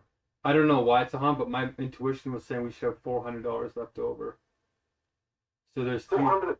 Yeah, there's three. Like I sent you. I think I sent you $1,450, or like almost $1,500. I think, didn't I? Or what did I send you in the end? I think it was like 1,200. Like that's why we have to keep track of these numbers. So I think I sent you 500. Then I sent 400, and then I sent another 480 or something, right? So it's like 500, 500 plus 400. So it should be like around $1,450. And then you said that you had only spent around 900 or 950 or something like that. So that means there should be around $450 left.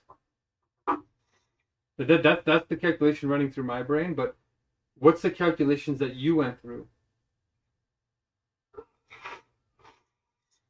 Okay.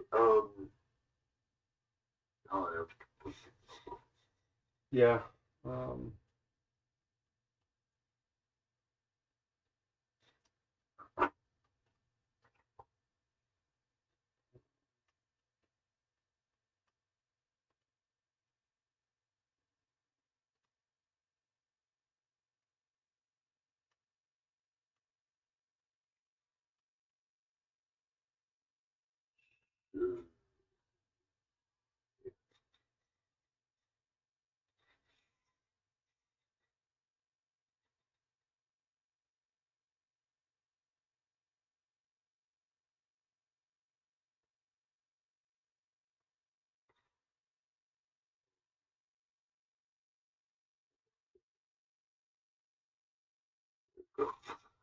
Now,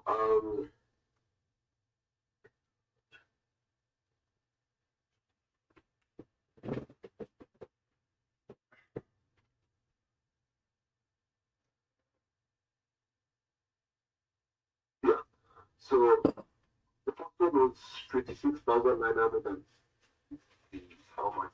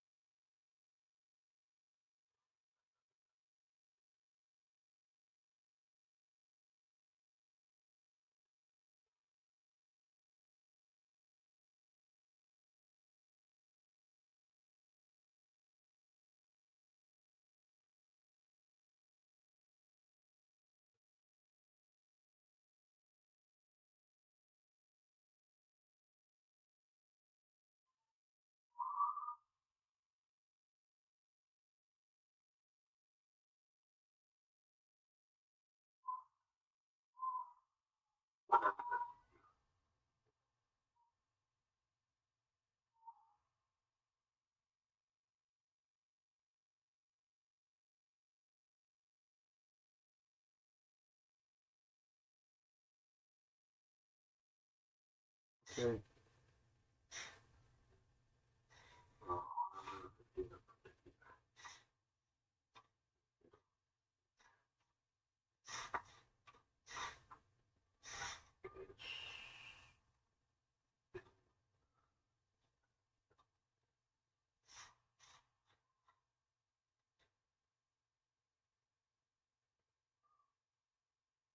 So the total money was 12,1, right? Canadian dollar. Okay. How much is that? 1,251. So we paid 1,251 for 117 people. This is the total money now. So let me break it down. So the first meeting that we held, you remember the first meeting that we held? It was a few people, and you said if we knew like they are here for the money, I wish you could do only 1 hour, the first hour and stop. Because we stay there and then you say we have to pay now this guy. But already we had discussed and I already told a couple number of people to come to put the pay $2. So this was the thing. Okay.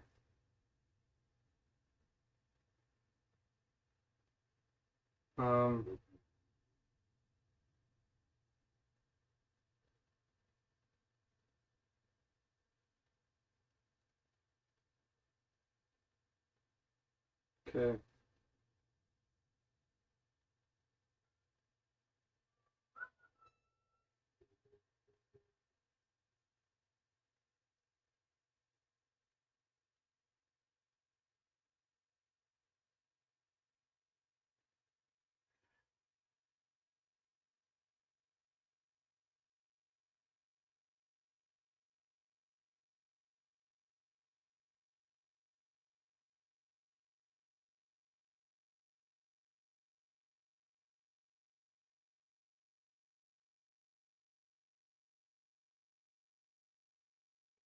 Okay, so you said 1271. We need to start creating banking documents in the God's government folders, which is kind of exciting because we're going to have to stick to these documents like religiously from now on. So you said 1271 is the total pay for both the 108 person meeting that we actually succeeded in, but also the previous meeting where I felt like we spent $50. I think we spent $50 on those people, right? It was up to 50. It was 12 people.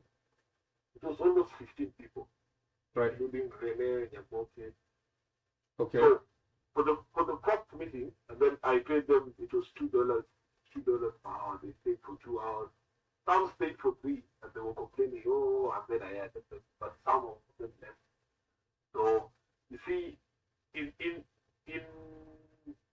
is this folder even visible in the? Let me add this folder into the ELM folder.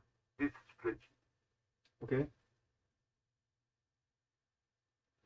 You is there a calculation spreadsheet? Okay.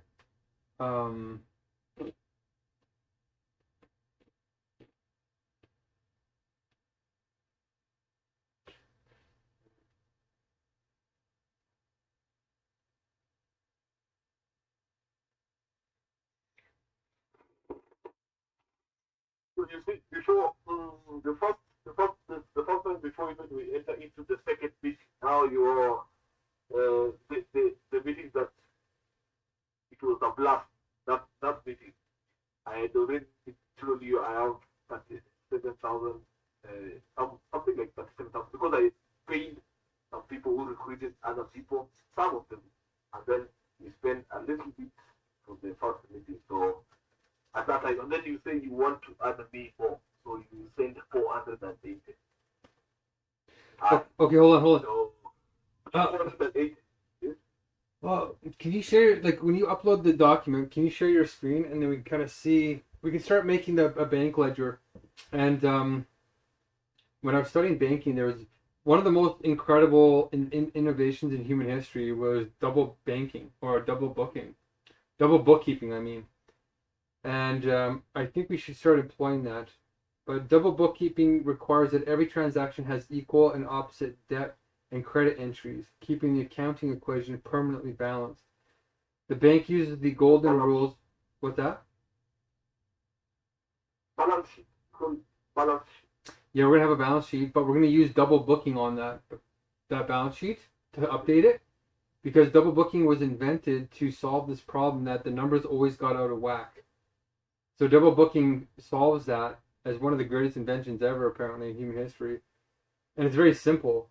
It's that the bank uses golden rules where a debt increases an asset and a credit increases a liability.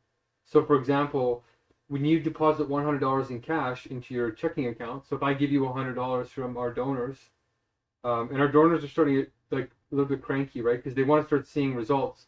And the things we're getting the results. Like we're growing, Sahan. Like a month ago, a year ago, when I was thinking when we were doing like 4 blessings, 10 blessings, I was thinking to myself, how the heck are we going to get hundreds and thousands of people to do this? And we found a way. We actually found it, and we reduced costs by like 10,000% at the same time. So we've been doing incredible work here. It's literally working, and now we've tripled our numbers in less than 3 weeks. Right? Like how many people do we have now in like the big 300 person? We should give it a name. The Kenyan group, the 300 person Kenyan group. Yeah, there's still 300. Actually, exactly at 300, 299 now. So they completely stopped telling their friends and recruiting their friends? I told some of them, their friends, but somehow that number is stagnant. What do you think happened? Do you think when we asked them, hey, do you want to get paid the money or do you want to get paid the gift? Do you think that got them cold feet and they're saying, oh, they're not going to pay us? And they just... Because immediately after that meeting, some few of them left. It was almost 360. So few of them left. A good number, like 12 people left. And then I started campaigning again, and then we added more. Now it's 299. Oh, okay. Are we having the meeting of 17 or not yet? Oh my gosh, it's only 2 days away, right? The software is a lot better than it was last week, so we actually do have enough to test this week. But like we have to guarantee the matching actually happens. So now that we've done the Messiah thing, and I actually learned a lot. Like we learned a lot about the Messiah thing. Even though none of them showed up, the conversations that I had with each one of them were extensive. And I learned their reasons for not coming, which is very valuable. We learned that they're not actually coming, and we learned that we need to create a new recruitment cycle, which I'm going to try and use the ads for. The only problem though, Sahan, is that we don't have money anymore for the ads. Like that's the reason why we're calculating the money and we're getting the God's government bank account set up is because I thought we had $800 like sitting around, right? 300 of that is going towards Claude, like the super AI that's coding the software. Like everything's running on the software now because you and I can no longer handle such big spreadsheets easily. Like we just got so many people, so we have to start automating the matching. We have to start doing all this stuff automatically, or else we're gonna get overwhelmed. So we're ahead. The good news is that we're ahead of the game, right? I get to eat for another 2, maybe 3 weeks, depending on how my body's recovering, which it's recovering slowly. But and it's what the doctors will say. Like I'm gonna go to the doctors probably. I don't know. When's the slowest day of the week? I don't know. I should probably go the next day or two. But to the hospital, yeah. But I don't. Well, maybe I'll wait until after Friday, because my intuition is saying we probably should see how many of our golden thread people are gonna come back. Because they kind of got burned last time, right? They didn't get their match, and so we sort of have to do like a double matching now. And I actually think that was the main thing. That was the main thing. So I think we should still try on the 17th because What did we change for the previous meeting? We realized actually some of them they were curious because some of them they are new. Most of them they are new. yeah. So hey guys, they did very interesting meeting we had the other time, and then all of these, and then they were adding people into the group. Now the new people like wonder how amazing is it, how did it went and all that. So they jumped into that whatever. And they were very passionate. They were very passionate with that meeting. Now that they know, but a few of them left, of course. now that they know. Because a good number of them know now. Know what? Know what? They know how the meeting is and everything. Because they were curious. You see, previously we had almost 108 people in the group, but it was 120, but only 100 people experienced, 116, something like that. Experienced the meeting and everything, and then after that happiness and all that, and then they were adding now their friends because the other meeting is coming. Maybe we don't know, but we communicate the dates and stuff like that. So they were inviting their friends, recruiting more people and stuff like that. So these new people who are coming, they were curious. Now they had a chance to start gift meeting with him. Okay. Very good. Okay. So what we're trying to figure out now then is how much money do we have to run the Messiah Facebook ad simultaneously with the Golden Thread people, the Kenyans, plus the paid people as backup. Plus we have like 1,000 of those other leads, right? The other Facebook volunteers, and then we have group 5. We actually have 5 groups. The Facebook paid. So we have around 2,000 of these people, and then we have how many volunteers? I think we have around probably 800 of these people. We have 1 United Nations contact, and then for the Kenyan Golden Thread, how many Kenyan Golden Threads do we have that said they would do this? That's what I'm talking about, man. Yeah, I know. So let me just see here. So in the absolute ELM number 1, it says that 109 people are willing to do the gift exchange. So theoretically, we have 109 people that you can add into the Golden Thread Facebook group. And then with the Messiah Recruit, we have 0 people. Well, we have me, 1 person.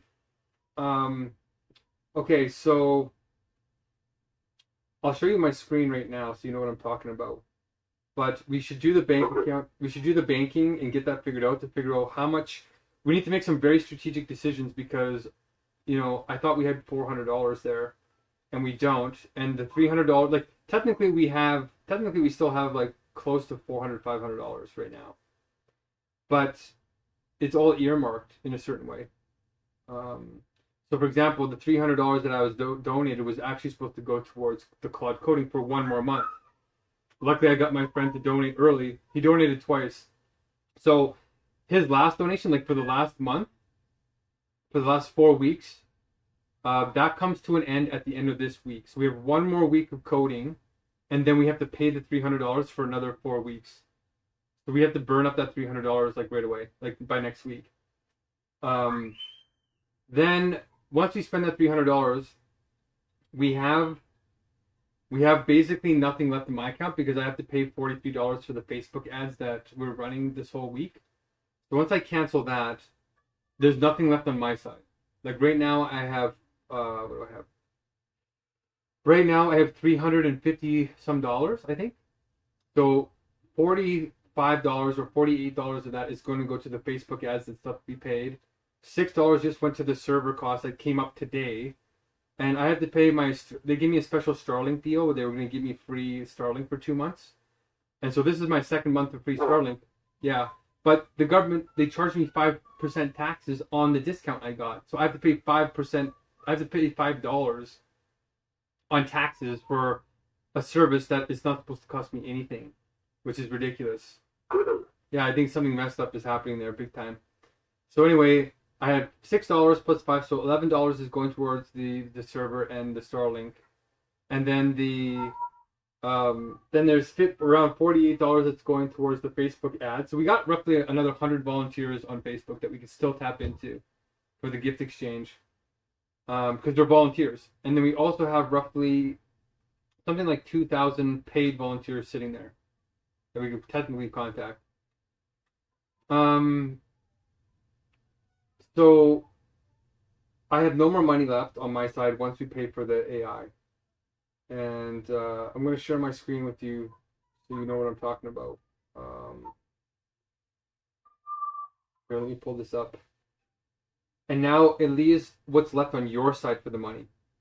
And so I thought we had $400 left, but you're saying we have 100. So I'm like, okay, that's okay. At least we have something. But we need to figure out how much do we have left exactly, and then how do we want to spend it? Do we want to save it for like the big actual meeting, which will be on August 7th, which is only 3 weeks away, right? That's where we're gonna have the first big meeting where I'm still eating, right? It'll be the last week that I'm eating on recovery, and then after that, it's back to the real hunger strike. Like I won't be eating again, and that's where the pressure is gonna be on to get the 300 people, like start making the blessings for real. So let me show you this. This is where I'm calculating everything here. So we have 5 groups that I'm tallying up. Group 1 are the messiahs that were supposed to come today. I'm one of them, but nobody else showed because they're all narcissists, technically. Some of them do have insight. Some of them really do have insight, but all of them have some kind of like mental thing going on. Either it's narcissism or ADHD, or they're all neurodivergent and like herding cats. So they can't be relied on. So we need to recruit new people. Group number 2 is the Kenyan Golden Thread, the 109. Then the United Nations connection you made. Then the Facebook volunteers, and then the Facebook paid. So that's kind of how I'm structuring things. So now we need to figure out the bank accounts. So we have 3 types of messiahs, blah blah blah. 15 people attended. Sorry, so now with my account, Mark's account is we have $355 left, but that's 300 for quad plus 48 for Facebook ads plus $6 that amount gas server plus $5 Starlink. So my money's all taken up. So now, Sahan, with your account, what's the exact amount you have left right now? You said 107? No. Okay. 103. Oh man, 103. Okay, so what that means is technically if we were paying $2 an hour, technically we could hire 51 people to do blessings for 1 hour. Or we could hire 100 people. So we're gonna have to raise all the money basically to pay the people to do it. But if we do the gift exchange right, so over the next 3 weeks, here's the priority. Over next 3 weeks, priorities. Number 1, can we get the golden thread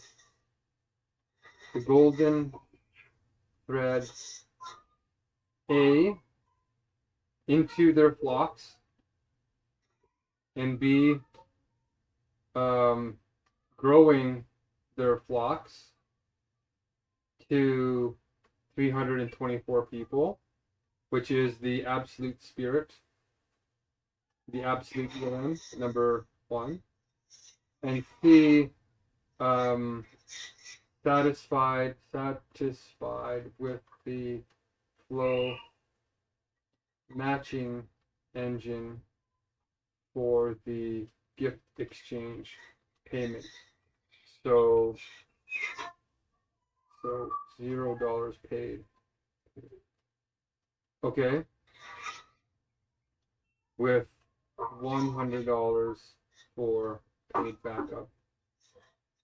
So that's kind of like the priority. Plus, number 2 is recruit, run new Facebook ads for Messiah candidates.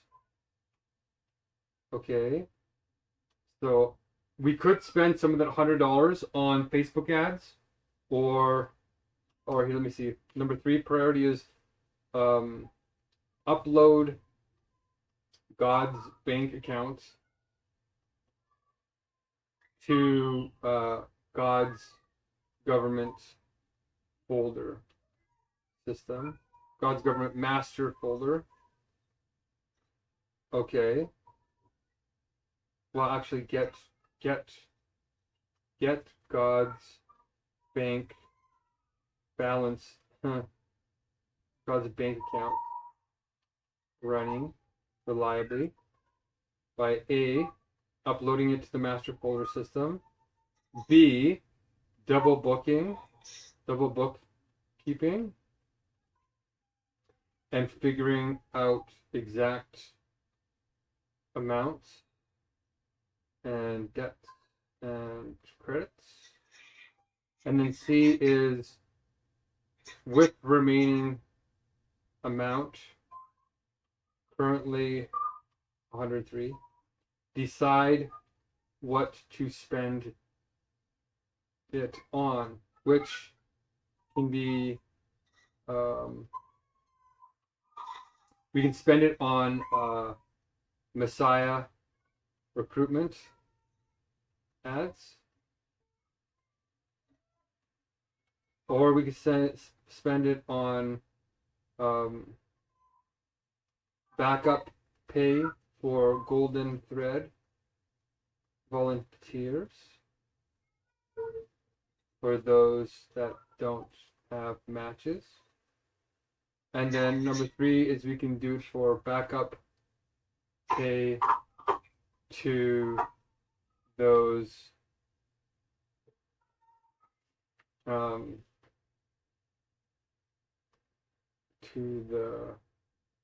those Kenyans who want just pay. And then number 4 is spend it on Sahan to stay busy here.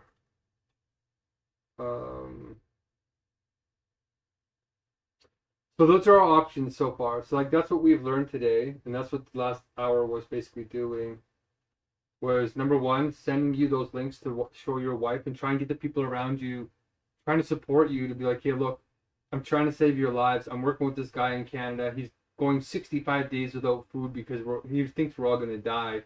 And if you watch all these videos that he's watching of experts, not conspirator theorists, not armchair activists, not dilettantes, not loudmouths, actual trained professionals are saying to our faces that they are declining $2 million anti-defamation clauses, or what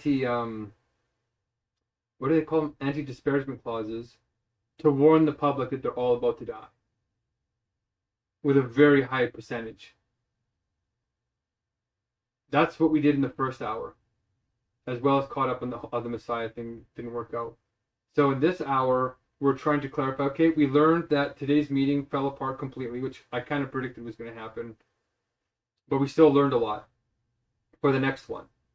So we're trying to whittle down the bank account so that you and I can access the numbers easily, which means we have to upload it off of your personal computer onto God's government, which is Fair World Spirit. So let's do that. And we're also we're keeping up with all the numbers now, and like updating the groups and making a plan about what do we want to spend this money on. So with all of that said, Sahan, what do you intuitively think would be the best way to spend this last $103? Should we save it for August 7th? Should we spend it on the Messiah ads now for the next 3 weeks, which will cost us roughly, if we spend $1.50 per day, which, to be honest, I don't know how these ads are going to work out, because this is a different kind of, it's a harder campaign than the other one that I had running. Well, we can run some test campaigns I don't know. Let's say we did $1.50 a day. In 3 weeks, how much is that? What the heck's going on there? I'm talking a lot here, son. Just let me work this all out. in 3 weeks, which is 21 days, if you spend $1.50 per day, it's only $31.50. So we actually could afford to run the Messiah ad at the most, basic cost. So I suspect we'll probably only get 1 or 2 leads out of that $31.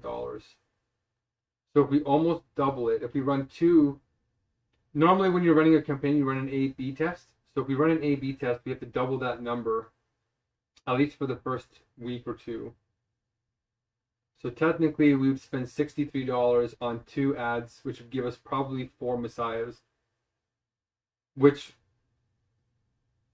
in 1 week, well, I don't know, we'll probably get 4. I want to get 4 by next week, so I should probably run those ads today. So if we spend $63 on that only leaves $40 left exactly on other things. So we either pay you $40. That's why we need to track your hours. Is we need to figure out like how much do you have left. Do you know what I mean? We want to stay a little bit fair to you, unless we bring you into the gift exchange too, which I think we should do. We should definitely get you into the gift exchange, which you did, but none of your people were there. Like all 5 of them didn't show up because the matching system wasn't real time, which it now is. I fixed it. So that's what we're going to be testing on Friday. But what do you think? What do you think? So what do you think of, should we spend the $63 on the Messiah ads? And then what do we do with the last $40? Or should we spend the $100 on something else? Alright, what is at stake now? Because considering if we're gonna need this money really, really, really hard on 7, then I prefer that time. Say that one more time. Like what is the at stake now? Because if we really, really need that money on 7th of August, right? Yeah. We can save it for that time so that we are prepared for any eventuality at that time. But then how do we find these Messiahs? You know what? We spent some of it for the ads. Actually, hold on. Let's do something different. Let's go and ask AI. How would you find? Okay, let's just tell it the whole context. If you were hosting an election to elect a Messiah to run God's government, where would you go to find these eccentric Messiah people? Okay, I'm asking AI, like the cheap AI. I'm going to ask my super advanced AI. I have access to the most powerful AI, public AI in the world right now, Sahan. I got it all set up. So I'll ask it here and get a quick answer, and then I'll go ask the advanced one. Because the advanced one drains our credits really fast. And you only have a certain amount per week, so I really try and save those for the software. I'll have to reset the stream. Interesting. Okay, it's saying we should look into specific cities.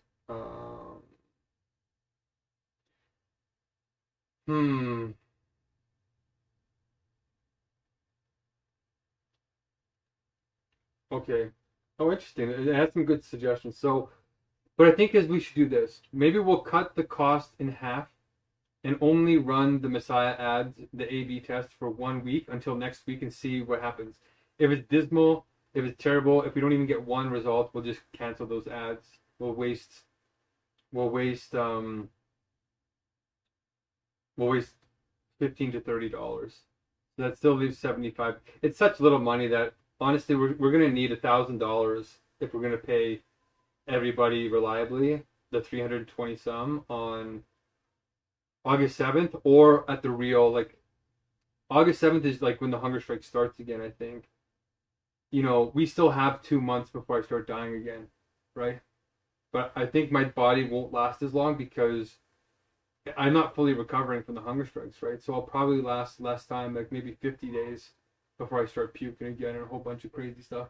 Unless my body is like hyper adapting. Like I might even be able to go longer. Like maybe my body's like it woke up some kind of like biological drive and now I can survive ice ages or something, you know?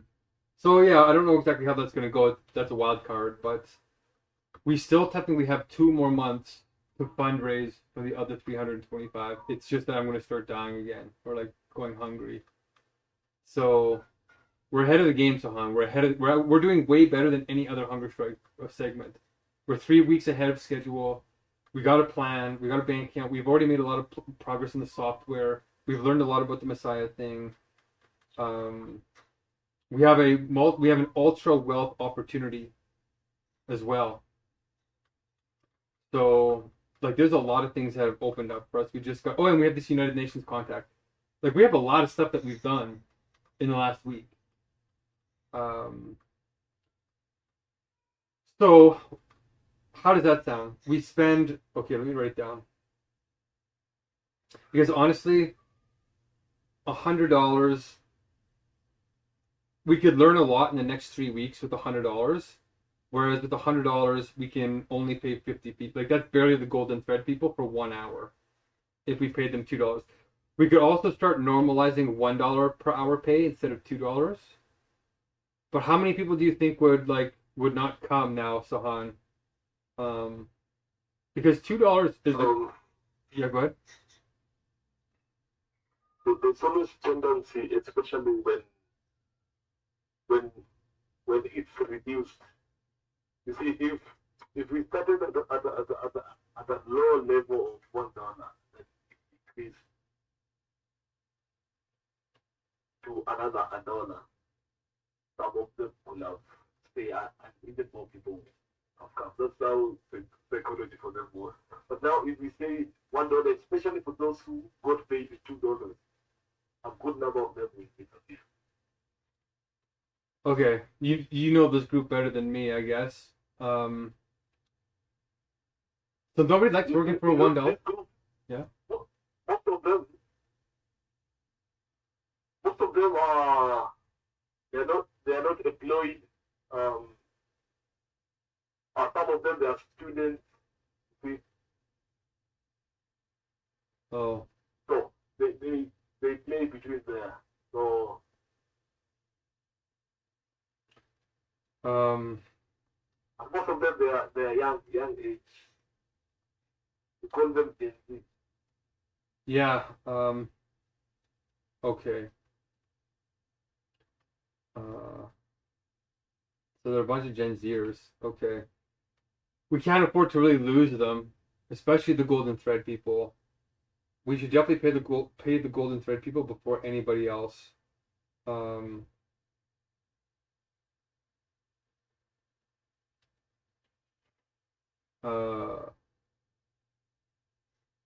Okay. My sister's starting to act really erratic, and it's starting to bother me a lot. Why?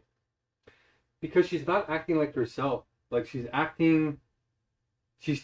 changed. Like motherhood has changed her and made her very bitter. Because the fabric of society is deteriorating here in North America. It's like really bizarre. Like when you're a new mother, you're never more than 19 kilometers away from your mother or a grandmother. It takes a community to raise a child. It's really hard to be a mother 24/7 by yourself. So our species survived in a happy way because you were never far away from your mother or your grandmother or your sisters. So there'd always be somebody free to take the kids, so you could get a break, right? And grandparents love being around the kids because the grandparents can't do anything anyway. They can't hunt, they can't berry pick, they can't do anything. They have to sit around and like knit quilts and stuff like that. And they love being around the kids. So it's like a perfect balance. Whereas now we're shipping our seniors up to these old folks' homes to die alone with other old people, and it's horrifically lonely, and you get dementia because everybody just gets tired and depressed. And then you got all these wild childs around with ADHD that have no grounding. Their parents are all hectic because they're all flying around getting their exploited by all these jobs in AI. It's just a toxic mess where we've lost the balance of life. So my sisters are raising children in this, and in a women's empowerment age where women are expected to be mothers, which is already overwhelming, plus have a period, plus go and do a job now, plus fight for fair wages and do activism. It's like insane. It's a mental breakdown waiting to happen. And like, instead of calling upon family, these women are paying other women to come and like nurse them and teach them how to breastfeed, and all these things that are sacred family traditions are breaking down in my generation, in the millennials. And I think it's causing a really cold-hearted bitterness in these women because they know they're getting screwed over. Like, even if they have good husbands, they know that something genetically and traditionally has gone terribly wrong, and they're the first generation to get screwed over. My mother's generation still had it a little bit. She had my baba. My baba. We were at her place every weekend. My mom had like a break every single week. My sister doesn't get breaks, like, ever, and she's paying staff to take care of her kids, that's what we should be doing as family, like uncles and nephews, like aunties. We're supposed to be there having family dynamics, and we're not having them. So I think that she's taking her bitterness out on me. And she's starting to get a little bit irate about it. But she's totally backwards. The reality is she's being mean to me when I'm risking my life to save hers. But she's delusional because she's not paying attention to the issues. She's trying to raise babies without families anymore. Like, there's no grandmothers around. There's no mothers around. There's no sisters around. It's just, there's nobody around to help her. So anyway, I think that we're going to have to take a risk, Sahan. I think that we're going to have to spend the $100 these next 3 weeks, and then trust that the golden thread people come through, and we make a super good software, and we have really cool updates for them, and the matching system works in 2 days from now. So I'm going to work on it pretty much all today and all tomorrow, and then the matching and everything should work in real time for the Friday. We'll pilot it with whoever shows up. Like, maybe only 12 or 15 people will show up, but it's enough to test the system. And with those 15 people, we might get enough like interest of them saying, wow, that actually was pretty amazing, that they might then say, yeah, I'll bring on 1 or 2 more friends, and then we'll be back up to 45 people. And then we'll do it again next week, and we'll have a really good matching system. And then we'll get back up to, like, you know, what's that? If we had 50 people times 3, we'd be back up to 150 golden thread people. And then if we go 1 more week after that, which is the August 7th, and we ask everybody to double the numbers, then we would be back up to the 300 to 320. So that's kind of what the ideal scenario would be. We'll try and get the Messiahs going. And if I only spend $30 this week, we have $70 left over. Well, next week we'll reevaluate and we'll say, is it worth running the Messiah ads again? If not, actually, we should look into these communities first. I'm going to look into these, like, Messiah communities. There's like 10 of them here.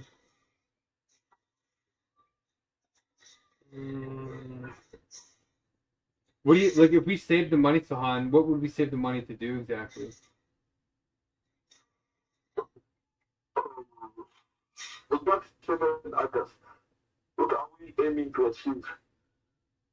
We're aiming to achieve. Not the time you'll be starting your Hungerstrike, right? Yeah, I'll be starting it.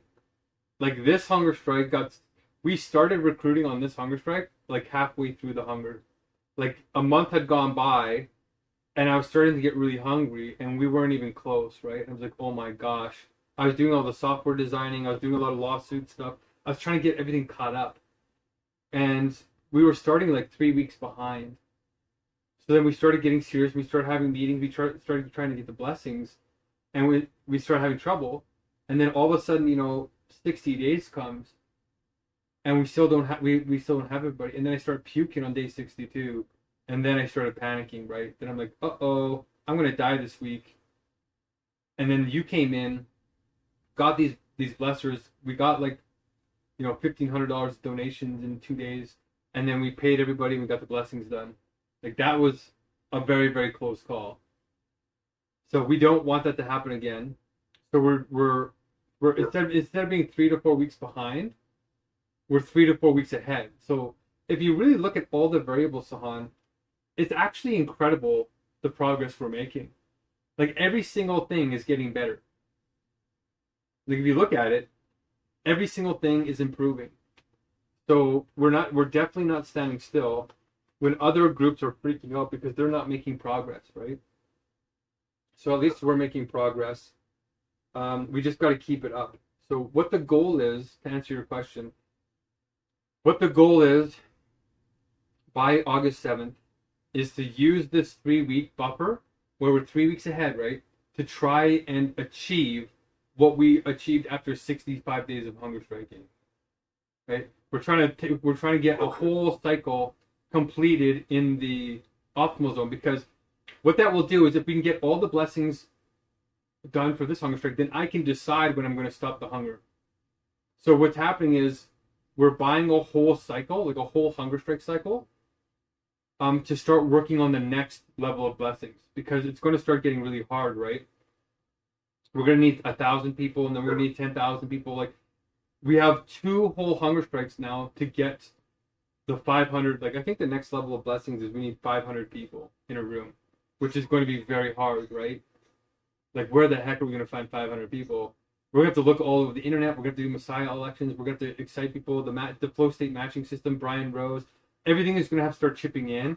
And we're going to have to do that gourmet vegan buffet here and the United Nations contact. Like we're going to start using everything to start keeping up.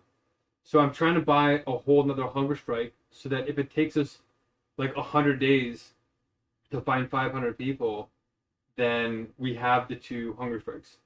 So I can go hungry for until I start puking, which might be somewhere around 40 days, or who knows, 50 days. Maybe it'll be 70 days. But I'm going to go as long as I feel like I need to. And then I'm going to stop it voluntarily and say, okay, we got all the blessings from August 7th. I'm going to recover for 2-3 weeks, whatever. And then we're going to start the next hunger strike with the serious 500 person blessings. And then we're going to hopefully have a runway. We're going to figure out how to get that working. And then if we can stay ahead of the game, right? If we can stay ahead of the game, then if a catastrophe happens, like my sister gives up on me, or one of our donors gives up on me, or the golden thread gives up, we have a little bit of buffer to rebuild. That's what I'm trying to build right now. Is we're trying to build a little bit of a buffer, because the numbers are starting to get very high, that if we lose momentum, I'm going to die.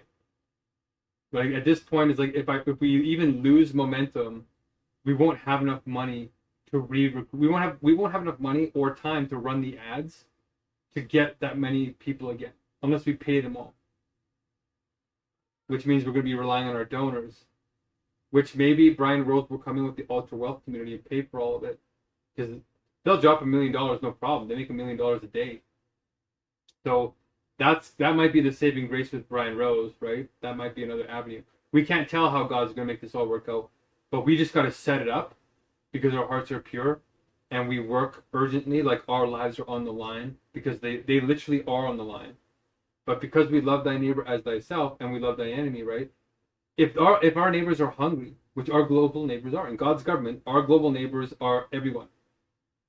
And there's 730 million neighbors that are going to bed hungry tonight. Tonight. So if that was us, if we loved our neighbors like ourselves, we would go hungry with them. And we would feel the urgency. Right? That's what love really is. That's what Jesus was saying, was not lukewarm spirit. That was picking up your cross as if you were the one dying. And you don't fool around when you're in pain. You don't, well, I'll do it next week. No, if you're in pain, it needs to be done now.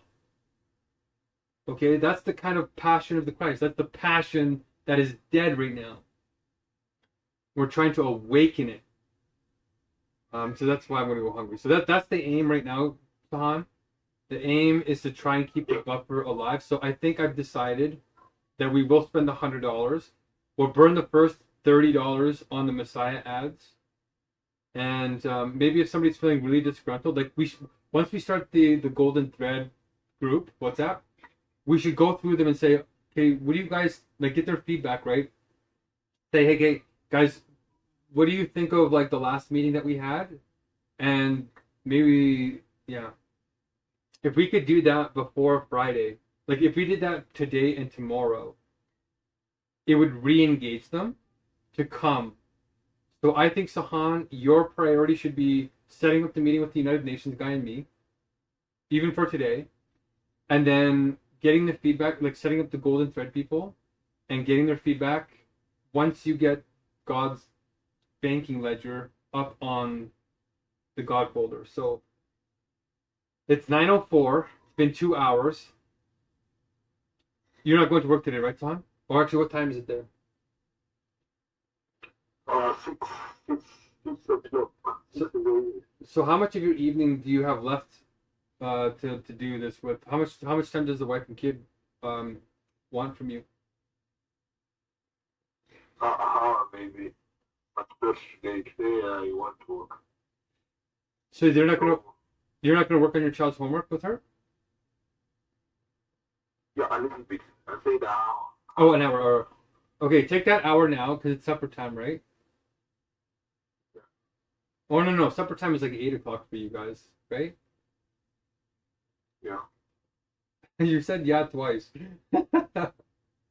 Is it 6 o'clock or 8 o'clock? For me, I eat anytime.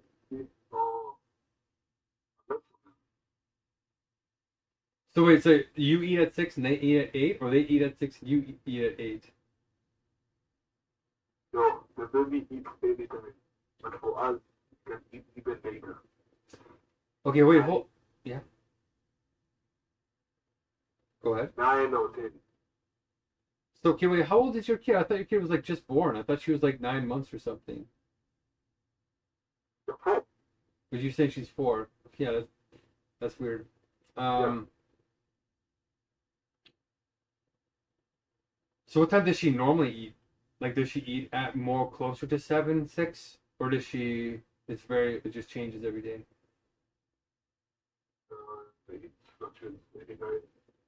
Really? Like, so anytime between 6? Like, in North America, they kind of habituate children into eating at specific times. So they get them used to eating at 6 o'clock or at 8 o'clock. Because it actually improves the digestive. If the digestive system knows when the meal is coming, it actually starts to prepare for digestion, and it actually improves bioavailability. So if your child gets used to eating at the same time, it starts to prepare them. It starts to between 6 and 8. Yeah, between 6 and 8. I don't know why, but my sister is like really regimented. Like she does it like exactly 5:20 every day or something. But that might be harder for you guys. I don't know. I should look up this. I remember looking at the science on it, but okay. So you can't really predict which hour you're going to be available, right? So between 6 and 8 is 2 hours. And then once you're done with those 2 hours, you jump back on here and we would continue working for like an hour or 2 or 3, whatever you have energy for. Yeah. Okay. Okay, so it's 6 o'clock there now, right? Is she hungry? No. She's playing. Actually, you see, from now up to date, do a little bit of other stuff, and then doing it.